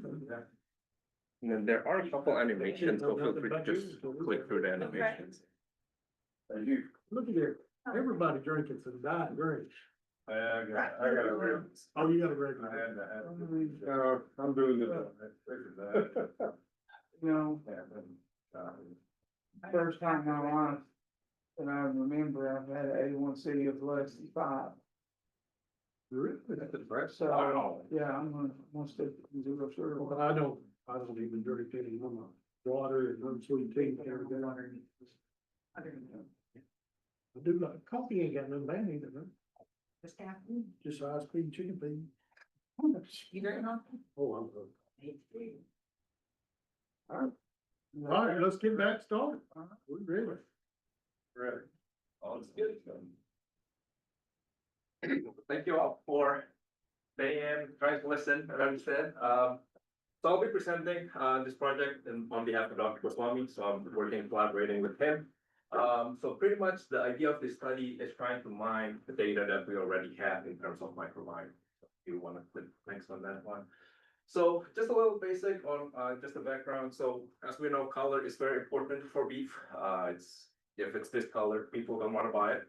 And something interesting with the color is it is muscle dependent. So some of your products, it will have a good color stability, it'll stay in the shelf for a good 7 days. And then other products, ground beef or tenderloin, 3 days, and you got the worst color that you'll ever see. Something interesting with that is that it's also influencing the microbial growth. So like some of your muscle that are color labile or like discolored faster, they also somehow grow a lot more microbials with them, even though like the starting point are the same, it's from the same cut or like the same, let's say the loins primals, when they cut them out, the tenderloins still grow a lot more microbials and discolor faster. So that's something that we are trying to figure out. What is the connection between these microbials and also how does this discoloration mechanisms kind of go? For the next one. So, and then just probably click 3 or 4 more times and then appear all of them. So what we know from the microbiome or the microbiology side, the composition of the microbials are very important. So that's based on what the research from the Beef Council funded before. The microbiome plays a role in developing those colors. And then what we've been using, or a lot of people when they're using this technology, we're just trying to find the correlations. So like, hey, we found like 10 microbials that grow really high and that will most likely influence the products. But then when we're talking about the compositions of the microbials, there might be about 150 to 100 microbial growing and changing all the time. And then that could be influencing as well on those color development. There might be some small microbials that only grow for a little bit, but that make a huge impact. And right now we don't know that. And then because of that, there's an opportunity, if we can control those microbials again, we can potentially use them to help control those discoloration and make the product better. So a lot of the study that's been done, mainly looking at those major bacteria that are present in the meat and correlating those signature to microbial spoilage rate, but not necessarily figuring out who's who and what they're doing. If you want to, next one. So right now, what exists is we have plenty of data. So I have from the study that the Beef Council funded, and then from the National NCBA funded as well, and several other studies, we've collected a lot of those microbiome data on different type of products, looking at the color and oxidation as well. So there are a lot of those data. We have some of those that we can kind of like correlate together, but like, hey, the major bacteria that potentially influence the color, but we don't know how we can predict or identify those smaller one and other bacteria that could potentially contribute to those process. So that is what big missing over there. There's no framework that we can use to predict or like identify those microbials, those small microbials. So the main goal of this project is pretty much trying to take a look across the different products, what microbials are constantly being present and constantly producing those impacts that we see, whether that's improving the color or causing discolorations. And that way we have those targeted bacteria that we can then try to grow and then utilize to actually do more research on it, rather than just like, hey, those are the microbials that could potentially impact the meat on that side. If you want to go to the next one. And with that, the big portion is the computational gap and the machine learning. So right now, with those abilities or like the machine learning abilities, we're able to use different type of data from across different studies. The one that I have, also the one that's published by some other groups.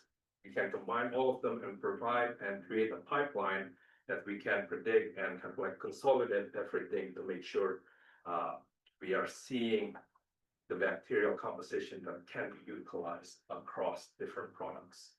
If you could go next. And then this should be a couple animations. So if there are 3 more, that should be everything.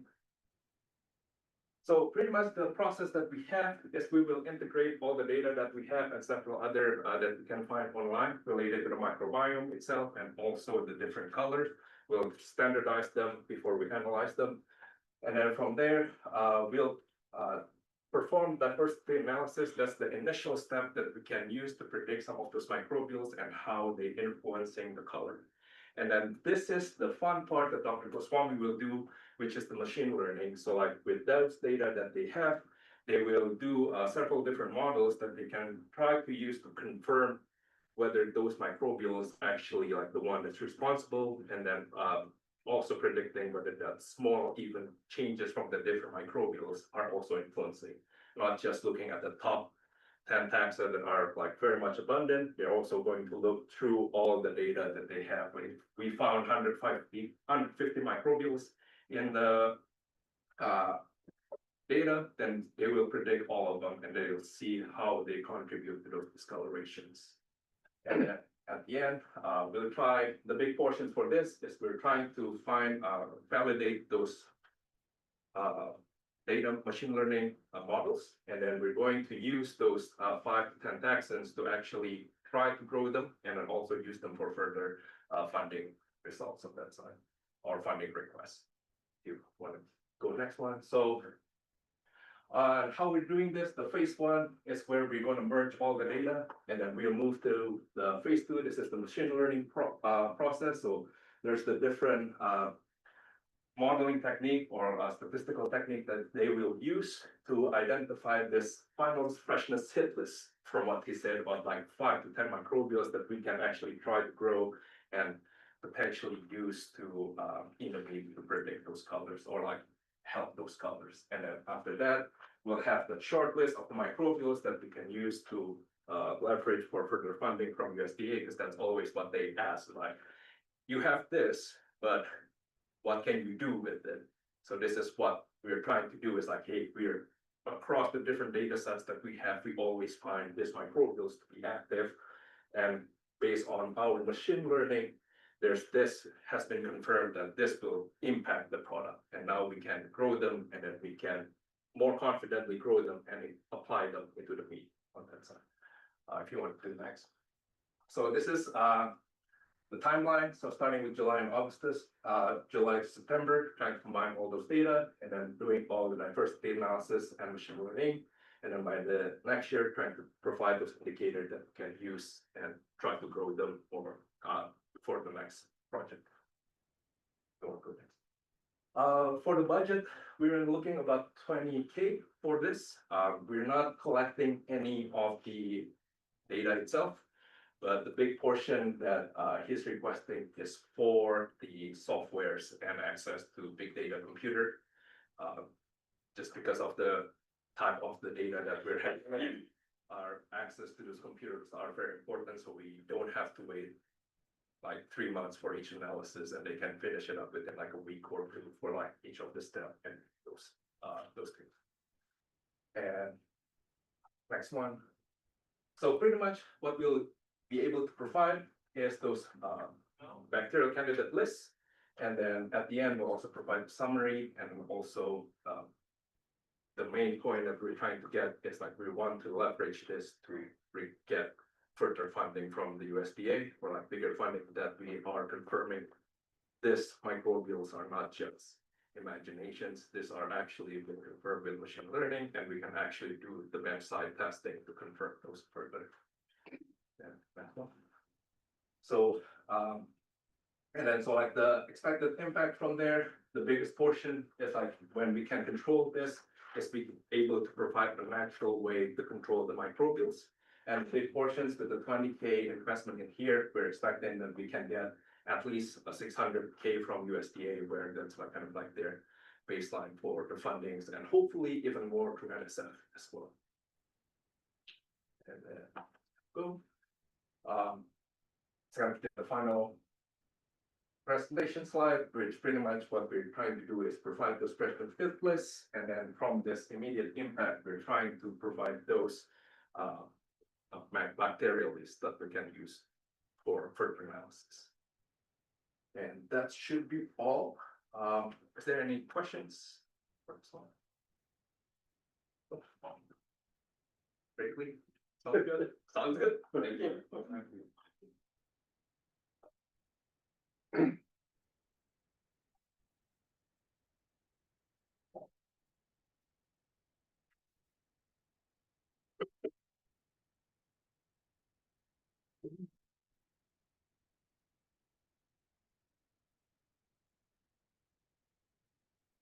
This is the one you're with, Mr. Fulton, right? Both will be great. I think it will benefit the project that we're thinking on how we're using the microbiome. So the one before is we're pretty much trying to see like what kind of microbiome we can actually, we call it, if we can make a synthetic microbiome. So we can put like a whole bunch of microbial together, and then we'll put them into the meat and see how they're going to work. And on here, there's some part of it that's related to microbiome as well. But in here, this project, I want to take a look at how we can potentially use meat waste. So like the meat purge, the meat exudate can potentially help with the meat color. There's a couple of animations, so just go ahead and there you go. Yes. So I think we all, when we buy meat, we already seen some meat exudate come out, so like the water that comes out in the packaging, there's out there. Unfortunately, it will be always produced. It's just like the meat breaking down, the muscle structure breaking down, so water will come up out of it. From the analysis that we have, those are actually a very good, have a very good composition. They have a very high proteins. There's a lot of amino acid. There's also a lot of antioxidant and mineral and vitamins as well. So it is a useful compounds. But at this point, there's not really much that we can use with it. Most of the industry, they throw it away. Or if it's coming out in their, let's say like trim bits, they just, when they make the ground beef, they throw in everything. So it's just like out of the system, but they are not really using it per se. They just like, it's part of it, short. And then if there's any leftovers or anything, they just throw it away. The big concern of using those, if we're trying to mix them up or move things around, is there's a potential microbial contamination because it comes from different lines, probably from the production case and stuff like that. So there might be some microbial contamination. With the mineral presence, so like some of your iron and stuff like that, that could cause some oxidations. And so like there's some concerns over there. And then mainly of those is because it's pulling from different sources. So Whether that's from the round muscle, the chub, the loin, wherever that is, as long as it's a trim, they combine it together, all into one, and then they just use them all together. So that's kind of like one of the big issues with perch and why we're not using it. So there's one more on that side. So, however, with my recent study, we actually see that the perch itself, when we analyze them, we can't tell what kind of muscle it comes from and what kind of aging time it comes from as well. So from this, if you see, like, we can separate this one is the loin, this one is the tenderloin, and this one is the different aging time. So we can really group them, the composition of those perch, we can really group them and predict the different muscle and the different compound that are present in the products.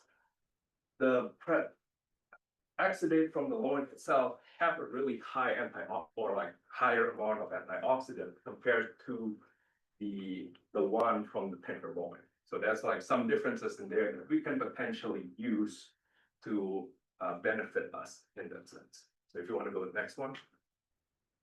So we did some small trials. So we did incorporate specifically the perch from strip loin. It has been aged for 21 days. And then when we put them into the ground beef, we see there's not much of color differences. And then potentially with the 5 and 10% addition of the perch, there are some redness benefit in the products. It's not really clear over here, but then there are a little bit more red over here compared to the control and 1% perch. And at the very least, if there's not much of a difference, the color itself are not much of a difference whether we add perch or not. If we want to, so this really suggests that if we use a single muscle source, there's a potential that we can use it as a functional ingredient to help improve the color or the protein contents of the product itself. And then depending on the composition itself, it can potentially help with the product color. There's a couple more. So something interesting with this is coming back to that microbiome. So like there's one side that we can potentially add synthetic one that we produce from outside. But from the microbiome itself, it is coming from the meat. It has been expected that the microbiome itself from between the perch and the meat will be similar. So what we're thinking is that this addition of methoxidate we can potentially use to also control the microbiome of the meat. So if we find a product with a good microbiome, we can potentially collect those perch and then use it on the ground beef products. And then that could be an additional way to help improve the color. So using that single source muscle could potentially produce those antioxidants and also help the color by modulating the microbiome or changing the microbiome. If you can go to the next one. So the main goal is trying to determine the impact of different single muscle source, particularly on the color, the microbial, and the palatability quality of the ground beef. Want to go next? There's I think 3 clicks on this one. Yes. So this one is just for the perch preparation. So we'll be using 2 different muscle, the loin and also tenderloin. So we know like they have a very distinct exudate, very different color composition and color quality as well. So we'll be collecting the exudate and the muscle itself, and we'll do the pH, microbiome, and microbial concentration. And also for the meat itself, we'll actually do the pH and the color stability to make sure like, all right, there are some differences, there are differences in the product itself. For the exudate, and then we're going to go to the next one. So there should be one more. There you go. We're going to use those perch into the ground beef. So in here, we're going to use the typical beef chub, and then we'll add about 10% of those perch. And on one of the treatments, we're going to use a combination of the loin and tenderloin to see if there's any differences in the result of that. We'll make patties, and then we'll take a look at the pH, microbial concentration, microbiome, color stability, water holding, and also texture of the product itself. If you want to go next to this one. So what I'm requesting for this is about 15,600. A lot of the portion is to do all the analysis. We have a new microbiome person in the department, and we're able, his method, we're able to push down a lot of the microbiomes. So that's really helpful to do all the data analysis on this side. So we're expecting about 15,700 for like the analysis for the whole project. If you can go to the next one. And then we're expecting about 12 months. We've done the initial study from that one, and then so it's fairly easy for us to continue to do the next one. We already know the process on how to do. The main thing on that sample is just waiting to the product to age to a certain point to make sure that we have enough purge that we can actually use to do the replications and everything from inside. From the last slide. So some immediate impacts, we are looking to how we can potentially also reclaim some of this waste. So meat purge usually about 5% of your meat, if you age them, sometimes it could go, depending on how long they are, it could be like about 3 to 5% generally. It could be more depending if you freeze them and other processes that you do, but those are still valuable products. And sometimes right now we just don't have the way to use it. And then on long-term while we're trying to see how we can develop a novel way that we can control and meat color, whether that's through microbiome or like other methods to combine everything together. And then that's all for this project. I'll be ready to answer any questions if you guys have. You think you'll run into any paradigm challenges? Oh, I am, yes, I definitely am. Talking with some people on the beef side, it's kind of hard because the exudate and the microbial is always the part that like, hey, the goal is trying to reduce the microbials. I mean, we've been very successful on that. We reduce things, but all in all, what we see is the microbial is always there. So if it's always there, why can't we just try to find a way that we can also use them when they're growing? We know that they're growing. But some of it you're gonna be fighting an uphill battle. Yeah, some of them are, and then the nice thing is some of our results are producing some pretty interesting data that are like, we can do this. And then it will be very hard if it's just my data, but the nice thing is several other groups across the country are finding similar data as well on different things. So there are some ways that we can do it. It's just a matter of like figuring it out on what we do. So like in this one, we're trying to see like if we can use the purge to do it. So like more natural way, like we already have something going on from the beef side that we can use it. Or the other way that I'm doing is like the synthetic one, we're actually producing the microbiome itself and then we add them to sponge. That might be a little bit hard both ways because we're adding microbials, and the idea of adding microbials to the meat is not as easily accepted. But I think if there's some positive benefit from it, and then there's some potential cost improvements and benefits from there, I think the industry are very much looking at that. Sure. Any other thoughts, questions, concerns? Awesome. Well, thank you. Thank you. Thank you. Right, so next we wind it. He's already got it, thing, whenever you're ready. Hello, do you see my screen? Yes. I wanted to first thank you for inviting me to present this proposal. The proposal is about development of a low-cost unpacked freshness indicator label for case-ready beef. I'm going to be working, I'm Dr. Gashti from Pittsburgh State University, and I will be leading this project in collaboration with Dr. Ward from Biology Department at the university. So just a short, the summary of the proposal is about a small colorimetric label mounted inside the package headset, using a variety of, actually exploring variety of synthetic natural dyes, and anthocyanins are one of them. We're going to be immobilizing them on paper or biofilm polymers, and also we're going to be, since this is going to be as a system to be able to visually track the transition within the beef, if there would be any spoilage coming off from the microbes growing in the environment, and they're going to be creating the volatile nitrogen compounds, and that's going to be changing the pH shift, and this correlates with the color transition within the color indicator. And we will be planning for prototyping, interpretation scales, and processings and implementation guides for processors and users. So a summary of the the global downstream, the waste beef downstream. I just summarize here.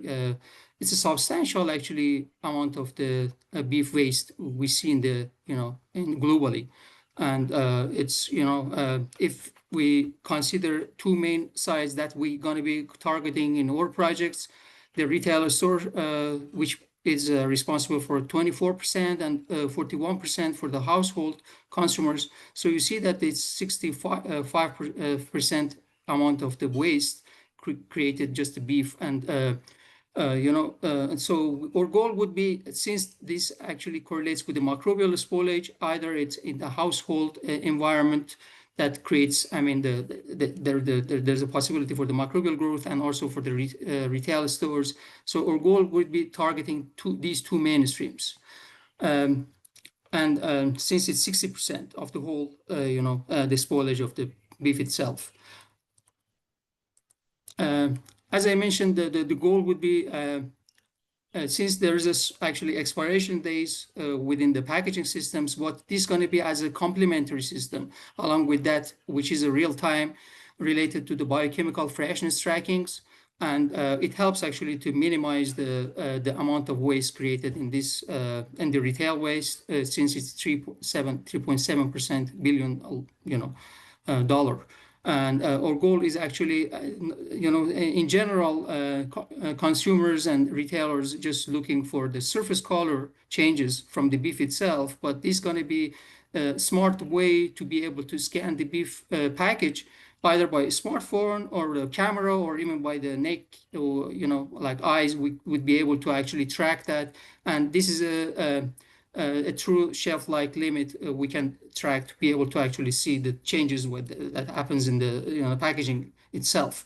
And this also helps for the cold chains to be accountable, because there would be definitely during the transportation, the temperature abuse helps.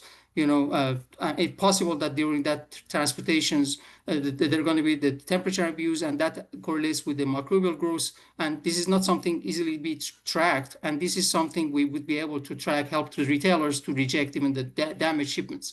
And also this actually changes the consumer and retail behavior. Another way they can easily use as a way to track the meat and beef spoilage, instead of just using the natural oxidation color changes. As I mentioned, this we are planning actually based on this solution to actually create a low-cost system, which actually Arkansas beef operations need to have accommodate, and also to be able to use just naked eye color scale. This is going to be a compatible system for the packaging, useful for decisions, and for the cold chain industry to be tracked. And since we know that actually the stakeholders are just relying on the expiration dates mainly, and just the printed dates, and also the color, meat color. And there is no, as I mentioned, and there no simple readout that we can track. And the other ways we can, we need to actually track the spoilage of the beef is just running lab testings, which would be costly. So this is much simpler and much easier, and also, the very, very low cost way to track this. The label going to be mounted inside the package. There's no direct contact to the meat or beef, and it directly reacts with the volatile compounds. And we actually be able to track, as I mentioned, the visual color changes. And because we have this, just a little bit about our recent research collaboration with a company called Imbarrex. They are located in Florida. We worked on the carminic acid extracted from cochineal, which is like an insect, but it has a natural color, and that's it's a food safe color. We use that actually as a system to be implemented inside the cheese packaging. We wanted to see how that correlates with the cheese, mozzarella cheese tracking, and we were able to successfully track that actually changes within the cheese package. So here in this so we have this background in collaboration with Embarx, and they're working on this technology to commercialize as a really simple and cost-effective method for the cheese industry. And the mechanism of the creation of the volatile nitrogen volatile compounds from beef itself, I just summarize here.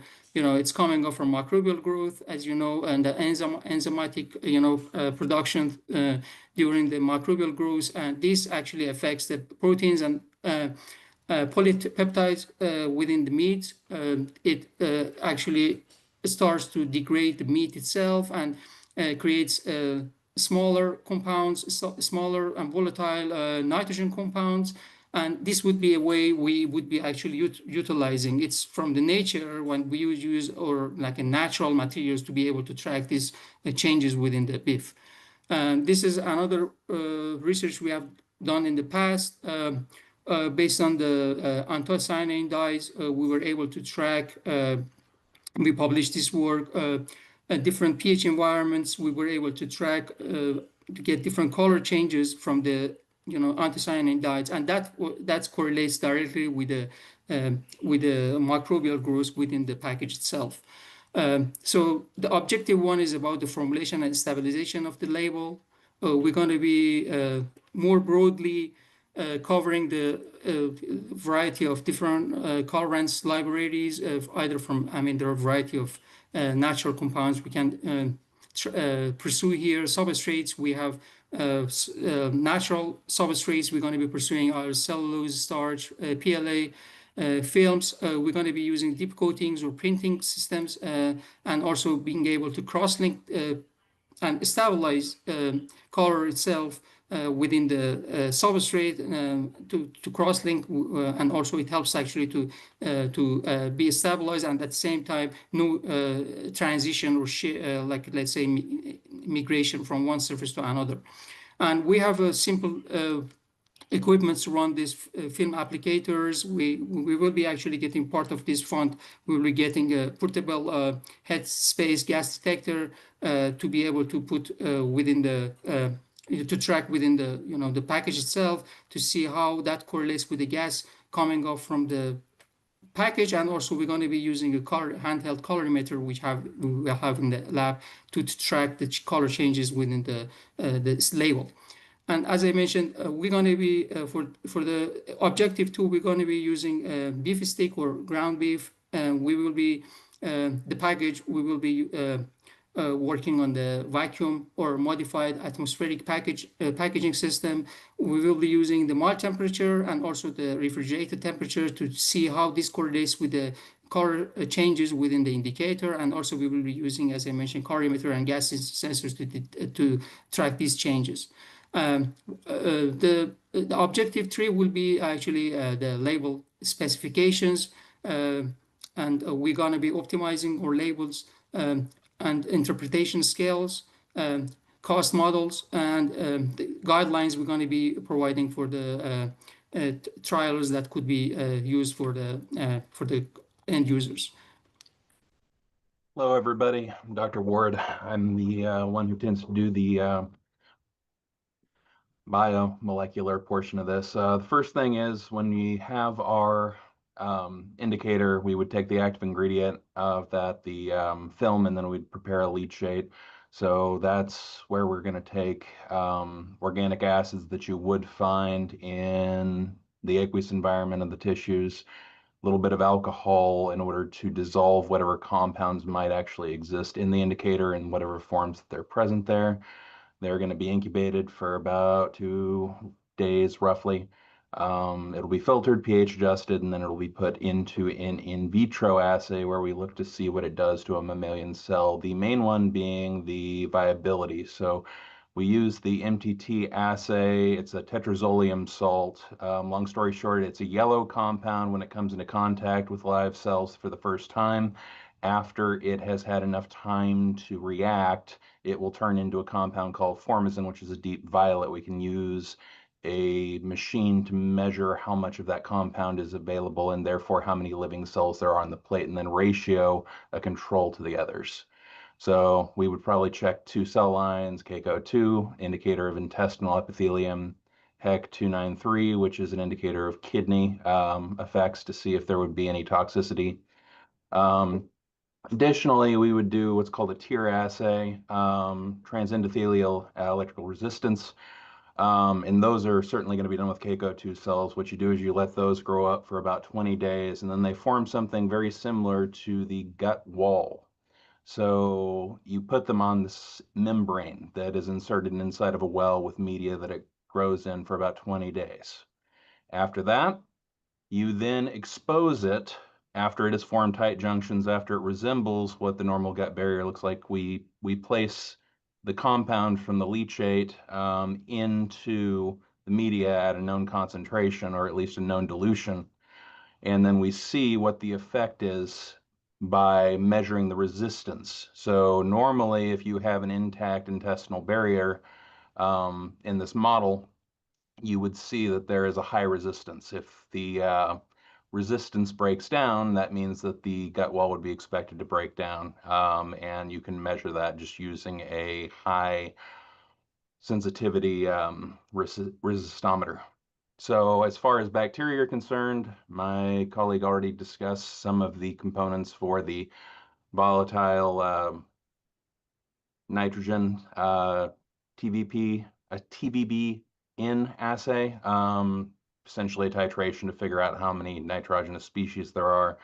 We're going to do aerobic plate counts for known causes of spoilage and disease. Lactic acid testing, of course, will be done on the samples that we have. And then obviously, if we have this film, we're going to figure out what the minimum inhibitory concentration of the active ingredient would be. So with that, I turn it back over to Dr. Gashti. So as I mentioned, we're going to be we will be doing the different beef cuts, packaging formats, and retail decision, which would matter here to based on the industry needs. We would love to actually connect with your team there to identify your current needs and how we can adapt or like a packaging system here for your applications. And also we will be looking for pilot partners. So, I have some of the companies that are actually producers, natural color producers in the country. We will be working with them on this to identify the best color system which we would be using for here, but also for the end users, the processors, and the retailers. We would welcome actually whoever is interested. We would like to actually work with them closely to be able to make this commercialized. And the label format which we will be looking, actually we will be implementing very easy cost-effective method to apply. Sample sourcing, we have accommodated some budget for sample sourcings for the beef producers, and also we're going to be presenting this work, for your organization and the members of the organizations, and also we will be reaching out to some of the beef producers in the country to be able to commercialize this. And it's going to be the readability of this system very important. It's going to be easily used for and readable, and also it's going to be because we have done this on the cheese. We have seen that we can produce a very stable color system that could be used as a color indicator. And also this correlates directly with the volatile nitrogens and the pH changes within the environment. We're going to be, as my colleague mentioned, looking for the safety and the practicality of this, and also the scalability of the system. So the timeline is 24 months from July to December. We're going to be working on screening different color systems and the substrates preparations from January to June 2027. Refrigerated trials and microbial, chemical, and color data will be collected. And we will be also running from July to December 2027 calibration systems and optimizations, and also from January to June 2028. We will be looking for the outreach and also the report and also the guidelines for the users. And this is going to be beneficial for the for better stock rotations, cold chain insights, cold chain transportations, and we will be looking to reduce the amount of waste, since there's a huge amount of waste created in the beef industry, and this definitely would be a great way to create a cost-effective method, and also to create a trust for consumers. And the amount of funding we request is 89,511 for the prototypes, and the measure cost of this goes to the students. We will be having one graduate students to cover their tuition fees and their cost, and some costs going to be allocated for supplies. And yeah, that's all I can say, but thank you so much for having me. All right, thank you. Do we have, any questions?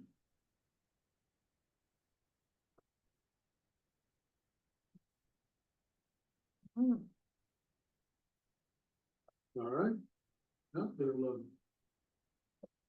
move on to it.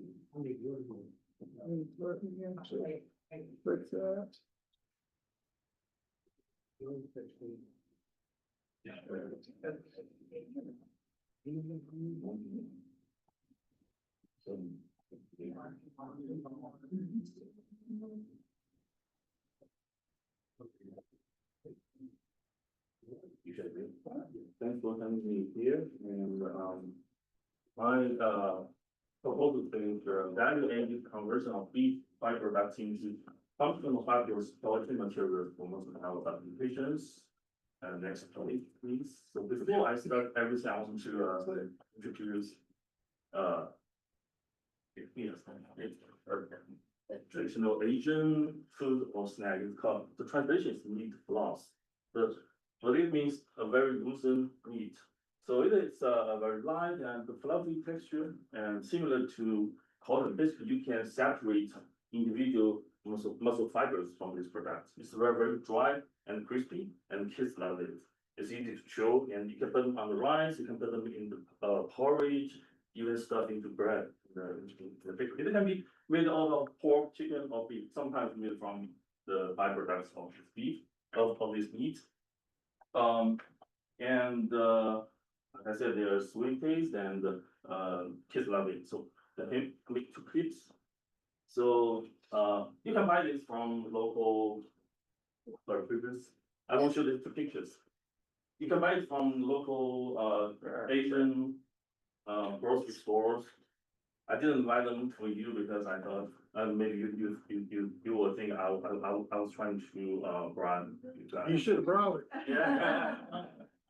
Yeah, so I found this in Amazon. This is the Taiwanese style pork meat floss, and for 18 ounce it costs $25. And this is an Indonesia style beef floss, 200 grams. It costs $33. So this is a good example for value and added beef byproducts. Okay, next page. So we know that beef byproduct is a major resource because about 44% of the live cattle weight and 9 to 10% of total cattle value. And most of the byproducts, where do they go? They go to become bone meat meal, to animal feed, to pet food. So they are going to the low value added part. So many treatment of carbon materials remain directly towards low value applications and limited the utilization in the advanced applications. So our idea is, can we convert these byproducts from the food grade meat floss into a high volume biomedical research field, so we can add higher value to these byproducts. Next page, please. So the concept is we can use this beef trim of cuts, follow some procedures, they're pre-existing procedure to produce the meat floss in the food industry, but we can optimize it to convert a group of the cotton-like material into the aligned protein fibers. This aligned protein fiber, we can make it into a single layer as a sheet or 3D structure scaffold. This scaffold we can see the muscle precursor stem cells in there and let them grow and produce the myotubes. So why I want to do that? Why structure, the aligned structure matters. Next page, please. Because we know that in the animal, the muscle fibers, they are going to the one direction. So when they contract, they can move the one direction movement to move the bones closer, so we can run, we can lift up things, we can stand up against the gravity. But if we grow the muscle precursor stem cells in the petri dish, in the cell culture, in the lab, they grow up on the flat plastic surface and they lost the structural guidance, means they do not have template to grow. We know that when the muscle grow, the new muscle fibers always use the pre-generated muscle fibers as the template to grow. So that's why they can grow like this one direction parallel. If we can provide some template that's aligned together, these myotubes, they may have the direction, may have the template, so they can grow more like what they are growing in the animal, and so they can maintain some specific physiological functions. So next page.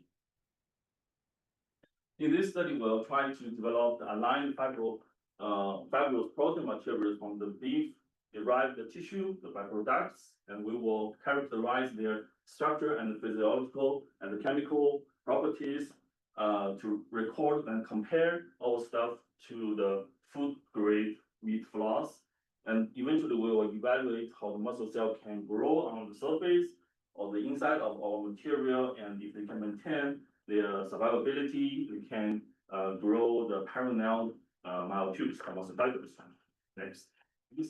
Next is the workflow of our study. So first we will get the meat cuts, the trims, and we will optimize the procedure to produce the meat floss, but instead we will make them to align to each other.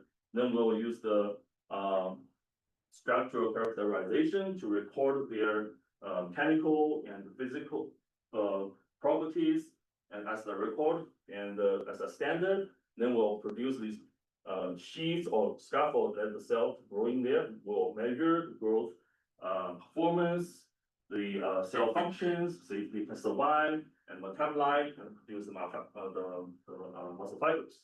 Next. So are you making fake meat? Is basically No, what you're doing? it's not fake meat. We only try to maintain the structure.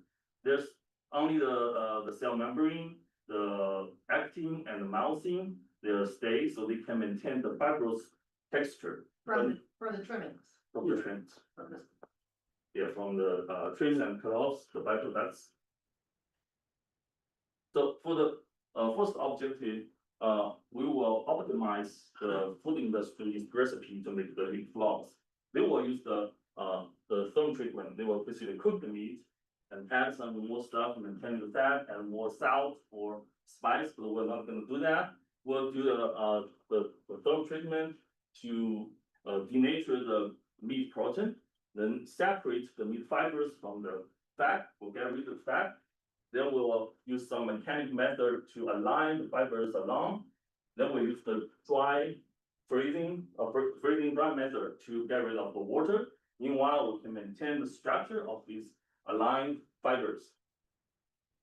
So the second aim or second objective, so next page, we'll send our samples to the nanomaterial lab. They will measure if the fibers, they are perfectly aligned, parallel aligned, and if we can find these pores inside, so the cell may grow inside of the structure.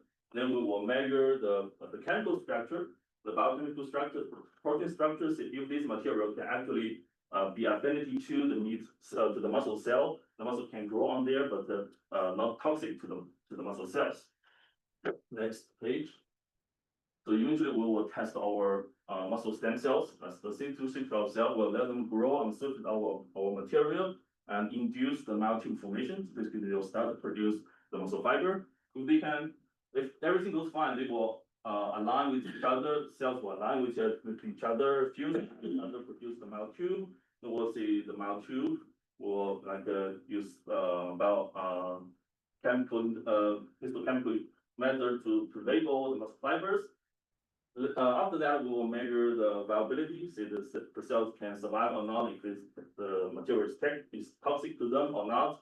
We'll see the muscle tube formation, if they are parallel with each other or they are just grow without direction. And we will measure the myogenic genetic markers. These are the marker gene for the myogenesis, and if the cells they're living well, so we have a normal metabolism, so mitochondrial activity. Yes, next page.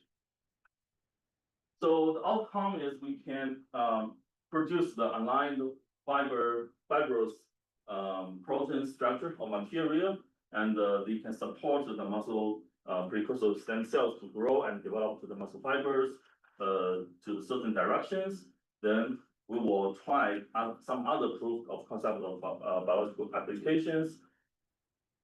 For this study, we only focus on the cell culture, but if it's successful, we will move that to the clinic study. So this material, they can be applied to the wound, the area, wound area. For example, if a pregnant woman gets a C-section, the healing of their abdominal muscle is slow and takes longer and painful. But if we can provide some aligned fibrous sheet, help them to heal the muscle around the belly, that would be great. So after that, everything fine, we can see that we have a new value add application for the beef fiber products. 20 grams of the beef floss costs $30, but if it's a 20 grams of the biological fiber for muscle healing, it costs $2,000. So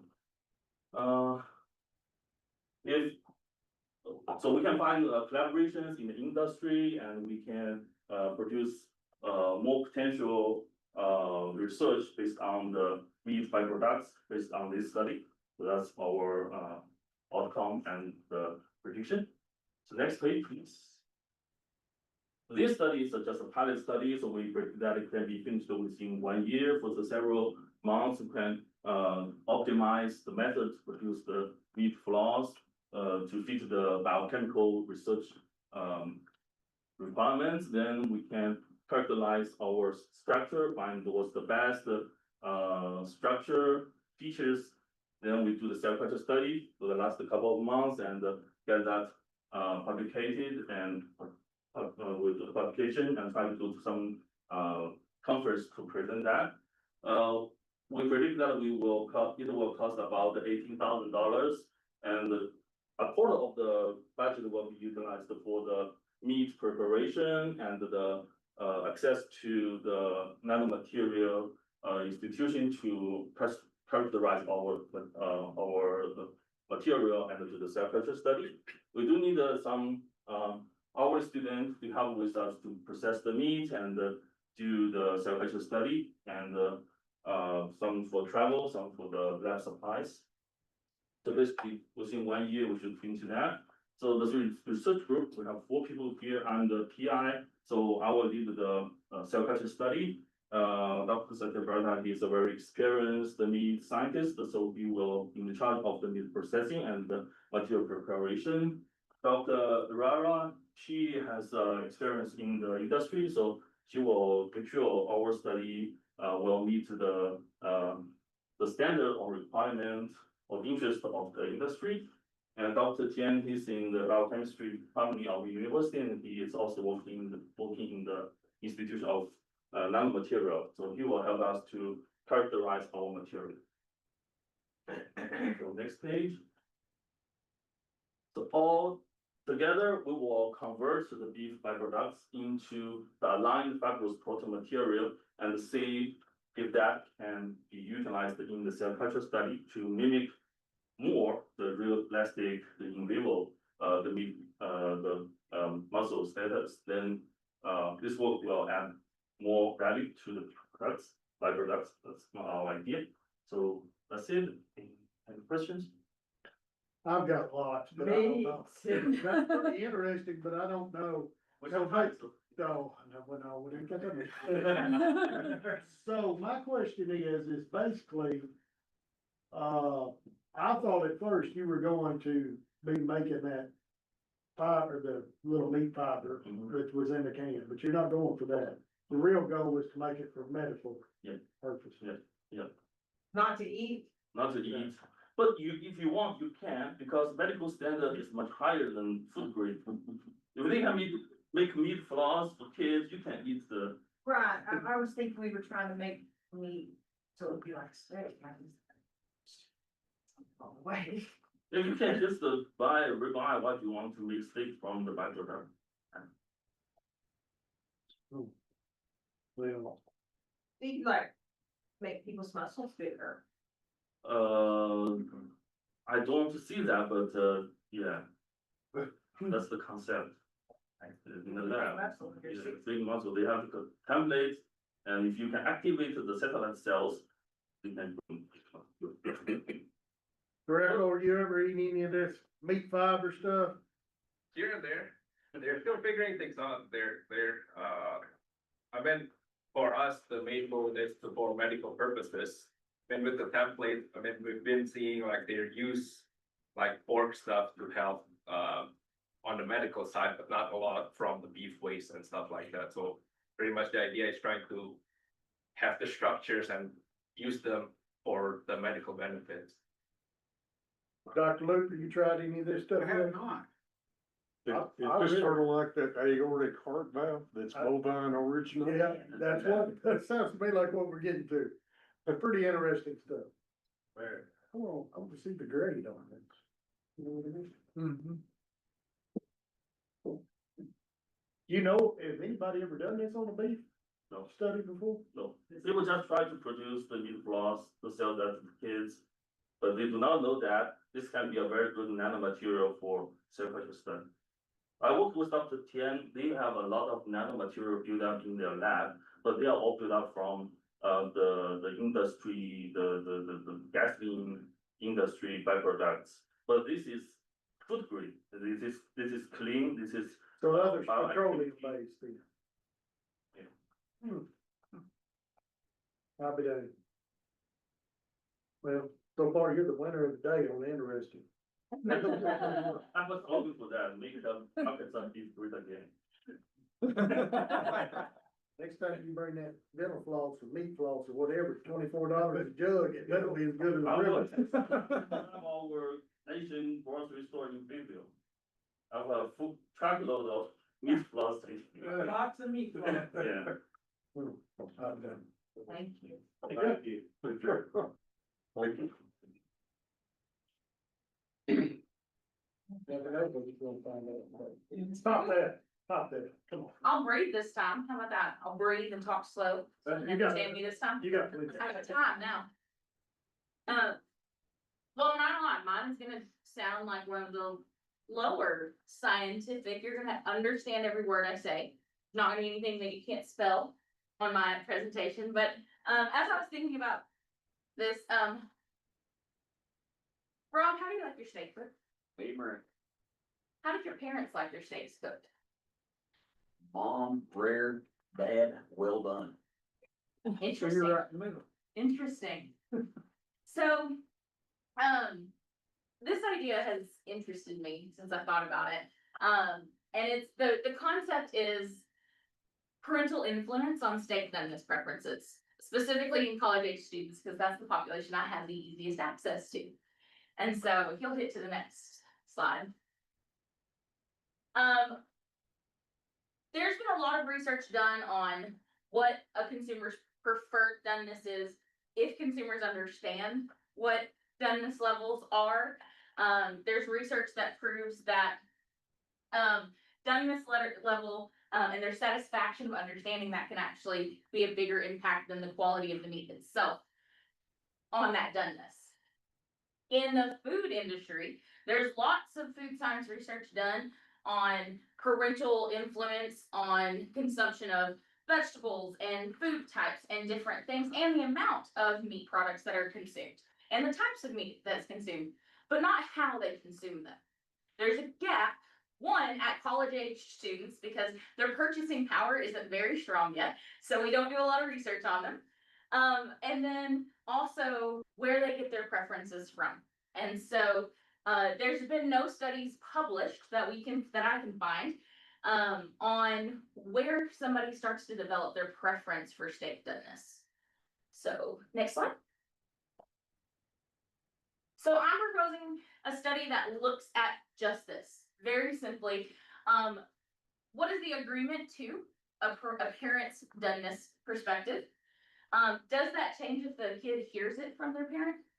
So during the study itself, looking at both parent and child's verbal and visual understanding of meat doneness. So do they say medium rare, but then do they connect it to the same picture? What do they think that means? Do they compare that? And then stated versus actual. So if you go, I don't know that I did a full method section, but let's go to the next one. See if I did. Yeah, we'll stand here. So I want to look at about 100 pairs. So that way we're not looking at one student to two parents, one parent to one student. But if they have two parents, just gives us more data. That's fine. And what we want to do is we're going to have a study that looks at them simultaneously and independently. So when they come up to the study, the student would have a blind taste test of their steak doneness, see which one they prefer. So they wouldn't be told which one it is. They would just make a choice.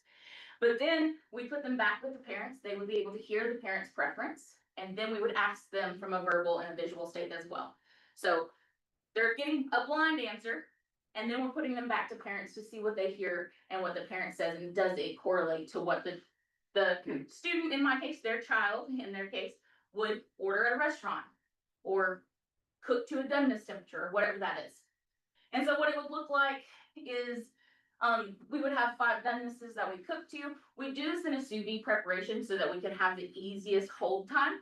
And we engage at a family event at ATU. So our family day, our homecoming, give us a few chances to get that college age student that we're looking for along with their parents.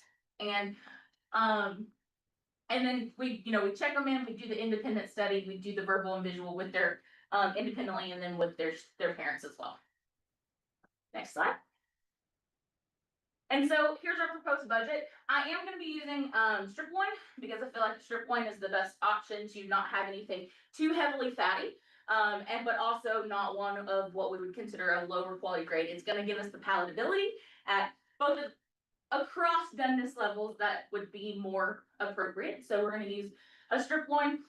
We'll need some consumer sensory things, napkins, toothpicks, things like that, just all those supplies. The sous vide units themselves, professional printing to actually print the doneness levels so that they are very high quality and very visual. And then the Qualtrics survey system is our biggest one. At Tech, we do not, as faculty, we do not get the Qualtrics survey system provided to us as faculty as a resource. And Qualtrics has specifications that allow us to do more things than the basic Microsoft version that we are given.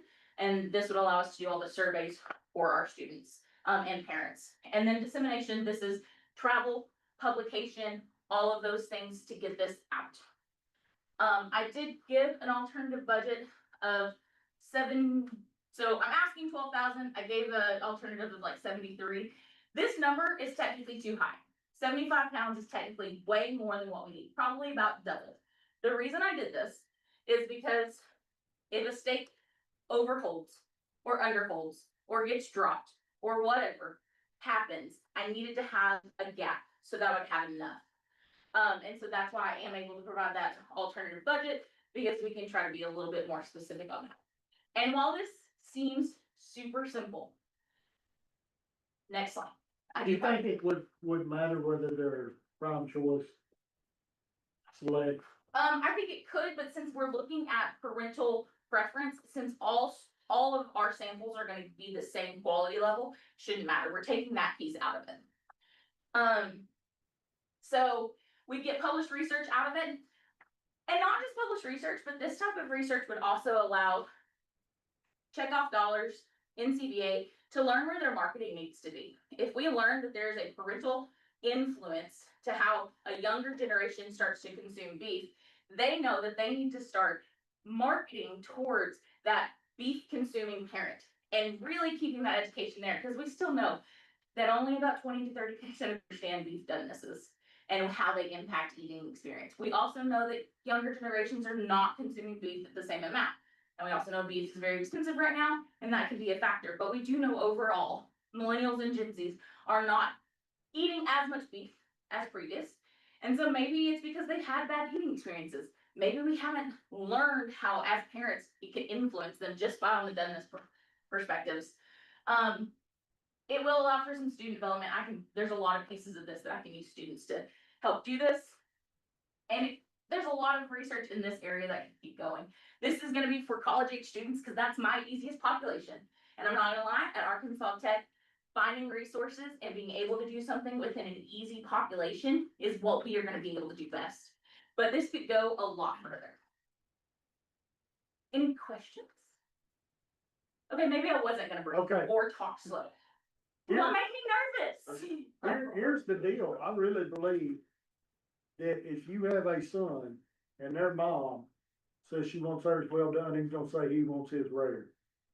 And if you have, Interesting. Why? I really believe that, do y'all know, I mean, think about it, most of the time, boys are going to want to be more, just always seems that way. I mean, every time people that I know that have kids, they're going to, on a steak, it's like, what with dad? I think there would be a huge difference I think so between, too.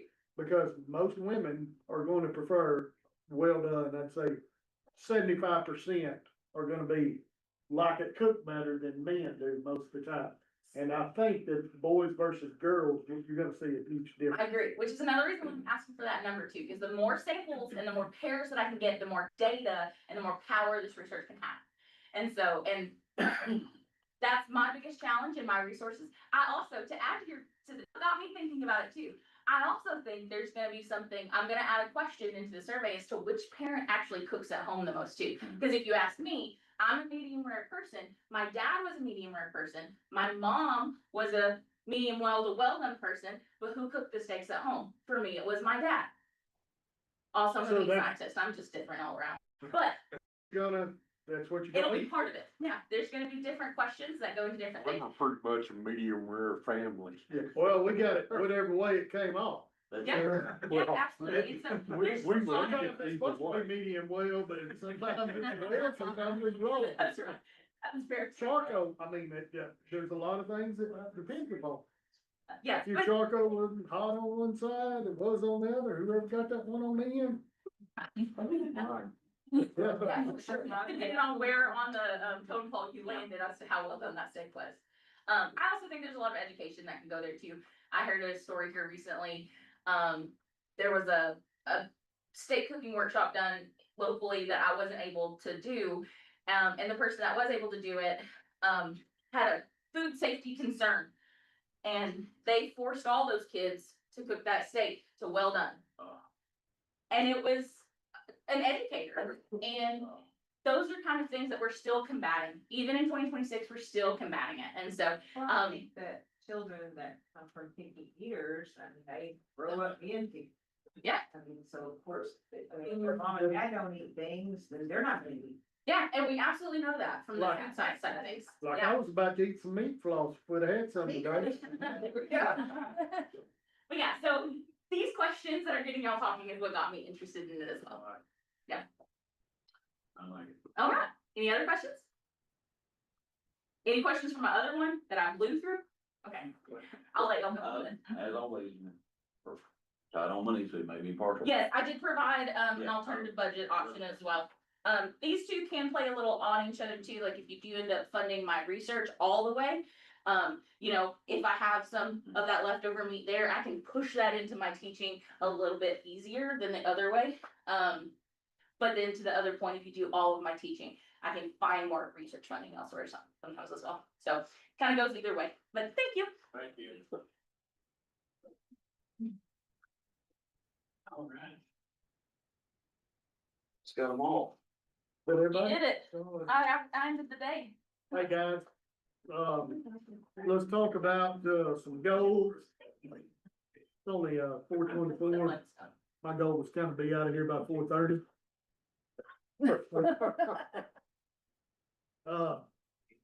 Okay, we still got a whole lot to do. I guess maybe my main question is, Tillman, I didn't think about this. Since this is a continuation meeting, does it have to start at 9 o'clock, or can we change the starting time since we're just recessing till in the morning? I would think we'd have to start at 9, because that's what we put out on our first release. Okay. So, tonight, bring this, folder, I guess, everybody staying at Michael, you're going home, correct? Bring that to your kiddos and ask them how they like their steak done. And,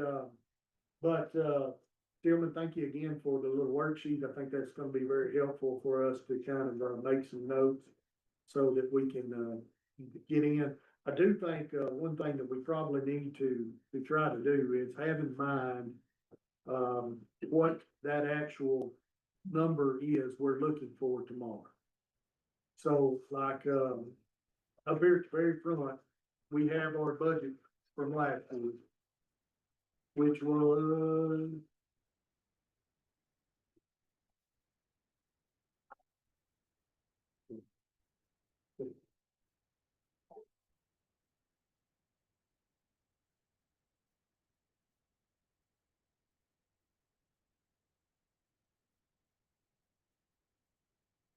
Total budget including remittance, yes. 792, 154. That's what we budgeted for, 792.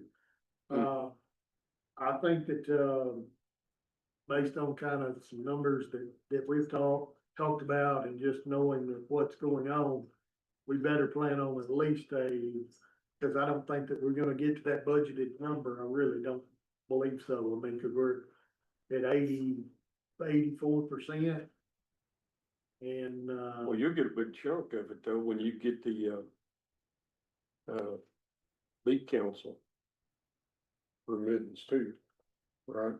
When we pay that. yeah, I'm just talking about, the fact that last year we were planning for Oh, yeah. $792,000, Right. give or take.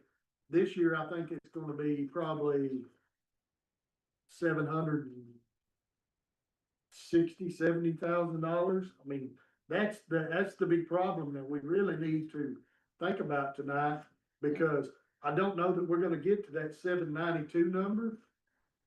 And if we don't get to that 792 number, it's gonna be really hard to know beyond that. I mean, I don't think that, we might have to really sit down and figure tonight. That's one thing I want all of you to think about, is if we're, predicting a 4 or 5% less number this coming year, or is it gonna be an 8 or 9% number? Well, I mean, you look at 2024, we're running in there at 715, 779, we're at 672,000 kids. So right now. Yeah, we got 3 months or 2 months, 2 months left, so I don't think there's no way that we're gonna get to 792. You see, I guess, Your July would only be once, or June is typically a pretty high month. Based on historical figures, but here's the problem, as high as cattle's been, people are selling them 3-weights, they're not gonna keep them until them fall calvers. Most of the time, that's when they come out. So that is a concern that I'm seeing, because if we even look back 2 years ago, 2 and 3 years ago, in the month of April, we sold 85,000 and 85,000. We only sold 63,000 head this year in April. That is a very, very small, that is a pretty substantial decrease. So far, we're down about 6.1%. And that's a, I don't, Sam, I think that that 792 number included our 90,000 in reserves. Yes, I think, it Yeah, it did. So, basically, I think what the number we need to be looking at is we projected 672. I think we're gonna do real good if we get it in at 660. If we get it in at 660, then what are we gonna have to project for this coming year? Are we going, I mean, that's where it becomes a little bit,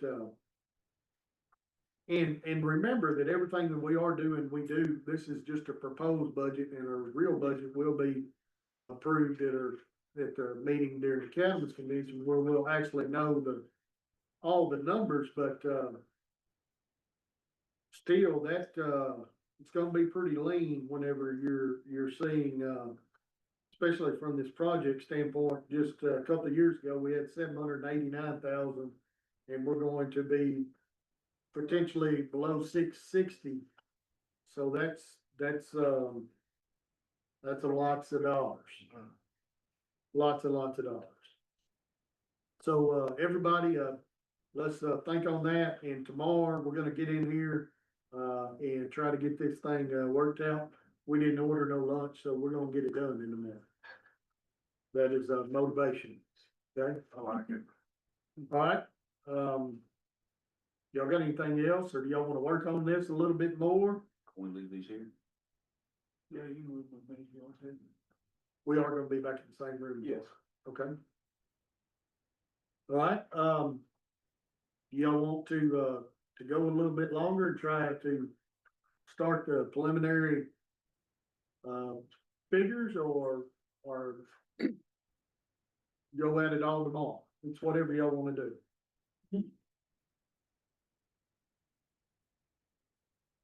Don't matter. Doesn't matter. It's gotta be done either way.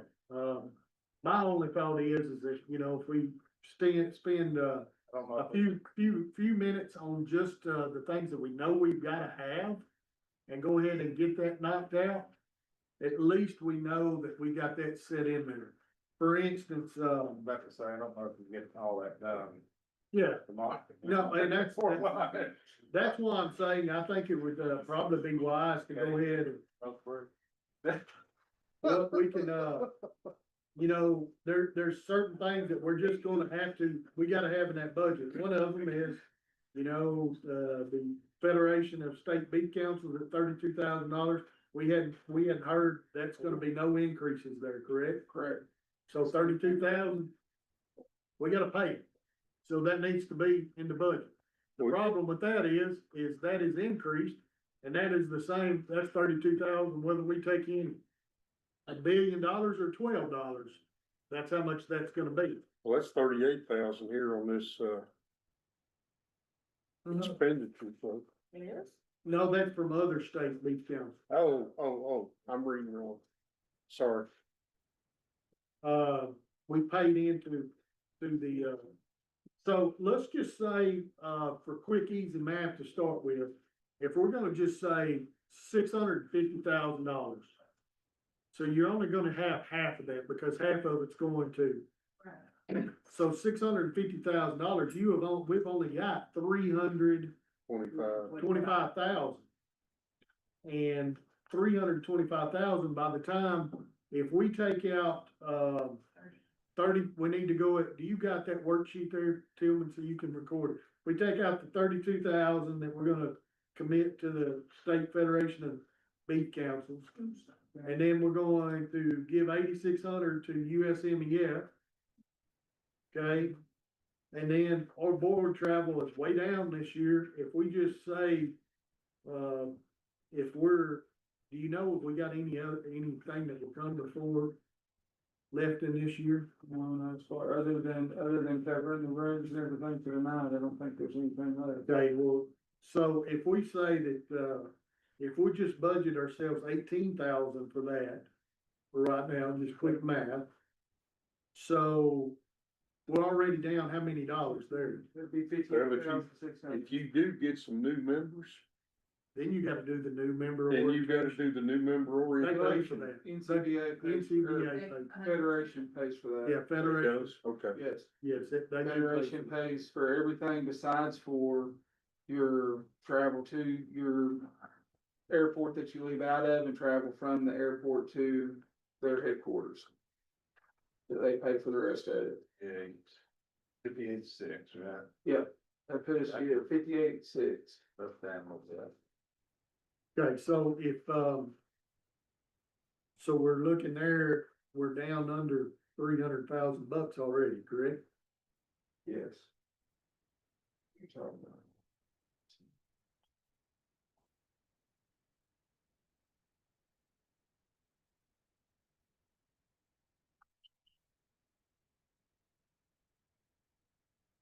Okay, um. So I guess the next easiest thing to look at is the, 266,400 as you do your full budget. so this last year, we, set aside $143,000 for council programs. Right. If, just for easy math, because everything's gonna have to take a cut, let's just say to start with that we're at $135,000 Okay. there. How much? Just so we can get to a point to see how much money we actually have. If you put 135,000 into the council programs, that's gonna leave you with 131,400. Boy, we love, that's a couple of programs, or a couple of presentations that we've had today. So. Yeah. Does, Is the reserve in that? No, It's no, not, no, the reserves, but the reserve's on the top already. It's figured in already. So that's 650 Yes. at the core, right? Yes, because see, the, I thought the reserves was kept separate. no, It it's, wasn't included in. yeah, that would be included in the whole deal. And I think this is probably the first time that we will probably need to, there's nothing that anywhere that says the reserves, it's just kind of been a long-standing deal. But I think this is probably one of the years we're probably going to have to take 20,000 off the reserves. Maybe, just to make sure that we can keep things going, because the problem is when people, when you lose so much, I mean, there's gonna be a lot of good projects that we can't fund at all, or partial funding, and a lot of these we've been doing for a long time. It, makes things difficult, so. All right, so, do y'all see anything else, do you have an actual sheet like this? It's all on the worksheet there, what it is? Yep. All the red. So just trying to get a number around my head, how much money do we have to work with? 131,400. Yeah, so that's what I was kind of trying to get to by the time, at least if we get to that number, we can kind of study on it a little bit to know, because based on it, because we know that we've got to have our council programs, we know we gotta pay our, Federation of State Big Councils or USMEF dues. So after that, then it's where we started. So, well, we have to have our travel stuff. yeah, and it's already taken out, so that's counting that out. So at 100, so basically saying if we can spend $130,000 before we dip into our reserves, then we're not. I mean, a lot of Is it. everybody kind of clear on that, understand? I mean, but I do think that we've got a lot of stuff that's real easy. to mark off. That's what I'm gonna say. And if y'all wanna go ahead and let's try to maybe mark off a few of those, so you can look at your worksheets tonight, and then that way we're ready to go. Start at the top. You can start, let's start with number 1. Okay, explain the Bigelow thing again. Now, what is that? Who is that? So there's some, canvas that works here. her, it's a baseball thing that they've got up there. And anyway, with it, what it boils down to is they're just trying to get sponsorships to help with that youth program that they have there. Anyway, in that, proposal that they had sent over, there's some signage and other things that they were gonna do there. But because she's connected in with us, we wanted them to turn that in. That way y'all could look at it and say yay or nay or whatever, which they're not worried about one way or the other. I think we would be setting a precedent that we couldn't afford. By every sport. I think I mean, where we've got it with the Travelers and with Northwest Arkansas. Yeah. Those are great venues. There's a lot of people that see that. But I think if we start putting up signs Right. at every local community, It'd be that everyone. will want we that. can't afford it. No. So I would say no on that one. I would take that as a, let's mark through that there. You know, number 2 there, we've actually got 2 asked for the same. I do have a question on number 2. Okay. So, maybe my mind's not thinking right, but this school right here is gonna have an vet. That's good. And vet school is not cheap. Why can't they buy their own stimulus? A lot of these things, I thought the same thing, like, why you come to us for? Yeah, when they've got money, why are they coming to us for? And I mean, I 100%, you know, and I understand they're always trying to get those guys to get out and find stuff. And I think it's something that would be great. I don't know, another thing where we need to be setting a classroom, and we have a little bit with some of our Arkansas Tech funding that we do done previously, and that's kind of, but I don't know that in the money, that's the best use of our funds, because there's people that's paying tuition to go to there. To me, it's a little bit different whenever it's an extension-based project versus a college-based project. Right. To me, and I think that, very worthwhile. I just don't see how we're gonna have money in the budget, me personally, to make that work whenever we only got $131,000 and we got $1 million. Well, when you got the BQA program, Yeah. that's offering basically the same thing, but they're getting their funds separately for the birthing simulator. Yeah. Yeah, Another thing, a BQA. That is was, going around. that raised a big flag to me as far as, I mean, I agree, it's a great thing to have, and it would be great to have it at school, but they're gonna have a vet school, and if they can't afford no, they just will. Yeah, that's not gonna have very much. Okay.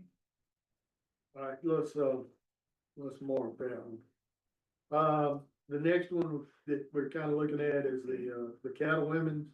You know, one of those things that we've historically always supported. Just don't think there's no way that we probably can support it at the funding that we always have had. We did. And when I think that, you know, that's something that we need to probably put an asterisk beside and maybe say, hey, let's just look at it for worksheet. Say if we cut that in half, just my thinking, we can do whatever we want to. And then at least we kind of have that number going up and down. Right. That makes sense? Yep.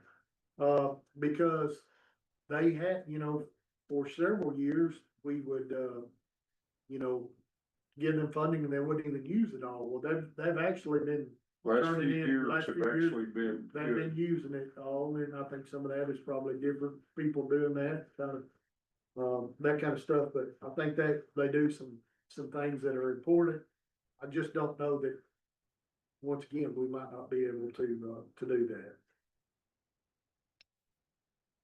All right, the next one is. You wanna just put an asterisk by that? Let's put an asterisk, let's just say for easy figuring, what if we say if we just funded it for half right now?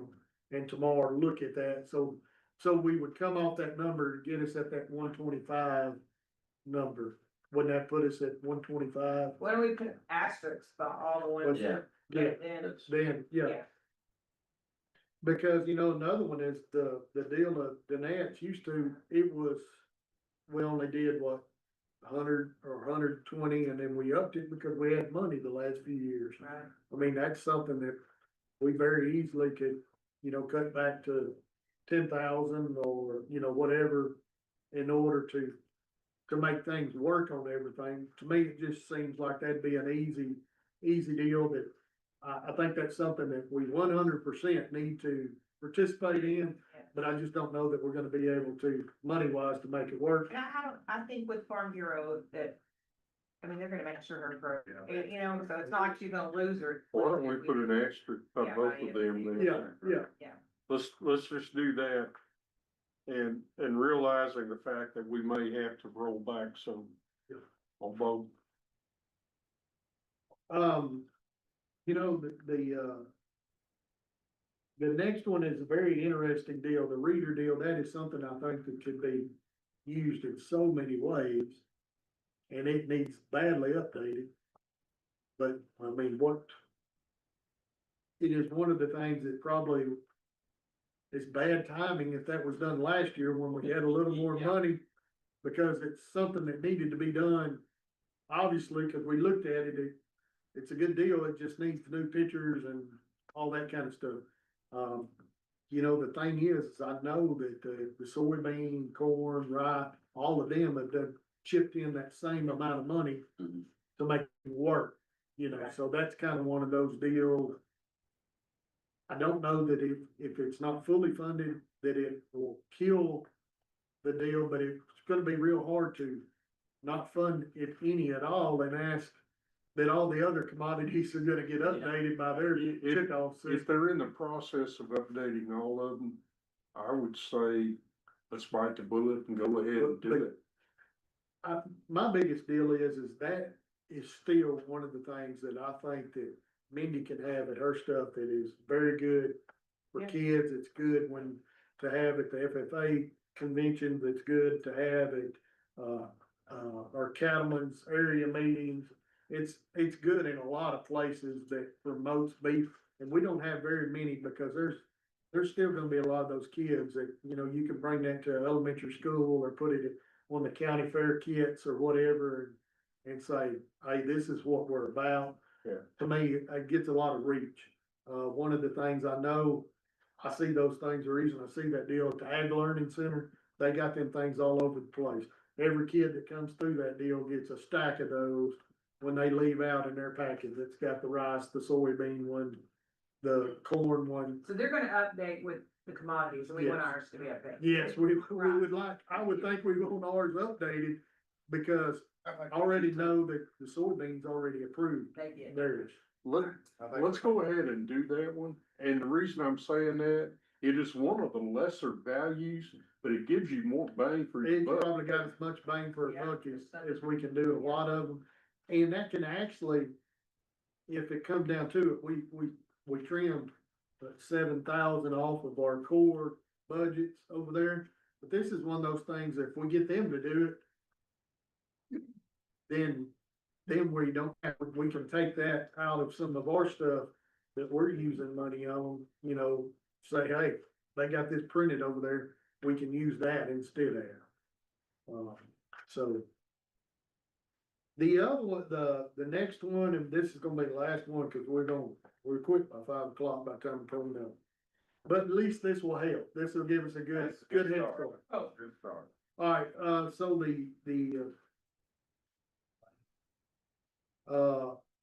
the Cattlemen's Association, request, this one, 06, which exactly one is that? That's That's the, That's it.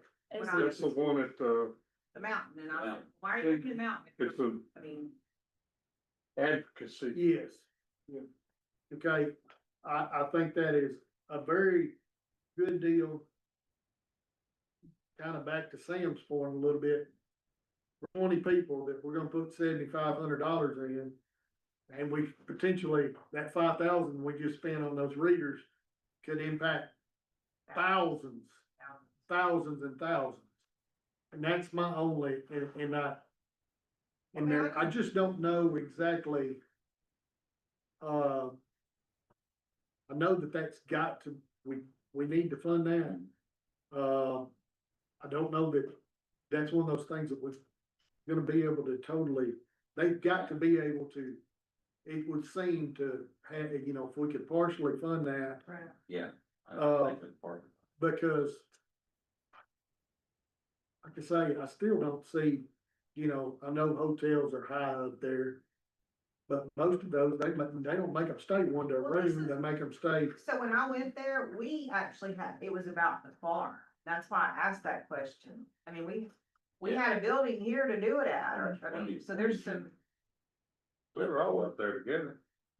yeah, but but We now they're stayed. just staying there. They're not, Yeah, they're not 'cause- utilizing the farm. It's just, we're just gonna go Yeah. there and sleep and eat and drink and stay up there for.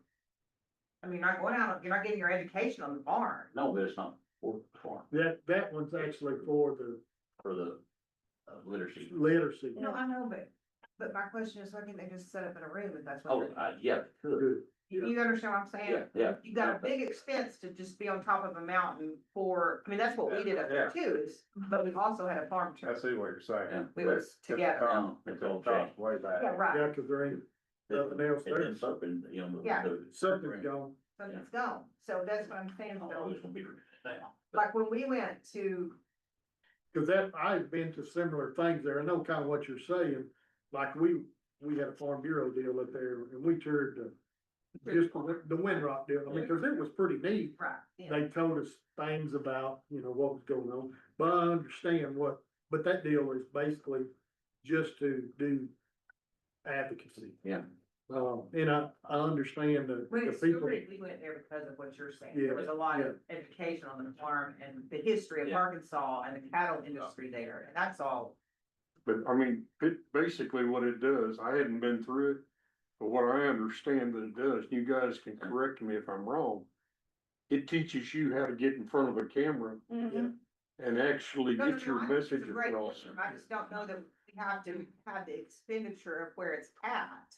That I think the getting in front of a camera is great. We had a building right over here that we all could utilize to get in front of a camera, is what I'm saying. But yeah, I think we're wanting to partially fund. Yeah. Everything we fund. Yeah. I'm just fine with partially funding. But can we just put like PTF or PF over here on the side? Asterisk, I mean, it's- Asterisk. Asterisk. Yeah. Come back to that. Yeah, cause, more of that budget is the lodging than it is anything. Exactly. Right. $4,000 per So lodge. change your facility you're having it. They could do it. But they've got, so 20 people in it? Yeah, 20. But they stay in Little Rock the first night anyway. You know, that's the, I don't know what I'm trying to say here, but. All right. I said, I'm not gonna work y'all past 5 o'clock. We're going to, we're not going to, adjourn. We're gonna recess till 9 AM in the morning. Thank you guys. This was, very productive last few minutes.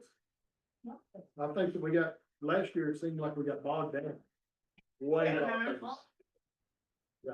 Before everybody cuts loose and everything, I've been advised to let everybody know that any discussions that have to do with any meeting, agenda items or budgetary has to be done in public. So once this is recessed and everybody leaves the room, we're done, we're done talking about it until, adjourned in the morning. Yep. Okay? All right. Talk to my kids about it. You can ask your kids how they like their steak. You can talk to anybody besides another council member. Trust me, I'm not talking about that.